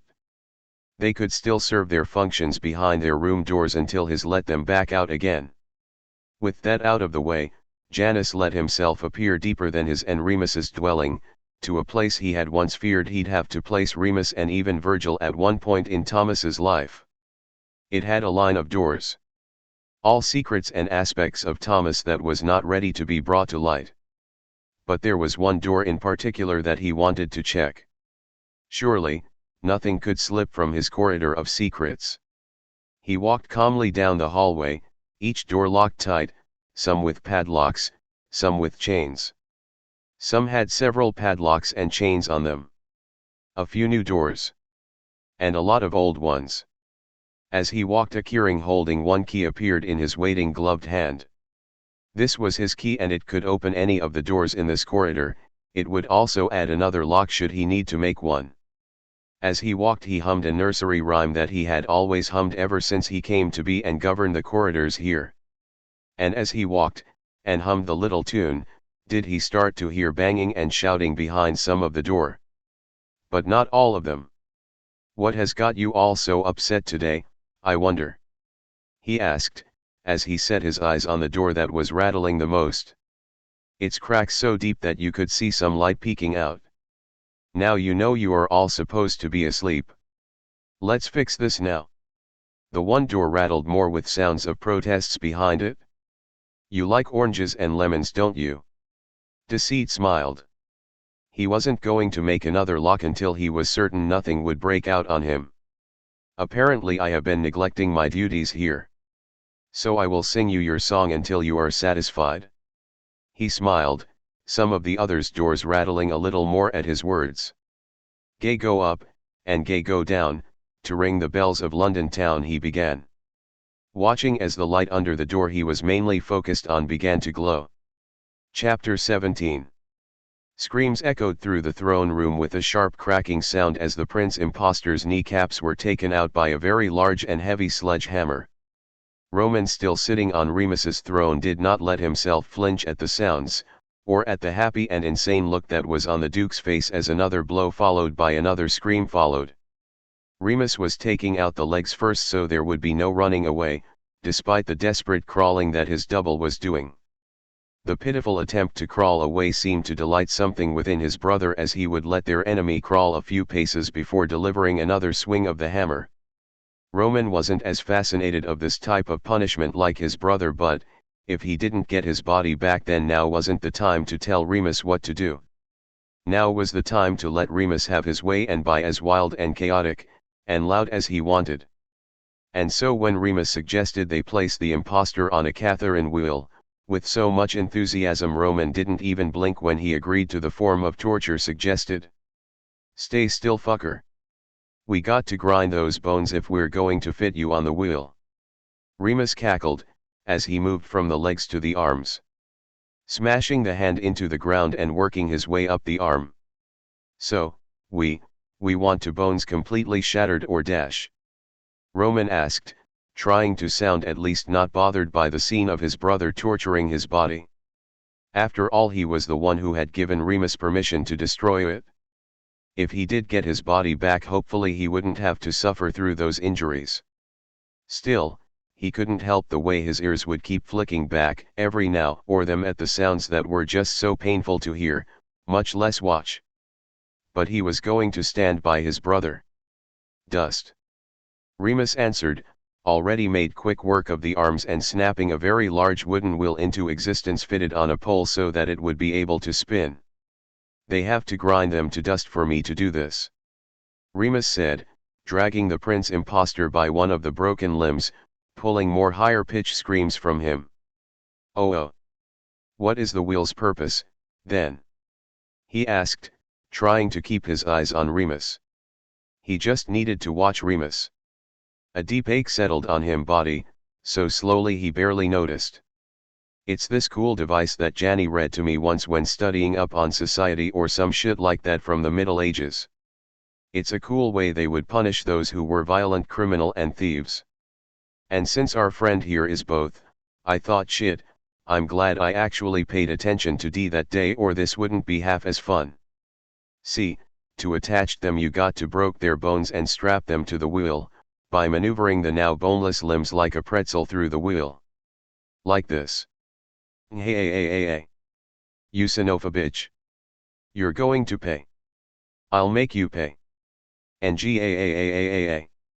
The impostor screamed, as the Duke demonstrated how to attach him to the wheel by actually bending an already broken arm that it would never be able to bend if it wasn't fully and totally destroyed.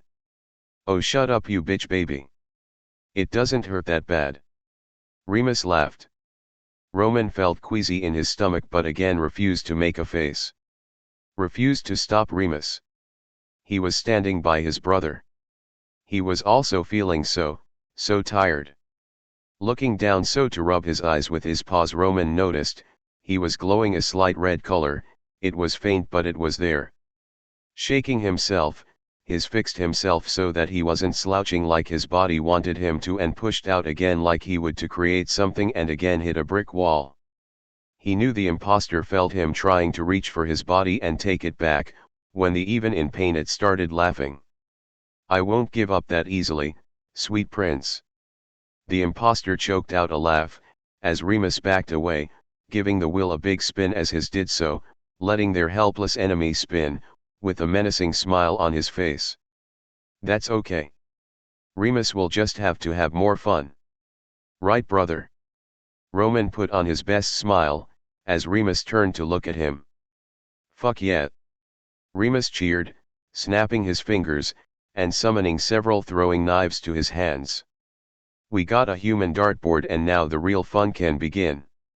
As a wide pool appeared under the spinning wheel just high enough that the impostor's head would go under the water, effectively water.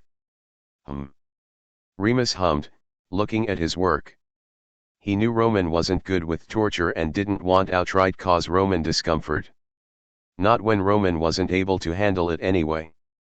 So as a mercy to his brother he snapped a bag over their enemy's head, so now they could waterboard their captive as well, as spare Roman at least some comfort of not seeing his own face screaming in agony. There. Now Roro, you choose. Do I aim for the liver, or should I go straight for the guts? Think I can throw the knife just right and it will be able to slice through enough that his guts will fall out? He asked, one of his tentacles appearing and reaching to keep the wheel spinning as his lined up his shot. Roman let himself slouch. It was becoming difficult to want to stay in such a rigid posture now that the eyes of his enemy were covered. Liver. He mumbled. The red glow around him pulsing a little brighter, the more tired he became. This fox's body was about to return to the imagination and there was nothing he or Remus could do to stop it. He watched for a few minutes as Remus threw the knives, all of them hitting the imposter's body in the most painful of places. Their enemy was shouting out threats and deadly promises and at some point all the ruckus from his double just faded and all he could hear and see was Remus. Remus's laugh. Remus's form as he threw a knife. And the feel of the imagination just surrounding him. Accepting Remus as ruler. It listened to Remus. I tire of this already, Remus. He said as his tail curled around him, as he laid his head on the cushion of the throne seat. The pendant with Remus's logo on it laying just in his line of sight. He never did give Remus anything in return, like this. Something that would help protect his brother before all this. I could be a better brother. He thought, eyes droopy. Aim for the heart this time. Kill him. He requested, his eyes blinking close. Even as he tried to force them to stay open. The imagination wouldn't protect his body with the imposter in it. But we were just having fun. Remus fake pouted, unable to hide the giant shark-like smile on his face as he gave the wheel one final big spin, and lined up his shot, to aim for the heart like Roman had requested. The imposter's body was beginning to glow an off-reddish color and the Duke could only guess that it was a good thing. He figured Roman seen it too and this was his chance to force the imposter from his body and take it back. So when the knife struck the left side of the chest right near the middle, right where the heart was, he couldn't stop the victorious shout that escaped him as he danced a bit, snapping his finger to light the wheel on fire, turning the water into lighter fluid to make it go up faster. And did a happy twirl on when the screams of the imposter reached as all-time high. Yeah. Roman, did you see that? Did you see that throw? Haha. He cheered, when a blast of light erupted from the body, leaving it limp on the flaming wheel. Satisfied, Remus quickly snapped the flames and the wheel out of existence, leaving Roman's now empty body laying on the ground. Still as a corpse, maybe a bit more crispy and worse for wear, but he hadn't amputated any limbs, so Roman couldn't complain much once they put him back. Now we can shove you back in. He cheered, turning to the throne and paused seeing that the fox on the throne was curled up as if asleep, with an outline of red surrounding it. And that wouldn't be cause for concern if Remus wasn't watching the fur on the fox that was his brother turn gray before his eyes. Roman? He asked, walking forward. Roman did not respond. Stop fucking around, Ro. He demanded, trying not to let the sound worried. This was a trick. A tired whimper escaped the little creature on his throne and Remus gently picked him up. Ro. Your body is back, you can go back in it now. He ushered, running to the limp body on the floor, with the fox in his arms. See. I did like you asked.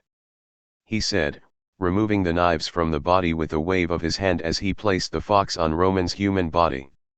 Now reach and take it back. He encouraged. Roman whimpered again, and the light around got just a little brighter, before fading again, his eyes half opening to look up at Remus. Can't, I tried.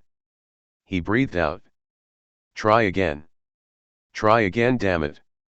You can't leave. Remus shouted, his hands coming and hovering over the fox, stuck between trying to force his brother back into the body, and the thought to just carve open the still body of the prince and stuffing the fox in it. Something he knew rationally wouldn't work and yet would be interesting to try. But now wasn't the time to let his function take hold. He couldn't let Roman leave him. He and Roman, while never really close, have always had each other. They created together. And they fought together and with each other. They were creativity, and Remus knew he couldn't be creativity on his own. Please. Roman, don't. You're king now. Roman mumbled, eyes closing and his breathing slowing even more. You got to stay. Thomas needs you. You are the good part. You and I need yo. We fucking get back in there already. And stop fucking around. This type of shit is something I would do. Remus growled out, shoving at the fox slightly, just enough that it could get a reaction. But there was none. Roman. Wake the fuck up. He demanded, when the fox's eyes didn't open and his breathing stopped. The windows of the castle weren't opened, but still the winds of the imagination found its way inside and was whipping around. No. No, don't. Remus shouted, scooping the fox and Roman's real body up in one hug. Cradling the broken and crispy body and the soft fur body close to him. Trying to protect both. Trying to stop the imagination from taking them. He's not gone. I can fix him. I can help him. Let me fix him. He's not fucking gone. The winds became harsher, a force shoving itself between him and the two bodies, trying to push him off so it could take both bodies. Both bodies that belonged to his brother, and he wasn't going to surrender them. The force trying to push him away was rather gentle despite Remus fighting so hard to keep it away. Something he hated about the imagination. It was always there and always connected to he and Roman that is made him sick sometimes. Especially now. It was trying to lovingly and gently take his brother from him. While wrapping itself around him as if in a hug. It made him angry and made him want to puke. Don't take him. Don t, please, he added, when he started feeling the bodies fading away in his arms. And stared wide-eyed at as his arms became empty, the winds of the imagination seeming to wrap around him closer, as if the imagination was giving him one more sorrowful hug, before leaving as quickly as it came. Leaving Remus alone in the imagination. Janice. Janice continued to hum the tune of the nursery rhyme, the banging on all the doors but one having stopped after a few minutes of him singing. However, the one still making a bunch of ruckus, had began crying out in pain and a banging even harder, that the deceitful side almost felt sorry for the one behind the door. The twins had most likely given up in being benevolent, and so Roman must have let Remus loose, and it was now a free-for-all. At least a free-for-all for Remus. Is someone regretting their decision in being disobedient and sneaking out? He asked, when a particularly loud scream was heard. Remus makes for a great playmate, doesn't he? Is the imagination everything you wished it to be? Something hard crashed against the door in answer, making the locks on the door rattle and the cracks expand a bit. Deceit smiled, with a short chuckle. The others seemed to have calmed down. I wager you were the one to rile them up to begin with. He continued, musing over the temper tantrum behind the door. He could add another lock now, but the entire function behind the door was missing a piece, and he did not want to add another lock when not all that was supposed to be locked away wasn't even there. It was at a very high-pitched scream did he hear something flying his way.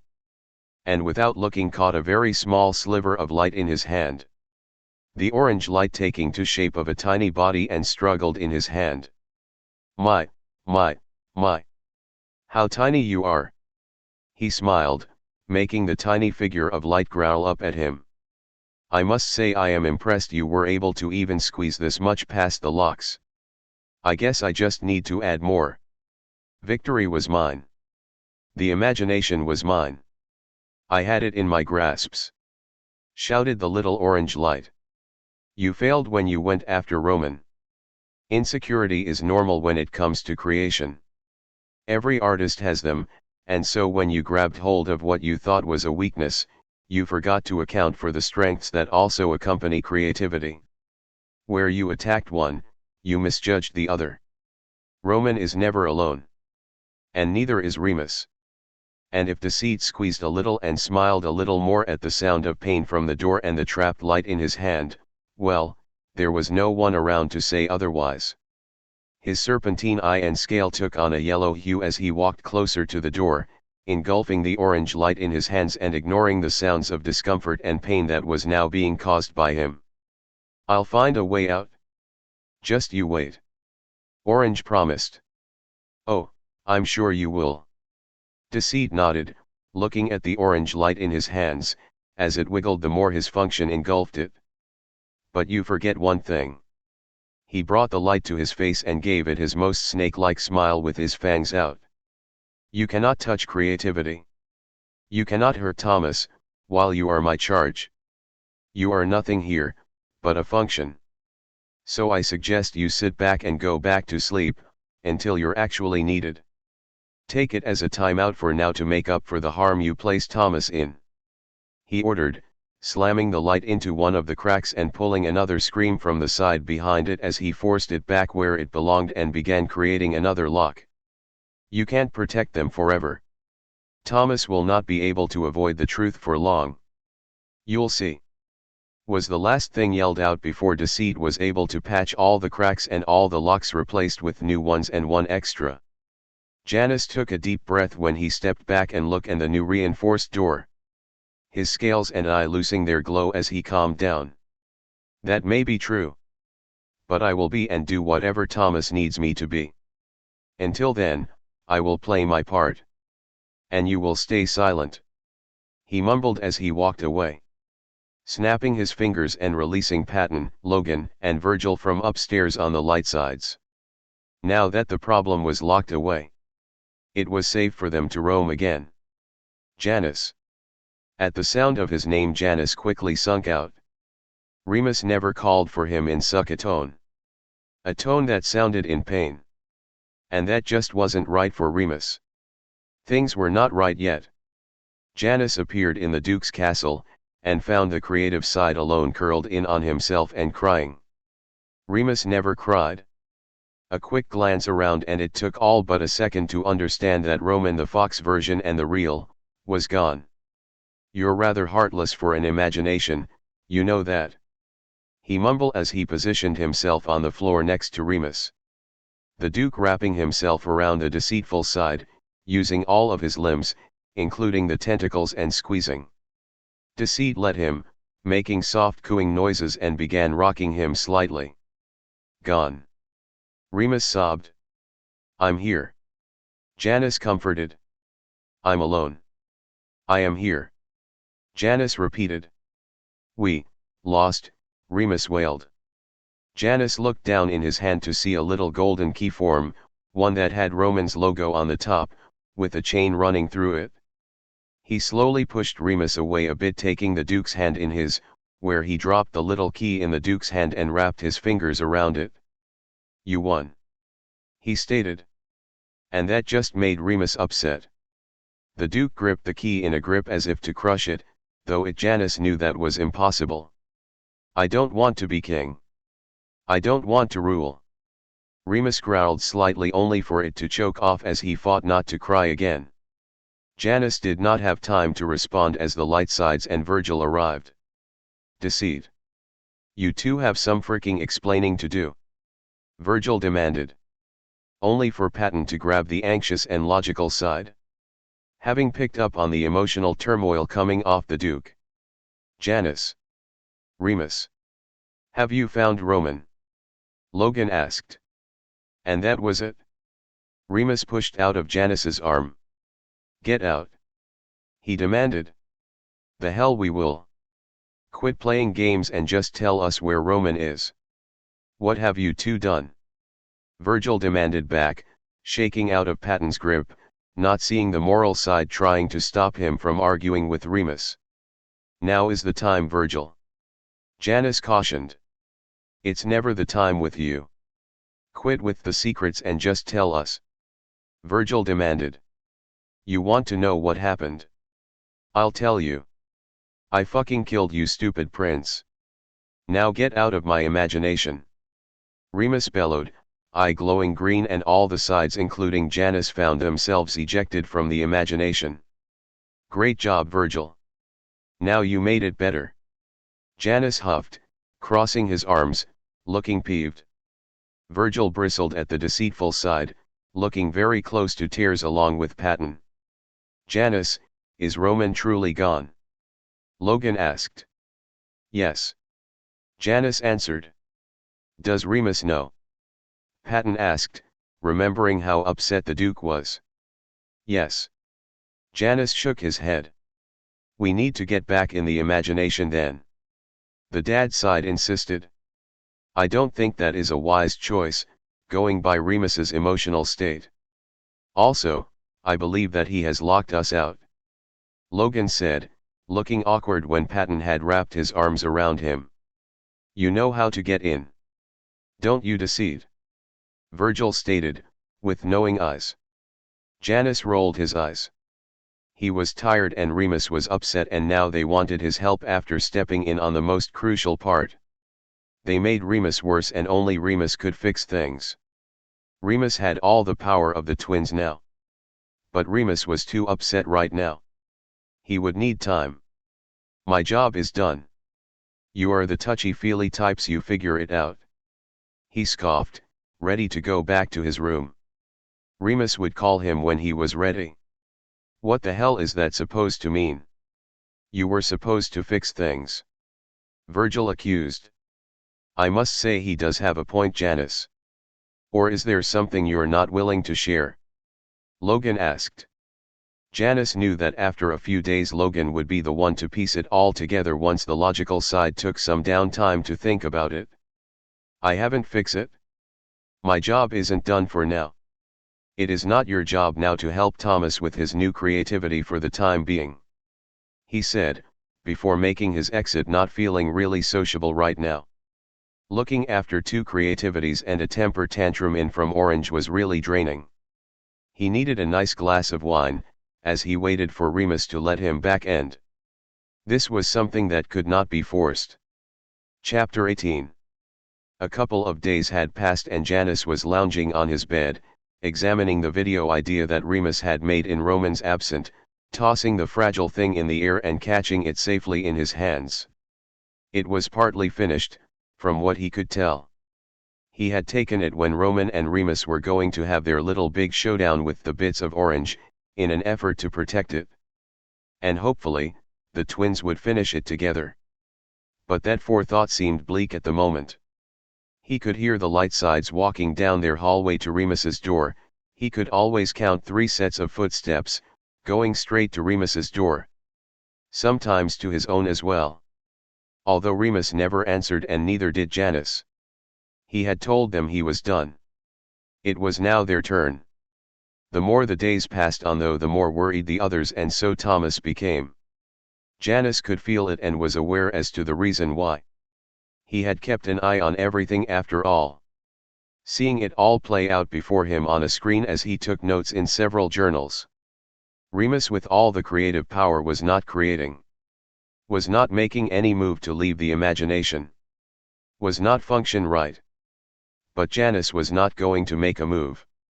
So when another week passed he was mentally prepared, being called upon by the Lightsides. One that he did not deem to answer. Instead, staying in his room, playing with the video idea that was now overdue. Janice. Logan's voice called from the other side of his door. We know you are in there. We wish to talk to you. Kiddo, please. This isn't healthy. Not for Remus. And not for Thomas. There's got to be something else you can do. Or tell what we have to do. Patton pleaded. The imagination can only run on autopilot for so long before even that get repetitive. Logan added. Janice rolled his eyes, now he was just waiting for Virgil to plead his case. Not that he was going to answer them. Remus was not going to sway. Sure, Janice could force his way in and Remus would most likely let him too, with no resistance. And that is what the light sides were doing wrong. They were trying to rush and not thinking clearly. They were panicking. They were giving in to the fear that was building. Janice was waiting. He was waiting and amusing himself with his work and the missing video idea that was still in need of creativity special touches. He stayed silent throughout Logan and Patton's pleading. Not once hearing Virgil. The anxious side knowing the deceitful side must be waiting for him to leave his room. Something that he did indeed do when nighttime came. He found Virgil was waiting in the kitchen, sitting on the counter. He also spotted Patton and Lojaon sitting at the table. They were all waiting for him. Well, Virgil would be the one to help them corner him. Or at least think they had him cornered. "'Bout time you came out," he huffed. "Yes.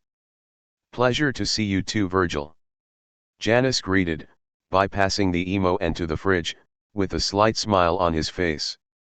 Virgil looked upset.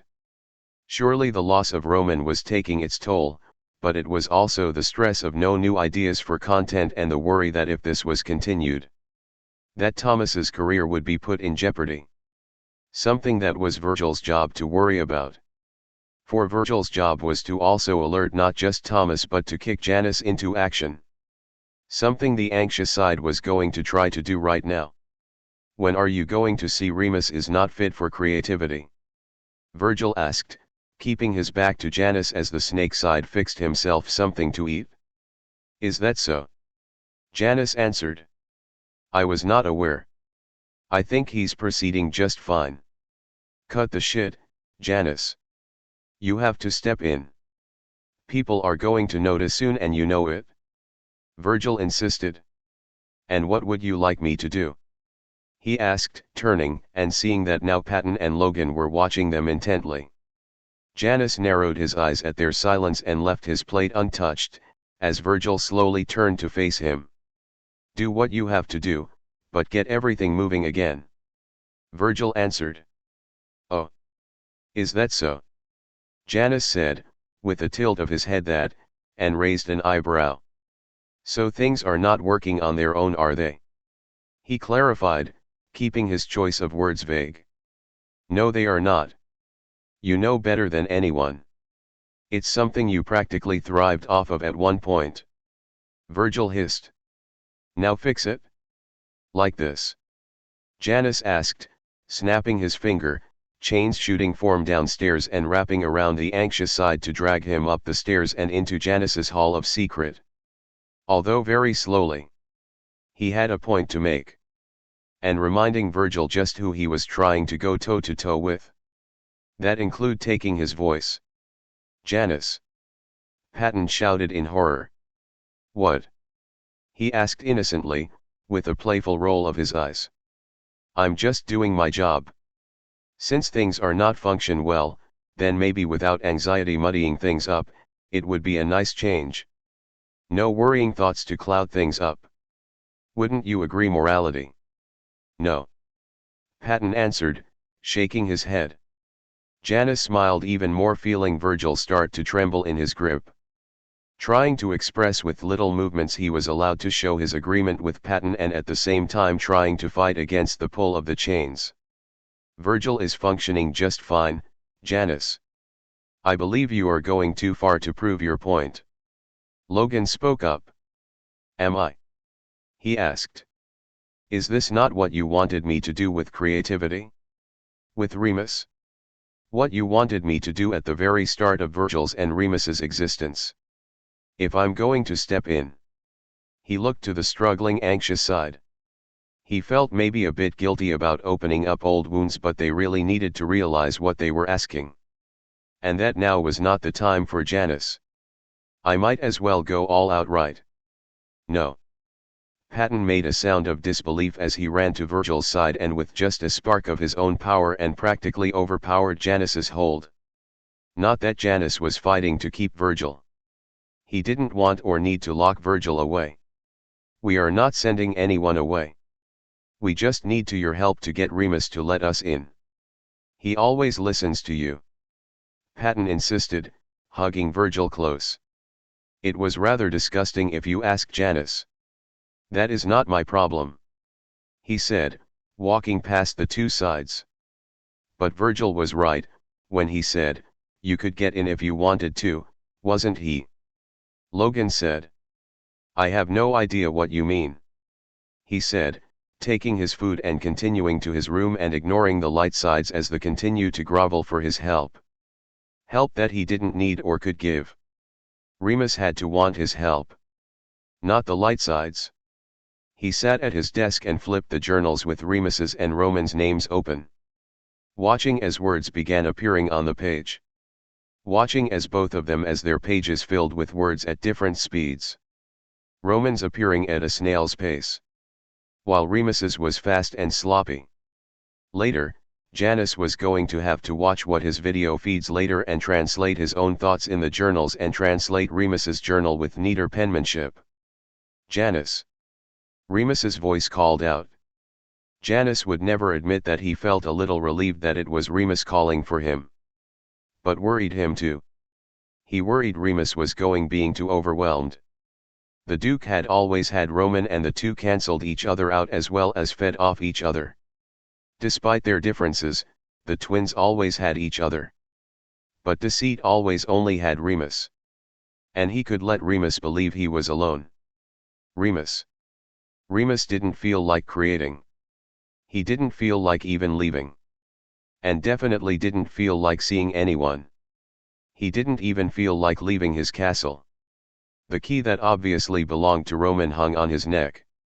He didn't understand why Janice even gave it to him. He didn't want the key to the imagination. He didn't want to do everything alone. He wanted Roman back. Why couldn't the imagination just put Roman back in his own body? Sure, it would have looked like Roman was a burnt walking zombie, but he would have healed over time. But that didn't happen. And Roman with his bitch self didn't even tell Remus that they had ran out of time. And Remus hated him for rolling over and just giving Remus the imagination. He didn't want to the imagination. He just wanted to be heard by Thomas and Roman. He watched his skeletons dusted and added extra cobwebs around the room. Something they were doing on autopilot. The whole imagination was on autopilot since Remus was not actively trying to do after everything. He had killed his brother. Something he attempted to do for years. But that was with the knowledge that the imagination protected them both. He hadn't really meant it. Why didn't someone warn him? Why didn't Roman tell him? What if Janice knew? Wouldn't Janice had stopped him? What was he supposed to do now that he was the ruler of all the imagination? He wasn't good at being good. He couldn't create something good. He was good at being bad. And gross. And him. He wasn't Roman. Remus wasn't sure when he started rocking back and forth on his throne, gripping his hair so hard that he felt like he was going to scalp himself if he pulled hard enough. He wasn't a king. He didn't know how to be a king. He was the Duke. He just knew how to be the Duke. He couldn't be king. Janice. He called out. He needed someone. And just as he would always go to Janice. Janice came to him. You called, Remus. Janice said, announcing his presences. Jan, I can't do this. Remus said, voice rough from grief. I can't do this alone. He watched as Janice paused only for a split second that if you didn't know him you wouldn't see, but Remus knew that the snake side was choosing how to best approach him. And that's what he liked about Janice. He was quick and cunning and could always understand where Remus was coming from. You're not alone. Came the response. How can I be myself and Roman? I can't replace him. Remus admitted. The deceitful side was standing right in front of him now, and reach out to gently touch the key around the Duke's neck. No one is asking you to. Deceit answered, studying the key, before letting it drop and reaching for Remus's face and tilted it where he was studying the Duke's eyes. You haven't been sleeping, he stated. Tell me you haven't been eating at least. Remus pushed Janice away, the deceitful side backing up easily enough as he hid his hands behind his back, a hopeful smile on his face. Not hungry? Remus mumbled, crossing his arms around the key. Around what was left of Roman. The imagination wasn't even a fun place anymore without Roman. It was all work and no play. And this where he could always come and at the very least play with Roman. He watched Janice's face lose its hopeful smile before perking back up and revealing his hand again, and held out a bowl of rat tail and slime soup, Remus's favorite. Then let me tempt you. Deceit grinned, bringing the bowl close to the Duke, the smells wafting in his face. Remus sighed and pushed the bowl and Deceit away again. Would you have told me if you know that Roman wasn't going to make? He asked. His eyes never leaving Janice's as the snake side let the bowl of soup fade away and his face closed off and regarded him with a calculated gaze. I know that you and Roman never got along, but you wouldn't have let me killed Roman, right, D? Tell me you didn't know this would happen. He pleaded. Because Janice was always the one to rein him. Surely D wouldn't let him hurt another side, especially his own brother. Deceit broke eye contact. D, tell me you would have fucking stopped me. Tell me you would have stopped me from killing Roman. He pleaded, lunging from the seat of his throne and grabbing Janice by the shoulder and shaking him. Deceit sighed and then looked him in the eye again. I would have stopped you. Remus let go of the deceitful side as if he'd been burned. What? Why the fuck not? Deceit gave him a small smile, waving the Duke's hands off him. You know better than anyone. Fuck. Fuck. Fuck. Remus shouted, going back to pull at his hair. He felt Janice swat at his hands away. None of that. Remus, right now you don't need me. You need the others. Remus growled at that. Fuck no. I told them I killed Roman. I thought I was the crazy one in the dynamic. I don't need them, I just need you. Janice again wouldn't meet his eyes, but instead focused on the key around his neck. He don't need me. You need Roman. The snake side stated. And didn't that just fucking hurt? Remus couldn't decide if he wanted to curse and hit the snake side, or curl up and cry again. Janice never did need a weapon to strike hurtful wounds to other. Janice's weapon were his words. The deceitful side could always render Remus speechless, but not usually in such a hurtful way. Why would you say that? When you know. I say it because it isn't true. And the only way you're going even get further from him is by not going to the others. You don't need me. You need Roman. And I don't believe you can do it. Janice said, reaching into his pocket and holding out the video idea. You have a delivery to make anyway. Remus stared at the video idea, before slowly taking it. He looked at it and wanted to break it. It was imperfect. It wasn't a good creation, but he didn't want to break it. It was the last creation made before Roman, before his brother, before. He looked to Janice. Will you come with? He asked. He didn't want to go to the light sides and not see Roman there with them. He felt a slight relief when Janice smiled at him. Of course not. He smiled, holding out a yellow-gloved hand, for Remus to take. Let's go see Roman. Chapter 19. Remus wasn't expecting a warm welcome from the light sides, and he made it a point to not appear in front the TV, instead appearing in front of the blinds, with Janice by his side. Still, he was prepared from the hateful looks and words that would accompany his appearance. He did not expect to get an armful of Patton, who practically tackled him in a hug and crying. The Duke, not knowing what to do, had his arms raised slightly, and looking around for any help. As he did so, he noticed that Janice had slipped on past and up the stairs, only pausing briefly to indicate silently that that is where he wanted Remus to go.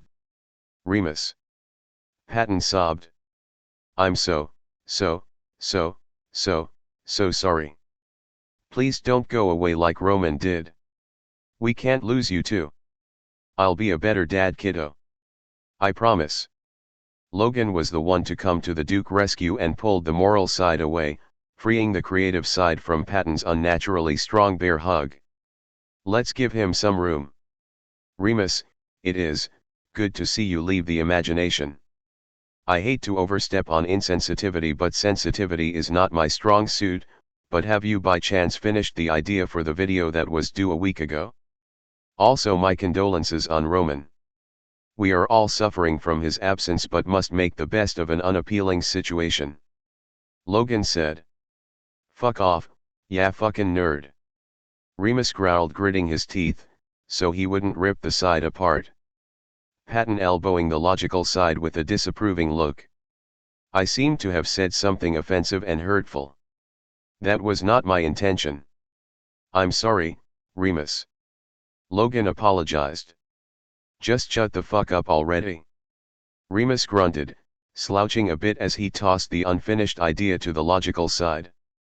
It wasn't worth it anymore. Even if Logan would bounce back. Plus, Logan would be able to fix the idea and clean it up of Remus's bad influence. So, did Janice convince you to come out of the imagination? Or, Virgil started to ask, not even looking in Remus's direction. Instead he was looking to the stairs where Janice had disappeared. Janice said, I needed Roman. Remus answered. Emo snapped his eyes to the Duke at record speed. What? He snapped, looking shocked at Remus's words. That isn't possible. We've already tried to get into the room. Patton said, softly. You, yourself said that Roman was gone. And we are inclined to believe since he hasn't been reconstructed yet. I have hypothesized that his room is still here because it is now your room. I suppose this is the best time to test that theory. Logan mumbled, although mostly to himself. It's not true. That Roman's room. Virgil shouted, his eyeshadow getting darker. No one can open that door but Roman. Face Deceit lied. Again. He's trying to give you false confidence with pretty little lies when he should be trying to help you manage the imagination until Roman returns. Virgil's words died down towards the end of his sentence, his eyes watering. Before shaking his head and running up the stairs with a curse. I can't deal with this right now. He can't fix this with lies. It will only make things worse. Virgil. Kiddo. Remus pushed past Logan and Patton to chase after Virgil, the two other sides following up behind them. Virgil was already in Janice's face, slamming the snake side against the wall. Both hissed at each other. You snake. I know what you're doing. You're trying to replace him. You think Remus can fill his spot just like that? Well, you can't. Virgil shouted. Remus marched up behind Virgil and yanked him back from Janice, tossing the anxious side into Patton and Logan. The fuck makes you think I would want to anyway? He demanded, hitting the nearest wall and in a spark of red and green dented and cracked through the interior. So shut the hell up already? I didn't came here to talk to you, I came here to talk to Roman. He glared at them. He must have looked as on edge as he felt, when the light sides and Virgil didn't even make a move to say something. Even Janice had not moved from where Virgil had pushed him against the wall, although he didn't look as bothered as the other sides when Remus turned to look at him. Janice was next to Roman's door. It was red with a gold handle. It wasn't damaged and cracked like Remus's green door. And it was still here. Like Roman had never left. Do I talk here?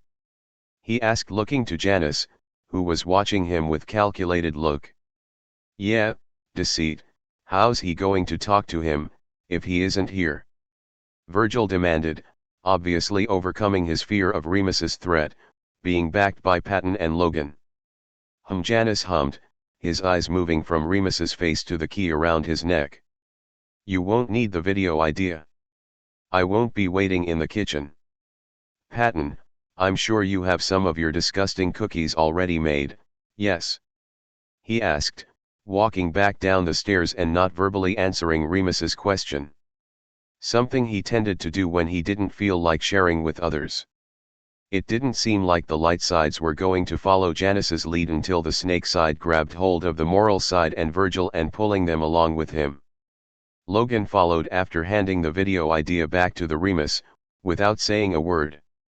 And then Remus found himself alone, standing in front of Roman's door. Remus immediately wished that Janice was back with him. How was he supposed to do this? This was the first time he visited his brother's door. Was he supposed to knock or walk right in? "Our Roman," he called, knocking on the door once and waited a moment, listening for any noise on the other side. There wasn't. He looked back to the stairs. He could just go down there and back to the imagination. But Janny had brought him here to talk to Roman, so Roman had to be in there. "Oh, fuck it." He sighed, turning the handle fully expecting it to not turn, but it turned easily in his grip and opened up. He stepped through and was met with, "What the fuck?" He was looking at his own room. But Dee had said Roman was supposed to be here. Why wasn't Roman's room here? No. No. He shouted, kicking at the nearest pile of garbage, scattering the mess across the room more. That was it. He couldn't believe Dee would lie to him. He turned to leave only for the door to glow yellow and close and locking. He ran and pulled at the door, trying to rip it off the hinges. He wasn't sure what Janice was trying to do, but he didn't want to stay here. "Jan, let me out," he pleaded, when he tried to sink out and failing. "Don't lock me up. Dee. Please. I don't understand. I don't want to be here," he pleaded, his knees hitting the floor, his grip on the video idea in his hand, gripping it so tight it was starting to crack. "I just want Roman." "Kitchen." Deceit grunted when his back hit the counter, Virgil coming up quickly to grip his collar and shaking him with murder in his eyes. "What the hell is wrong with you? I get lying to us and Thomas. But to lie to Remus. Roman isn't in there." Virgil growled. "Kiddo, calm down," Patton cautioned, trying to pulling the anxious side away from Janice. "No. He's up to something. Tell us what you know now. What are you trying to accomplish here? Lying will make it worse. Actually, grief falls right into yours, Patton and Janice's category.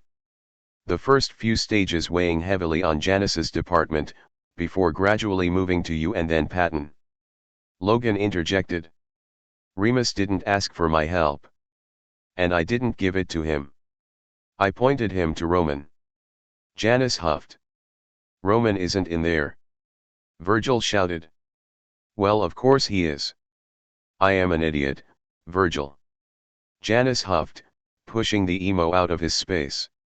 "I miss the part where I even said as much." The three other sides pause. "Wait, what?" Patton asked, still having a hold on the anxious side's hoodie. "I never said Roman was there," Janice said, in a much slower pace as if he was talking to a 2-year-old. "But you know where Roman is?" Logan asked. Janice rolled his eyes. "Yes," he answered. "Yes as in no? Or yes as in yes?" Patton asked. "Yes." Janice nodded. Patton sighed heavily. "I'm confused." Virgil turned to face the other two. "He's going to make it confusing on purpose. Let's go see if Remus got in," he insisted, the two other sides following him up the stairs. Janice tsked and shook his head as he snapped his fingers to close and lock Creativity's door. Remus didn't need them to mess with his concentration. The Duke was smart. He'd know what to do in time. Not bothering to tell anyone, he left. He suspected that the other sides weren't going to be too happy with him after all this. Especially, Remus. Remus would have the most reason. But there was only so much he could vocally tell them. Everything else was on a blinded feeling in his gut. This was how things were going to have to go, and it was hard to put that into words sometimes. Logan had been correct in assuming all this fell into Janice's job description, but it was not for grief that Janice was on duty because creativity had asked. After all, someone had to do the job that everyone hated. And who better to do that than Deceit? He would just lay low until things calmed down and returned to normal. And hopefully re-emerge when Remus wouldn't attempt to kill him off, where he wouldn't reconstruct. Something he rather not experience. Of course he rather not have Remus upset and with him in the first place, but it was a necessary evil. Well, nothing more he can do now. Remus. Remus barely heard the commotion outside the door. He was too focused on the roaring thoughts that were raging in his head. His room was now behind Roman's door. It was a type of twisted that if in another situation he could appreciate, but right now it was just a lot. He didn't want to be the only creativity. It wasn't fun being the only one. He got up, still ignoring the calls outside the door. He knew that if Janice didn't want to let him out, he wasn't going to be let out. But he could still escape to the imagination. Janice wouldn't stop him from being able to work. But in this case Remus just wanted to leave. Leave and just hide in the imagination, and let it run on autopilot for as long as he could. Maybe if he stayed there it would be easier to run on autopilot. Maybe he would waste away and become part of it. Maybe the imagination would grow around him, taking away all the turmoil that was engulfing him, and he'd be like a numb living entity. He slowly opened the door to the imagination, and stepped in. It took him a few moments of squinting to even comprehend that he wasn't in his castle but Roman's. What the hell? He mumbled. He peeked back through the imagination door and yup, it was his room. But he had stepped into Roman's side of the imagination. Great. Now you got some fucking jokes. He grumbled to the imagination. I should just destroy this place. Not like I can have war with anyone else. Your Majesty. And fat and short uppity looking butler greeted, standing in the doorway of the room. Remus wanted to kick him like a football and see how far he'd fly, just for the greeting. What the fuck you want?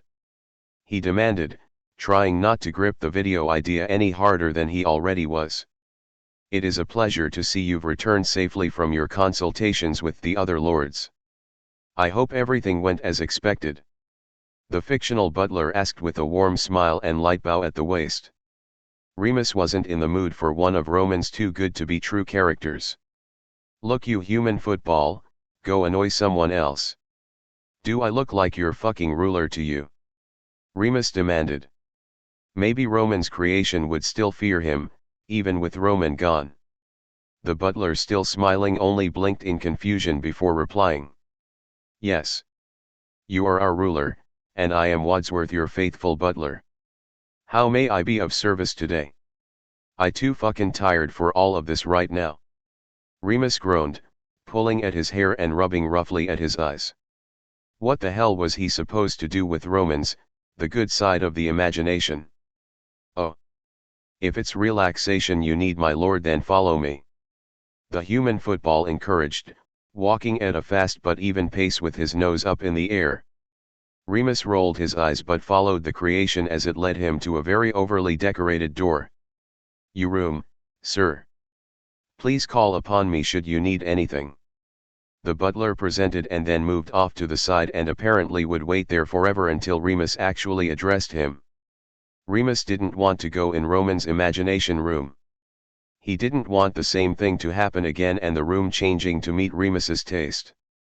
But he didn't want to have to walk through the good side and see everything Roman made either. He didn't want to accidentally take over the good side. Take me back where you found me. He breathed out. The butler quick to follow his demand and leading him back to the room that Remus first appeared in. Only the door was now closed and locked if the fact that the human football couldn't open it back up. I am sorry, sir, but it appears to be stuck. Would you like me to fetch a blacksmith to come and take off the hinges? No, just go screw a maid or stable boy or something. Hell, go screw both, I don't care. Remus growled. He wanted to leave. But he didn't want to destroy anything of Roman's. This was all he had. The fictional man was quick to leave. and Remus pounded on the clean and sturdy door in anger. "Let me out!" he shouted to the imagination, or to Janice, whichever one trapped him here. Why was things turning out like this? Can't you see I don't want to rule? I don't want to do any of this without Roman. Why are you trying to convince me otherwise? He asked. The winds of the imagination blowing through the castle, and wrapping around him. He wished he could push it off. Especially when it lifted the key with his brother's symbol from his neck. Fuck. Give that back. He made to snatch it. But the imagination whisked it away a few yards down the long hallway, dangling it in the air, like a worm on a hook. Roman. He didn't know where he was. He couldn't open his eyes. Or maybe his eyes were open and he just couldn't see, because it was so dark. But then he couldn't feel anything either. Before everything had felt so heavy and he remembered a deep ache in his chest. He couldn't remember why though. Wasn't there something important he was doing? No. He was just supposed to be, right? Yeah. But he felt like he was missing something. Was he always alone? Why was he worried again? Everything was fine here? He was just fine here. But then why did it feel wrong? Was he missing something? Chapter 20. He didn't know where he was. He couldn't open his eyes. Or maybe his eyes were open and he just couldn't see, because it was so dark. But then he couldn't feel anything either. Before everything had felt so heavy and he remembered a deep ache in his chest. He couldn't remember why though. Wasn't there something important he was doing? No. He was just supposed to be, right? Yeah. But he felt like he was missing something. Was he always alone? Why was he worried again? Everything was fine here? He was just fine here. But then why did it feel wrong? Was he missing something? Janice sat at his desk watching the words appear in the journal. Roman's words coming in so slow that it was worrisome. And Remus's appearing at rapid speed, too fast for him to keep track. He couldn't do anything else. He couldn't guide Remus no further. If Roman lived it would be on their terms. It would be both twins' decision. However, deep down he knew that it would not bode well on Remus or Thomas should the prince disappear. It would require a whole new character development that might even take the Remus they knew away. The deceitful side took in a calming breath as he monitored the words. He had done all he could do. He had pointed Remus down the path they all wanted and need. Come on, Remus. You can't do this. Janice mumbled, even though his words of encouragement would never be heard. He had to trust in the imagination now. Had to trust in Remus. Of course he was going to have to find a better hiding spot than his room soon. But he just couldn't leave without knowing Remus was on the right track. Remus. You stupid piece of shit. Give it. Remus cursed, jumping in the air to try and get the key, and missing as the imagination moved it away again. He wasn't paying attention where he had chased the winds of the imagination. He was acutely aware that the imagination was opening doors up and leading him deeper than he ever been in Roman's castle. Then they were at a standstill in front of a portrait that Remus didn't know Roman even owned. A hand-painted picture of him and Roman together, posing victoriously with their respected weapons held in the air. Something Remus knew he didn't pose for, so that meant that Roman had to have painted this. The winds of the imagination was holding the key in front of the portrait, dangling it just within his reach.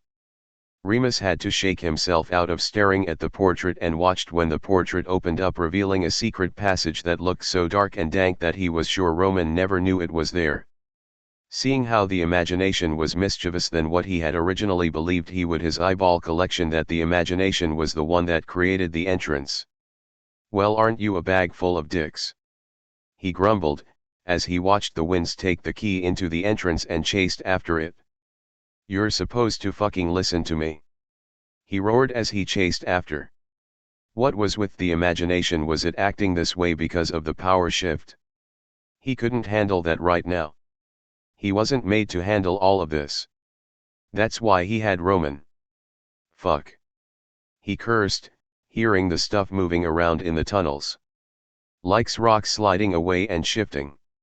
He was blinded when the darkness broke up and opened into a hidden. Remus froze as the key dropped on the ground in front of him. Is this a fucking garden? He gaped. HH slowly picked it up as he examined this new area. This wasn't just like a normal fantasy plant garden that Roman surrounded his lands with. No, this place held crystals and metal and thorns that would surround the sum of the beauty, some deadlier plants that moved on their own and were now hyper-focused in his direction. It was a garden that looked like it was made by both creative sides. But Remus knew he and Roman never created something like this. The air here was eerie and yet familiar. Felt like home. Hey. What the hell is all this? He called out to the imagination and was intrigued when a stepping stones popped up from the ground and plants moving and making room for the new path. The more threatening and of plants not really shying away and the thorns seeming to move in a corral-like motion when Remus started to follow the path. The further Remus walked on the presented stepping stones, the more mystified he became. He could hear water running like a waterfall. When the last of the stepping stone led him to an open area, he found he was wrong. It wasn't a waterfall. It was a water substance, but in the form of a rainbow of colors, in the form of a lake, and it wasn't falling, it was running up and into the stone cliff. Holy fuck. That is awesome. He mumbled. The stepping stone began appearing in the colorful water and Remus continued to follow. The waters turning green as soon as he stepped on the first stones, leading him to the wall of the cliff that had opened up, forming columns that led to an open and large room with 7 glass-encased platforms that were placed side by side under 6 different crystals. The crystals seemed to somehow radiate a nice warm light on the platforms, almost like an incubator. 5 of the platforms sat empty, while only one had a pulsing red light resting in it, and Remus was suddenly bombarded with an energy that was no doubt Roman. The encased platform was the only one that looked like it was made to hold 2. And the red orb of light was sitting in the middle. Eyes wide and with hurried movements, Remus rushed to the platform with the red light and placed his hands on the glass, keeping him from it. Roman, he called, and the light brightened slightly. Thank fuck. I have to get you out. He circled the platform anxiously, trying to look for a way to open it up. What the fuck is this place anyway? How the fuck does this open? He rambled as he banged on the glass a few times and watched with irritated fascination as the glass turned to stone before returning to glass. Once he stopped. Shit. He stood there taking deep breaths, trying to not let his thoughts get the best of him. He had to stay on task and not think of what a cool lair this place could make. What monster and creatures could live here? How hot the temperature those crystals could probably get. What was this place before, and why didn't he, as one of the imagination's rulers, not know about it? Did Roman know about it? How was he going to get Romans out of the case? What was all this here for, and why did he feel calm here? And why was it keeping this ball that felt like Roman trapped here? Was Roman trapped? Was he going to be trapped too? So many thoughts flew through his head, making him pause for far too long for his liking. It was when his eyes looked at the top of the case that he spotted keyhole in the top lining. He didn't think really when he placed the key in and turned, the top opened, and the light from the crystal brightening slightly as the red orb floated up just out of the case. I'm your creativity, of course. Someone will accept us, flaws and all. My name is Roman. Thomas had a dookie problem. Dream chasing. Aren't I your hero anymore? A series of mumbling rambled from the orb all at once. Roman's voice overlapping itself. It's okay, Roro, I got you. And I'll fucking kill anyone who tries to hurt you again. That's my job. Remus promised, hugging the red orb close. Now how the hell do I turn you back to normal? He pondered, walking away from the place and back onto the stepping stone in the water. Maybe Logan will know. Or maybe D. Remus really wanted to rush and run back to the mindscape, but the red orb felt more fragile than the video idea in his pocket. He wondered if Roman would return missing pieces of himself if he did drop and shatter it. But he didn't want to risk it. As soon as he stepped back into the castle, the portrait slammed shut and the red orb flew from his hands. A thread of light attaching itself to him, the colors changing to green where it touched him and began to drag him along. "Oh, what the hell? Where the fuck are you going?" he shouted after the orb, as he followed. The orb flying to the room he had used to enter the imagination and the door opening to his messy bedroom. "Roman. You're a fucking orb. You're going to give Patton a fucking heart attack if he sees you like this," Remus cautioned. And it was baffling to him the Duke being cautious. Roman would be laughing at him if he was aware. The door to the imagination opened and the red orb pulled Remus along, and as soon as they exited, the thread of light attaching to him let him go and the little red orb went crazy. Ping-ponging itself all round the room, and everything it touched changed to something that was so Roman. Of course Remus only noticed this after he had made a mad dash to the door and blocking it with his body. He knew he wouldn't be able to open the door, but he wasn't sure if his orb of a brother would be able to or not. And he wasn't in the mood to hear the Three Stooges complain. His eyes followed the orb as it bounced around, the room half changed into a room a prince would love. Everything getting brighter and brighter as it moved and summoned, and the mumbling within it getting louder and louder. Remus briefly wondered if maybe multiple Romans were within that stupid fucking orb. If it would be faster if he just smashed the thing and Roman would just pop out, like surprise. The red orb bounced against his side, causing Remus to yelp as it was burning hot, and the door behind him started manifesting star stickers and post-it notes and drawing on it. A clink on the ground signaled that his video idea had fell from his packet in the slight collision, and everything froze. Remus didn't even realize he himself was holding his breath, seeing the red orb freeze at the sound.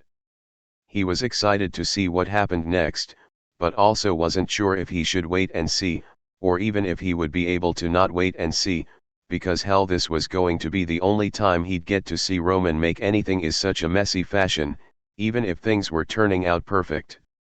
It was the chaotic movement of the red orb that was fun to watch. Roman. He was really warm. So comfortable. Roman, he heard his name. A familiar voice. He should know that voice.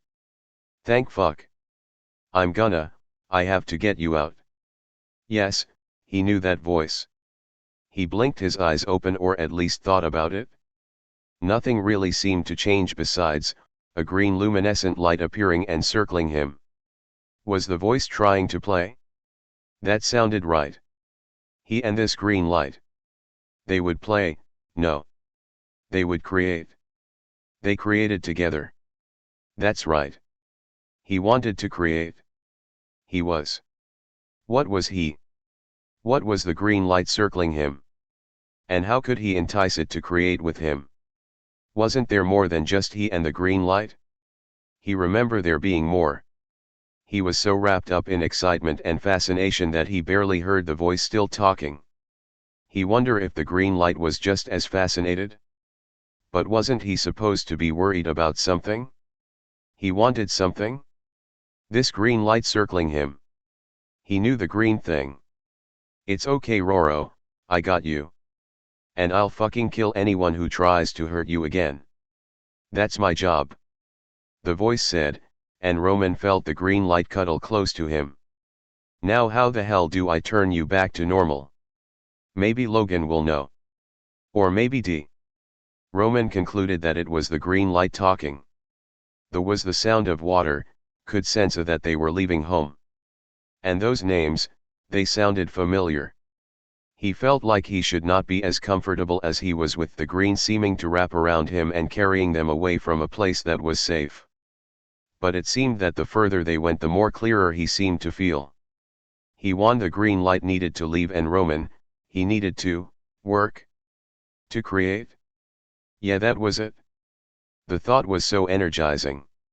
He had to create. He and the green light? He had to go somewhere to create. The green light wasn't moving fast enough, so he took over and made sure he never lost the green light. They were going to create and show the others. Oh, what the hell? Where the fuck are you going? The green light exclaimed, as it trailed behind. He could see an opening and it was where they needed to go. He could sense the others were somewhere out there. Roman. You're a fucking orb. You're going to give Patton a fucking heart attack if he sees you like this. Oh. He companion had a point. And the room they were now in didn't feel right, but he could make it so. This was supposed to be his room. He hurriedly began moving around. He had to create his space. Or recreate his space. He was almost done when he bumped into the green light, who he could now see a blurry face. He knew this one, and they were meant to be together. The word brother popped into his head, and then all thoughts froze when something clinked on the floor, drawing both of their attention. An idea. The green light, his brother had created something. He was perfect, but if he tweaked it a bit it would be a masterpiece. He dived for it. Maybe a little, and a bit here, he mumbled as he worked. He had a voice. Everything seemed to come back to him as he worked. He had been turned into a fox. Remus, the green light was Remus, had found him and they had won. He looked up and finally in clear vision saw Remus, who was staring wide-eyed at him. He looked at the idea in his hand and he honestly couldn't tell you when he got his body to manifest itself back, but being in his room must have helped. But he wouldn't be here without Remus. He remembered now.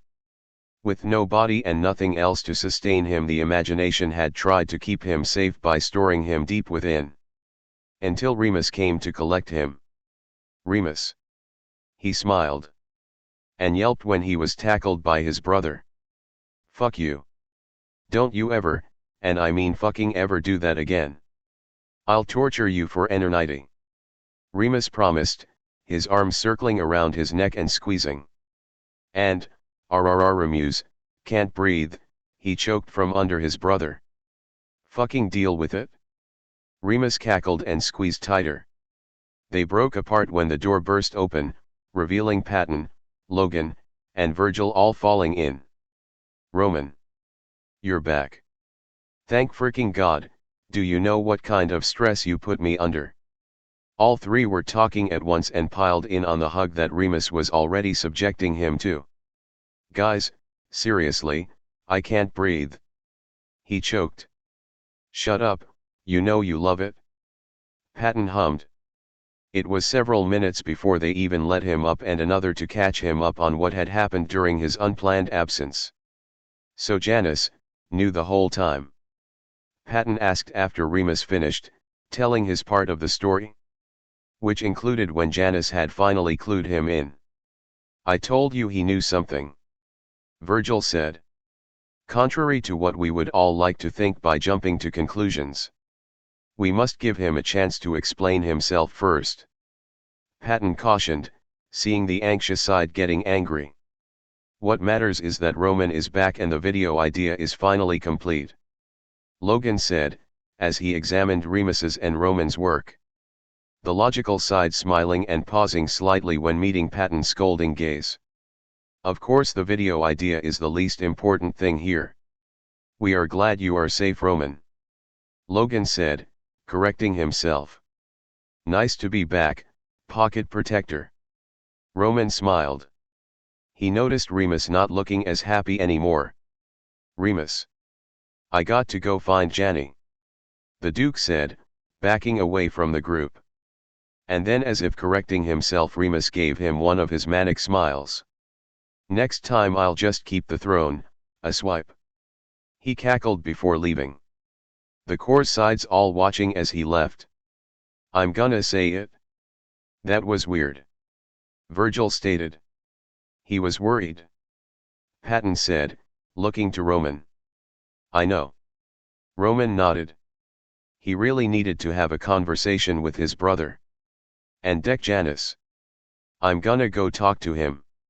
I'll be back. Patton, if I may ask, would you be so kind as to do something for me?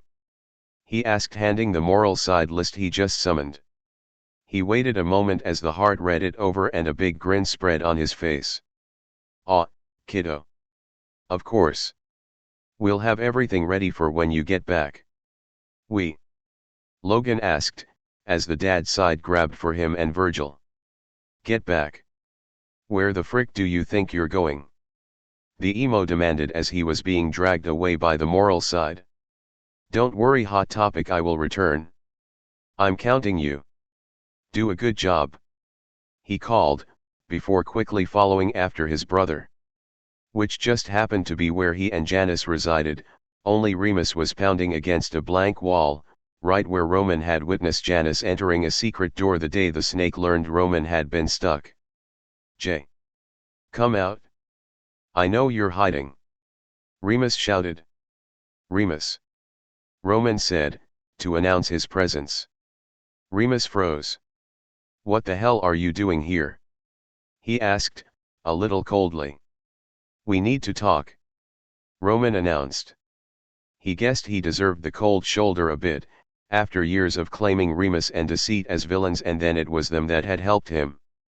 Yeah, well, I'm busy. Jay needs to know everything's okay. Remus shrugged. We'll be back to fighting each other after I talk to him. That's not what I wanted to talk about. Although I do hope we can keep our scheduled battles in the imagination. You are an opponent like no other. Roman chuckled, not knowing where to start. But I'm sorry. Remus stopped trying to make a hole in the wall and looked at Roman like he'd grown a second head. Of course, knowing the Duke, he would probably find the hilarious. I'm sorry, I didn't know my creations didn't show you the respect you deserve, and that I didn't create them to respect you and one of the rulers. Roman started, feeling awkward. This was the most silent he had ever seen his brother. The fuck I care about that for? Remus finally demanded. I know, but I do. Roman nodded. Also, I appreciate that you and Janice for helping me. I know I can never make up to you how sorry I am, but I just wanted to say it.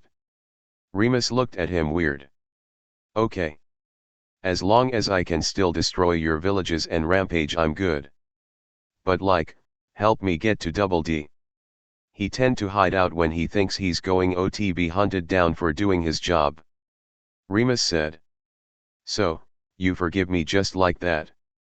Roman asked, a little baffled. Oh fuck no. I'll get you back on my own time. It's more fun when you don't know when it's coming. Remus grinned. And if you pull a stunt like that again, I'll skin you alive. Now help me get to D. Roman chuckled. He should have known Remus was going to bounce back like things were normal. Okay. So a quest, brother. The rescue the damsel snake is distress. He declared. Remus's grinned even wider. Fuck yeah. He cheered. After all, it's been a while since that both went on an adventure together. Things were going to be different now that he spent some time with his brother and Janice. And maybe by working together, they would be able to create even more and original ideas. After all, who could beat him and his brother when they were working together? And after our quest, I have a request for you. He added, and he mimicked the knock he remembered the snake side doing to enter the hidden room. Chapter 21. Remus looked surprised when Roman successfully opened Janice's secret room. The Duke knew it was there, but Janice had never shared the way to open the room. Roman looked a bit guiltily at his brother and shrugged. I seen him open it before he knew I was red. He admitted, gesturing for Remus to enter first. However, much to his surprise, the Duke merely poked his head forward a bit, not even crossing the threshold, before straightening and crossing his arms with a pouted. He's not in there. He stated, not even stepping foot into the room. How do you know? You didn't even go in. Roman asked, a little bewildered. At least go in and look around. He encouraged taking a step into the room and was immediately surprised when a bunch of threatening hissing sounds came from within the dark secret room, causing him to yelp and jump back as the door slammed hut in his face. What in all of Disney's kingdom was that in the darkness? That was not there before. He demanded. Remus was bent over laughing. Oh, your face. He laughed. I can't believe you thought it would be that simple to go in there, ha ha ha. Roman fought back the urge to glare at his brother. He had just apologized after all. A little warning would have been nice. He huffed. Yeah, but I'm not nice. That's you and the nerd squad thing. Remus counter, his shark-like smile still on his face. Besides, you should know if I don't want to go in you shouldn't want to. I mean come on. He shrugged. Well, what do you suggest then? Roman asked. Remus tapped his chin in thought for a moment. I know he's not in his room and he's not in there since the security is still on. So, the only other place has to be the imagination. The Duke concluded, running for his room. The imagination. Roman repeated, following close behind. Well. Winfred really. Remus explained as they enter the imagination.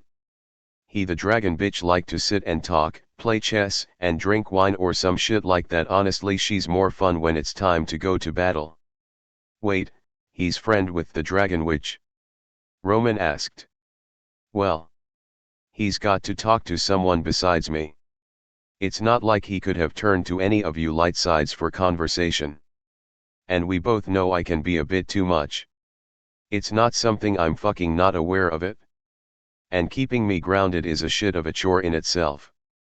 Remus explained, as they both looked at their surrounding. Roman fought the urge to summon his blade, realizing that they were both in the Dragonwitch's cave and the beast herself was curled in a corner and was looking at them warily, growling. Hey, bitch. Remus greeted, with a pep in his step as he walked to the large beast. Got a question for ya, he announced. Have you seen Dee? The Dragonwitch sat up on her haunches, her neck curving slightly to avoid the ceiling of the cave. The snake is missing, she asked. Nah. Just a game of hide and seek. Can't you tell? Remus said, his foot tapping in impatience. Roman started and paused when the creation started growling. He held his hands up in defense, to show he was not there to fight. We're trying to find him. I would like to thank him for his help and to apologize. Roman admitted. That's a first. She growled, her wings shuffling behind her. I don't believe it. I know, right? For once we're not here to play. Or ask you to eat me, where I can rip through your stomach and drag your intestines out and use to them to trip you and bind you so I can bash you into the ground. Remus agreed, still sounding giddy. Roman made a face at his brother's description. I don't care if you are one of my creators, I'm not eating you again. The Dragonwitch said, snorting smoke at the two creative sides. As for Deceit, I haven't seen him. But if you find him, bring him my way. The last few days have been fuzzy, but I think I may have tried to eat him. She said. Now leave, unless you do want to play. Don't worry about. You know D can take care of himself. Beside, you didn't lay a claw on him. You wouldn't be here if you did. Remus said, his tone going darker at the end with promise. The Dragonwitch rolled her eyes as she lowered herself back into a curled position on the floor as Remus began backing back to the door of imagination, the two creative sides stepping back into Remus's room. Okay, where else would he go? Remus muttered. Roman thought for a moment how Virgil would hide when he wanted to be alone and would usually pick places that wouldn't usually be searched. Like in the early days, the emo would disappear, and later they found out that the anxious side would go to Logan's library in Logan's part of the mind and ground himself. Where wouldn't he go usually? My side perhaps? Roman suggested. Remus shook his head. Nah, he goes to your side all the time. He never goes to my dungeons though. The Duke said, opening the door again and the two stepping through to the dungeons in his castle. Roman took one look around. I can see why. He muttered, noting how Remus modeled his dungeons after several medieval dungeons depicted through history and horror films. Please tell me, you don't have any monsters down here? He pleaded. I don't think so. Remus shrugged. But that's not why he wouldn't come here. Jan's got immunity when it come to the monsters on my side. That had Roman stunned for a moment. If the embodiment of deceit himself wouldn't come down here, not in fear of the possible monsters, then what could drive the snake side away? Yeah, it was a bit chillier, dark, and dank, and really not a place even Roman wanted to be in himself. Then why would he avoid it? He asked. Because he knew the snake sides clothed himself in layers of clothes that the chill wouldn't bother him much. And he was sure his brother would change the temperature for him if he asked. Oh, Remus shrugged as he led Roman to particular room. Maybe because of this, he said, opening the door with a dramatic flourish, like he was showing off something he was really proud of. And since they were two sides of the same coin, Roman figured Remus most definitely was proud. The room was literally a mix of an actual torture chamber and a sex chamber, and the fact that he had tools for both. Remus looked very proud as he watched Roman take in the room as he walked in and picked up a remote. Cool, right? He said. Yeah, is that blood? Roman asked, spotting some dark splotches on some of the torture devices. Well, yeah, I had to test things out first, before we used it. Remus smiled as he pressed buttons to turn actual lights on. It seemed this was the part of the dungeon that Remus had put actual lighting. Of course I could never get Janny back down here after showing it to him. I think the body falling from the Iron Maiden is what upset him. But he did say that the bedroom here was great. Remus said, as he pressed another button, and the twins watched as a wall rotated open and reveal a very romantic lit bed area with a plush-looking bed. Well, it was as romantic as Remus could get anyway.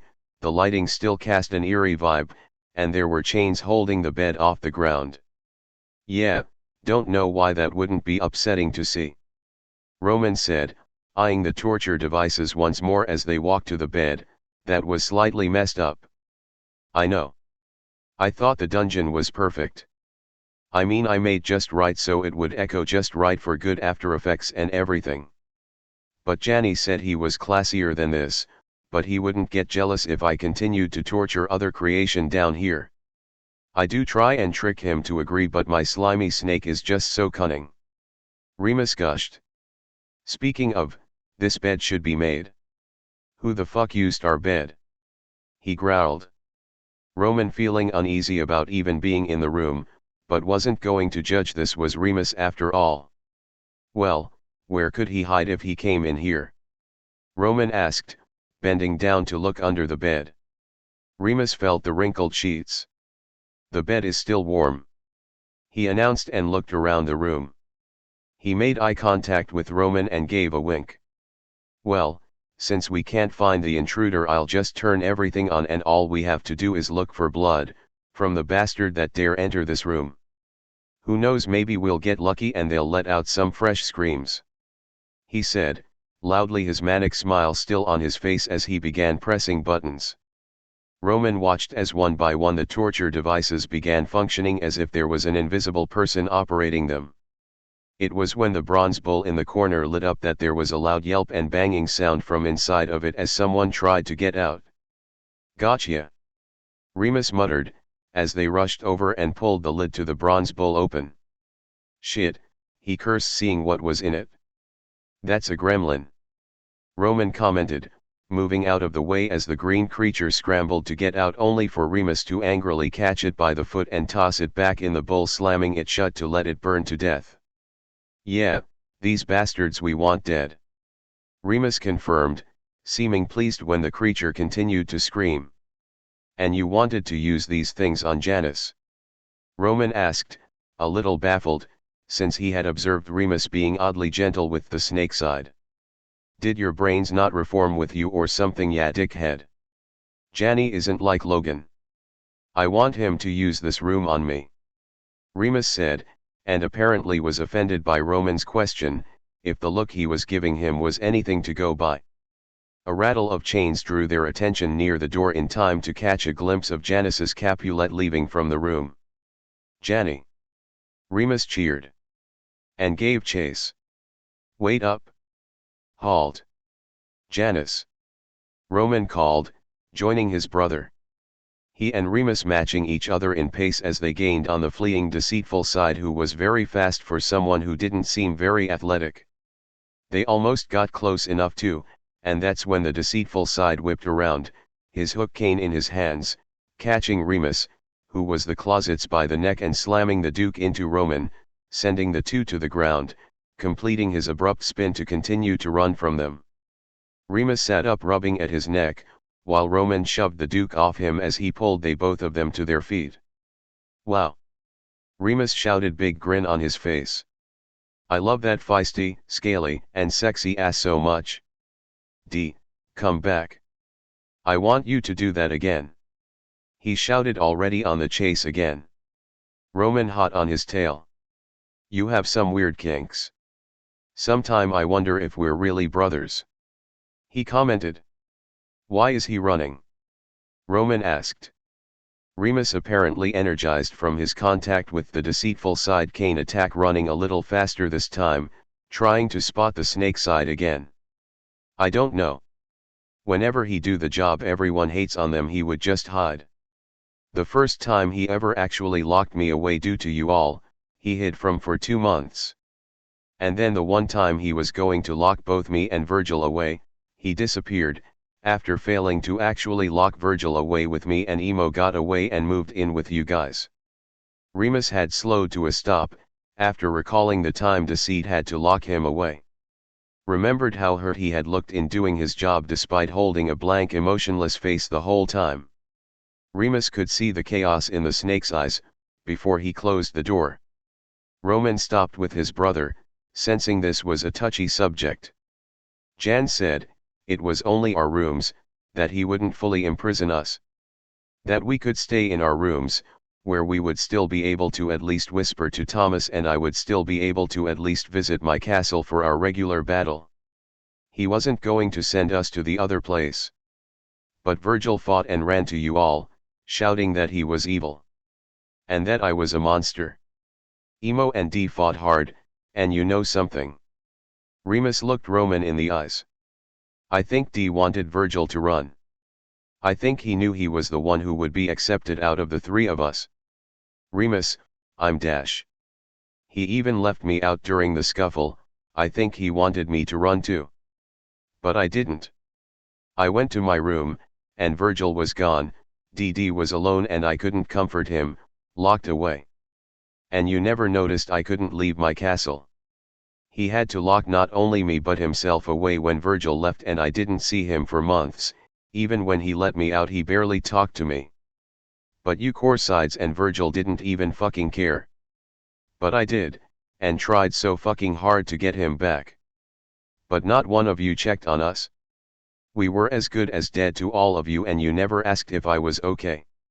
Remus shouted, now storming away from Roman. And now it going to happen again. He's going to slip back to his default work mode and not come out for another couple of months. Roman ignored the chills of shame that ran through him and followed again as Remus walked to his bedroom in the castle. I never knew Remus. Roman said, knowing it was a poor excuse. But he hadn't. Virgil had appeared and had acted like he was on a mission to be heard, and was even willing to be their villain, that he hadn't known the reason why. Hadn't known that Janus went to extent to not permanently lock the two sides away, and had even waited for the perfect moment to finally set Remus free. That Remus and Janus would even go so far as to help him, the one who actively villainized them, to help him come back. If I could go back I would. Remus ignored his words and sat on the bed. We didn't know Dash. You all didn't care to even fucking acknowledge our existence. It took Virgil almost leaving for good for you all to even acknowledge our existence to Thomas. Didn't you ever wonder why he never shut you up to stop it from slipping? It was how he was able to take Patton's place and reveal himself. So, you can stop acting like you care. You can go back to your perfect family. Remus gestured to the imagination door as it appeared. We don't want or need your stupid sympathy or your empathy. Roman rubbed at his arm anxiously. He hadn't know the hoops his brother or Janice had jumped through, just to be heard. To not be locked away forever. Roman had never knew how close he had been to losing his brother by Janice locking him deep within the subconscious. They had almost forced, nay had made Janice lock away Remus and no doubt caused plenty of trust issues. But that cycle stops today. From under one of the pillows a yellow-scaled snake slither into view slowly. Stopping momentarily eyeing Roman. I don't want that to happen again. I'm sorry. And I think I understand now and I want to try and take a step in the right direction. If you'll let me. He pleaded, and watched as the yellow serpent slithered to the edge of the bed shifting as it slid off the bed, into Janice's human self. I don't accept your apology. He said, not meeting Roman's eyes. The snake side held a gloved hand out to Remus who took it and stood as well. What do you think, Dookie? Should we give the prince and his friends one more chance? We can't always return to the dark if we don't like it. Fine. Remus relented. But I'm still going to get you back. So, I would hold onto your spine if I were you, bro. Remus said, showing his sharp teeth in a feral grin. Roman sighed with a smile. This was more normal. I wouldn't have it any other way, Ratman. Roman said, gesturing for the two to go in before him. Closing the door behind them as they enter Remus's room. Let's go to the common room. He suggested exiting Remus's door instead of sinking out. The two giving him a look as they followed and paused when they saw that Remus's door sat next to Roman's and Janice's across the hall between Virgil's and Patton's. Something that wasn't normal. What the hell? Remus asked. Yes indeed, I wouldn't like to know why our rooms are here too. Janice agreed, sending a sharp look to the princely side who was smiling sheepishly at them, waving them to follow. Roman got out of the way at the last minute once Remus and Janice stepped from the stairs from an oncoming Patton who attempted to wrap all of them into a hug while Virgil and Logan attempted to restrain him. What's all this about? Janice asked, cringing slightly away from the heart's hug attack by pushing Remus to the front coolly.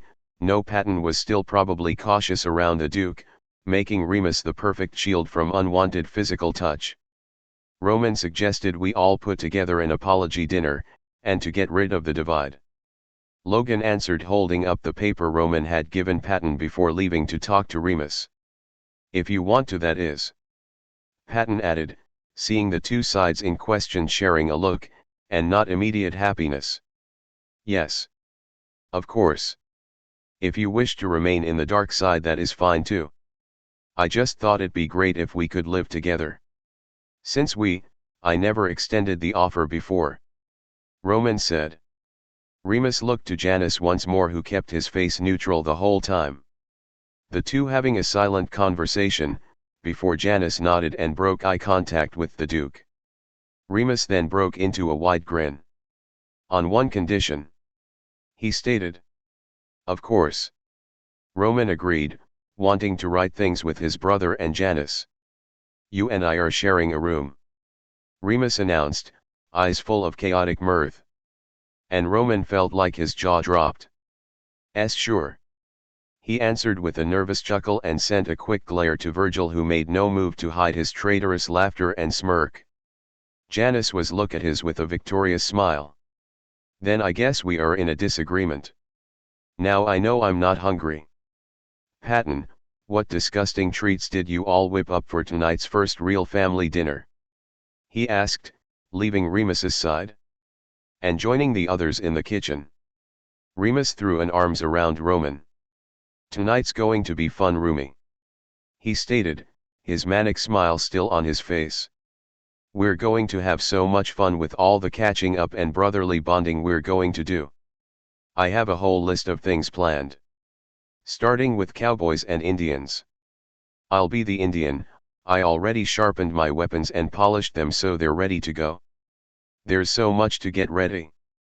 So I say we go with you already captured and at my complete mercy. Remus rambled. Roman listened and in a way already knew Remus's revenge was probably already in motion. You know what, I'll be right back, I think I got a gun you can borrow. It's got real silver bullets in it. Remus said excitedly, running back up the stairs. Roman shook his head fondly and snapped his fingers, focusing on merging their rooms and placing a present on the Duke bed. Satisfied and confident Remus would like his gift, Roman waited at the stairs, positioning himself where the couch was behind him to break his fall. Holy shit on pogo stick! Remus's voice shouted from upstairs. And then, in what seemed like a blink of an eye, Roman was pounced upon by Remus, falling back onto the couch, with the Duke crouched on his abdomen, holding Roman's present in both hands. You made me a fucking pet, he accused, holding out small hyena pup, that had a discolored fur coat pattern in a sickly green-like color and dark circles patterns on along its body with a black mane running down its head. Oh my ass! He exclaimed. I can't, hurting. Off me please. Roman groaned, although the pain couldn't wipe the pleased grin on his face that Remus liked his gift. Oh joy, another vermin to take care of.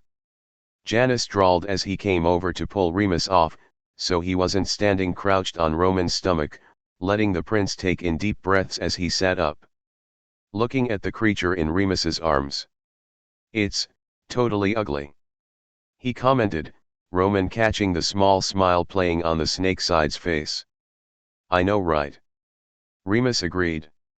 This one, as long as we keep it sustained together, I think it will hold out for a few months, instead of just a few weeks or days. Roman added.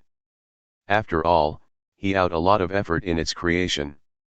Leaving room for Remus to add on if he wanted to. I'm going to call you, Remus said, holding the little hyena up to eye level. Cockalorum. Why that name? Roman demanded.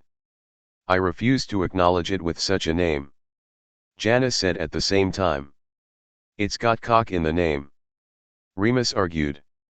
Virgil and Logan having covered Patton's ears as soon as the name left Remus's mouth. Don't name something I made that. How about Dickerson then? Remus grinned, running as Roman tried to snatch the creature back. You. Give it back if you're going to abuse it with such a name, Roman demanded. I better not find that thing chewing on my things, I will not get rid of it if I do, Janice warned. Over the commotion. Not. Remus sing-song, dodging Roman's attempts to grab the creature in his arms, laughing. Roman laughing with him as they argued over names. The end.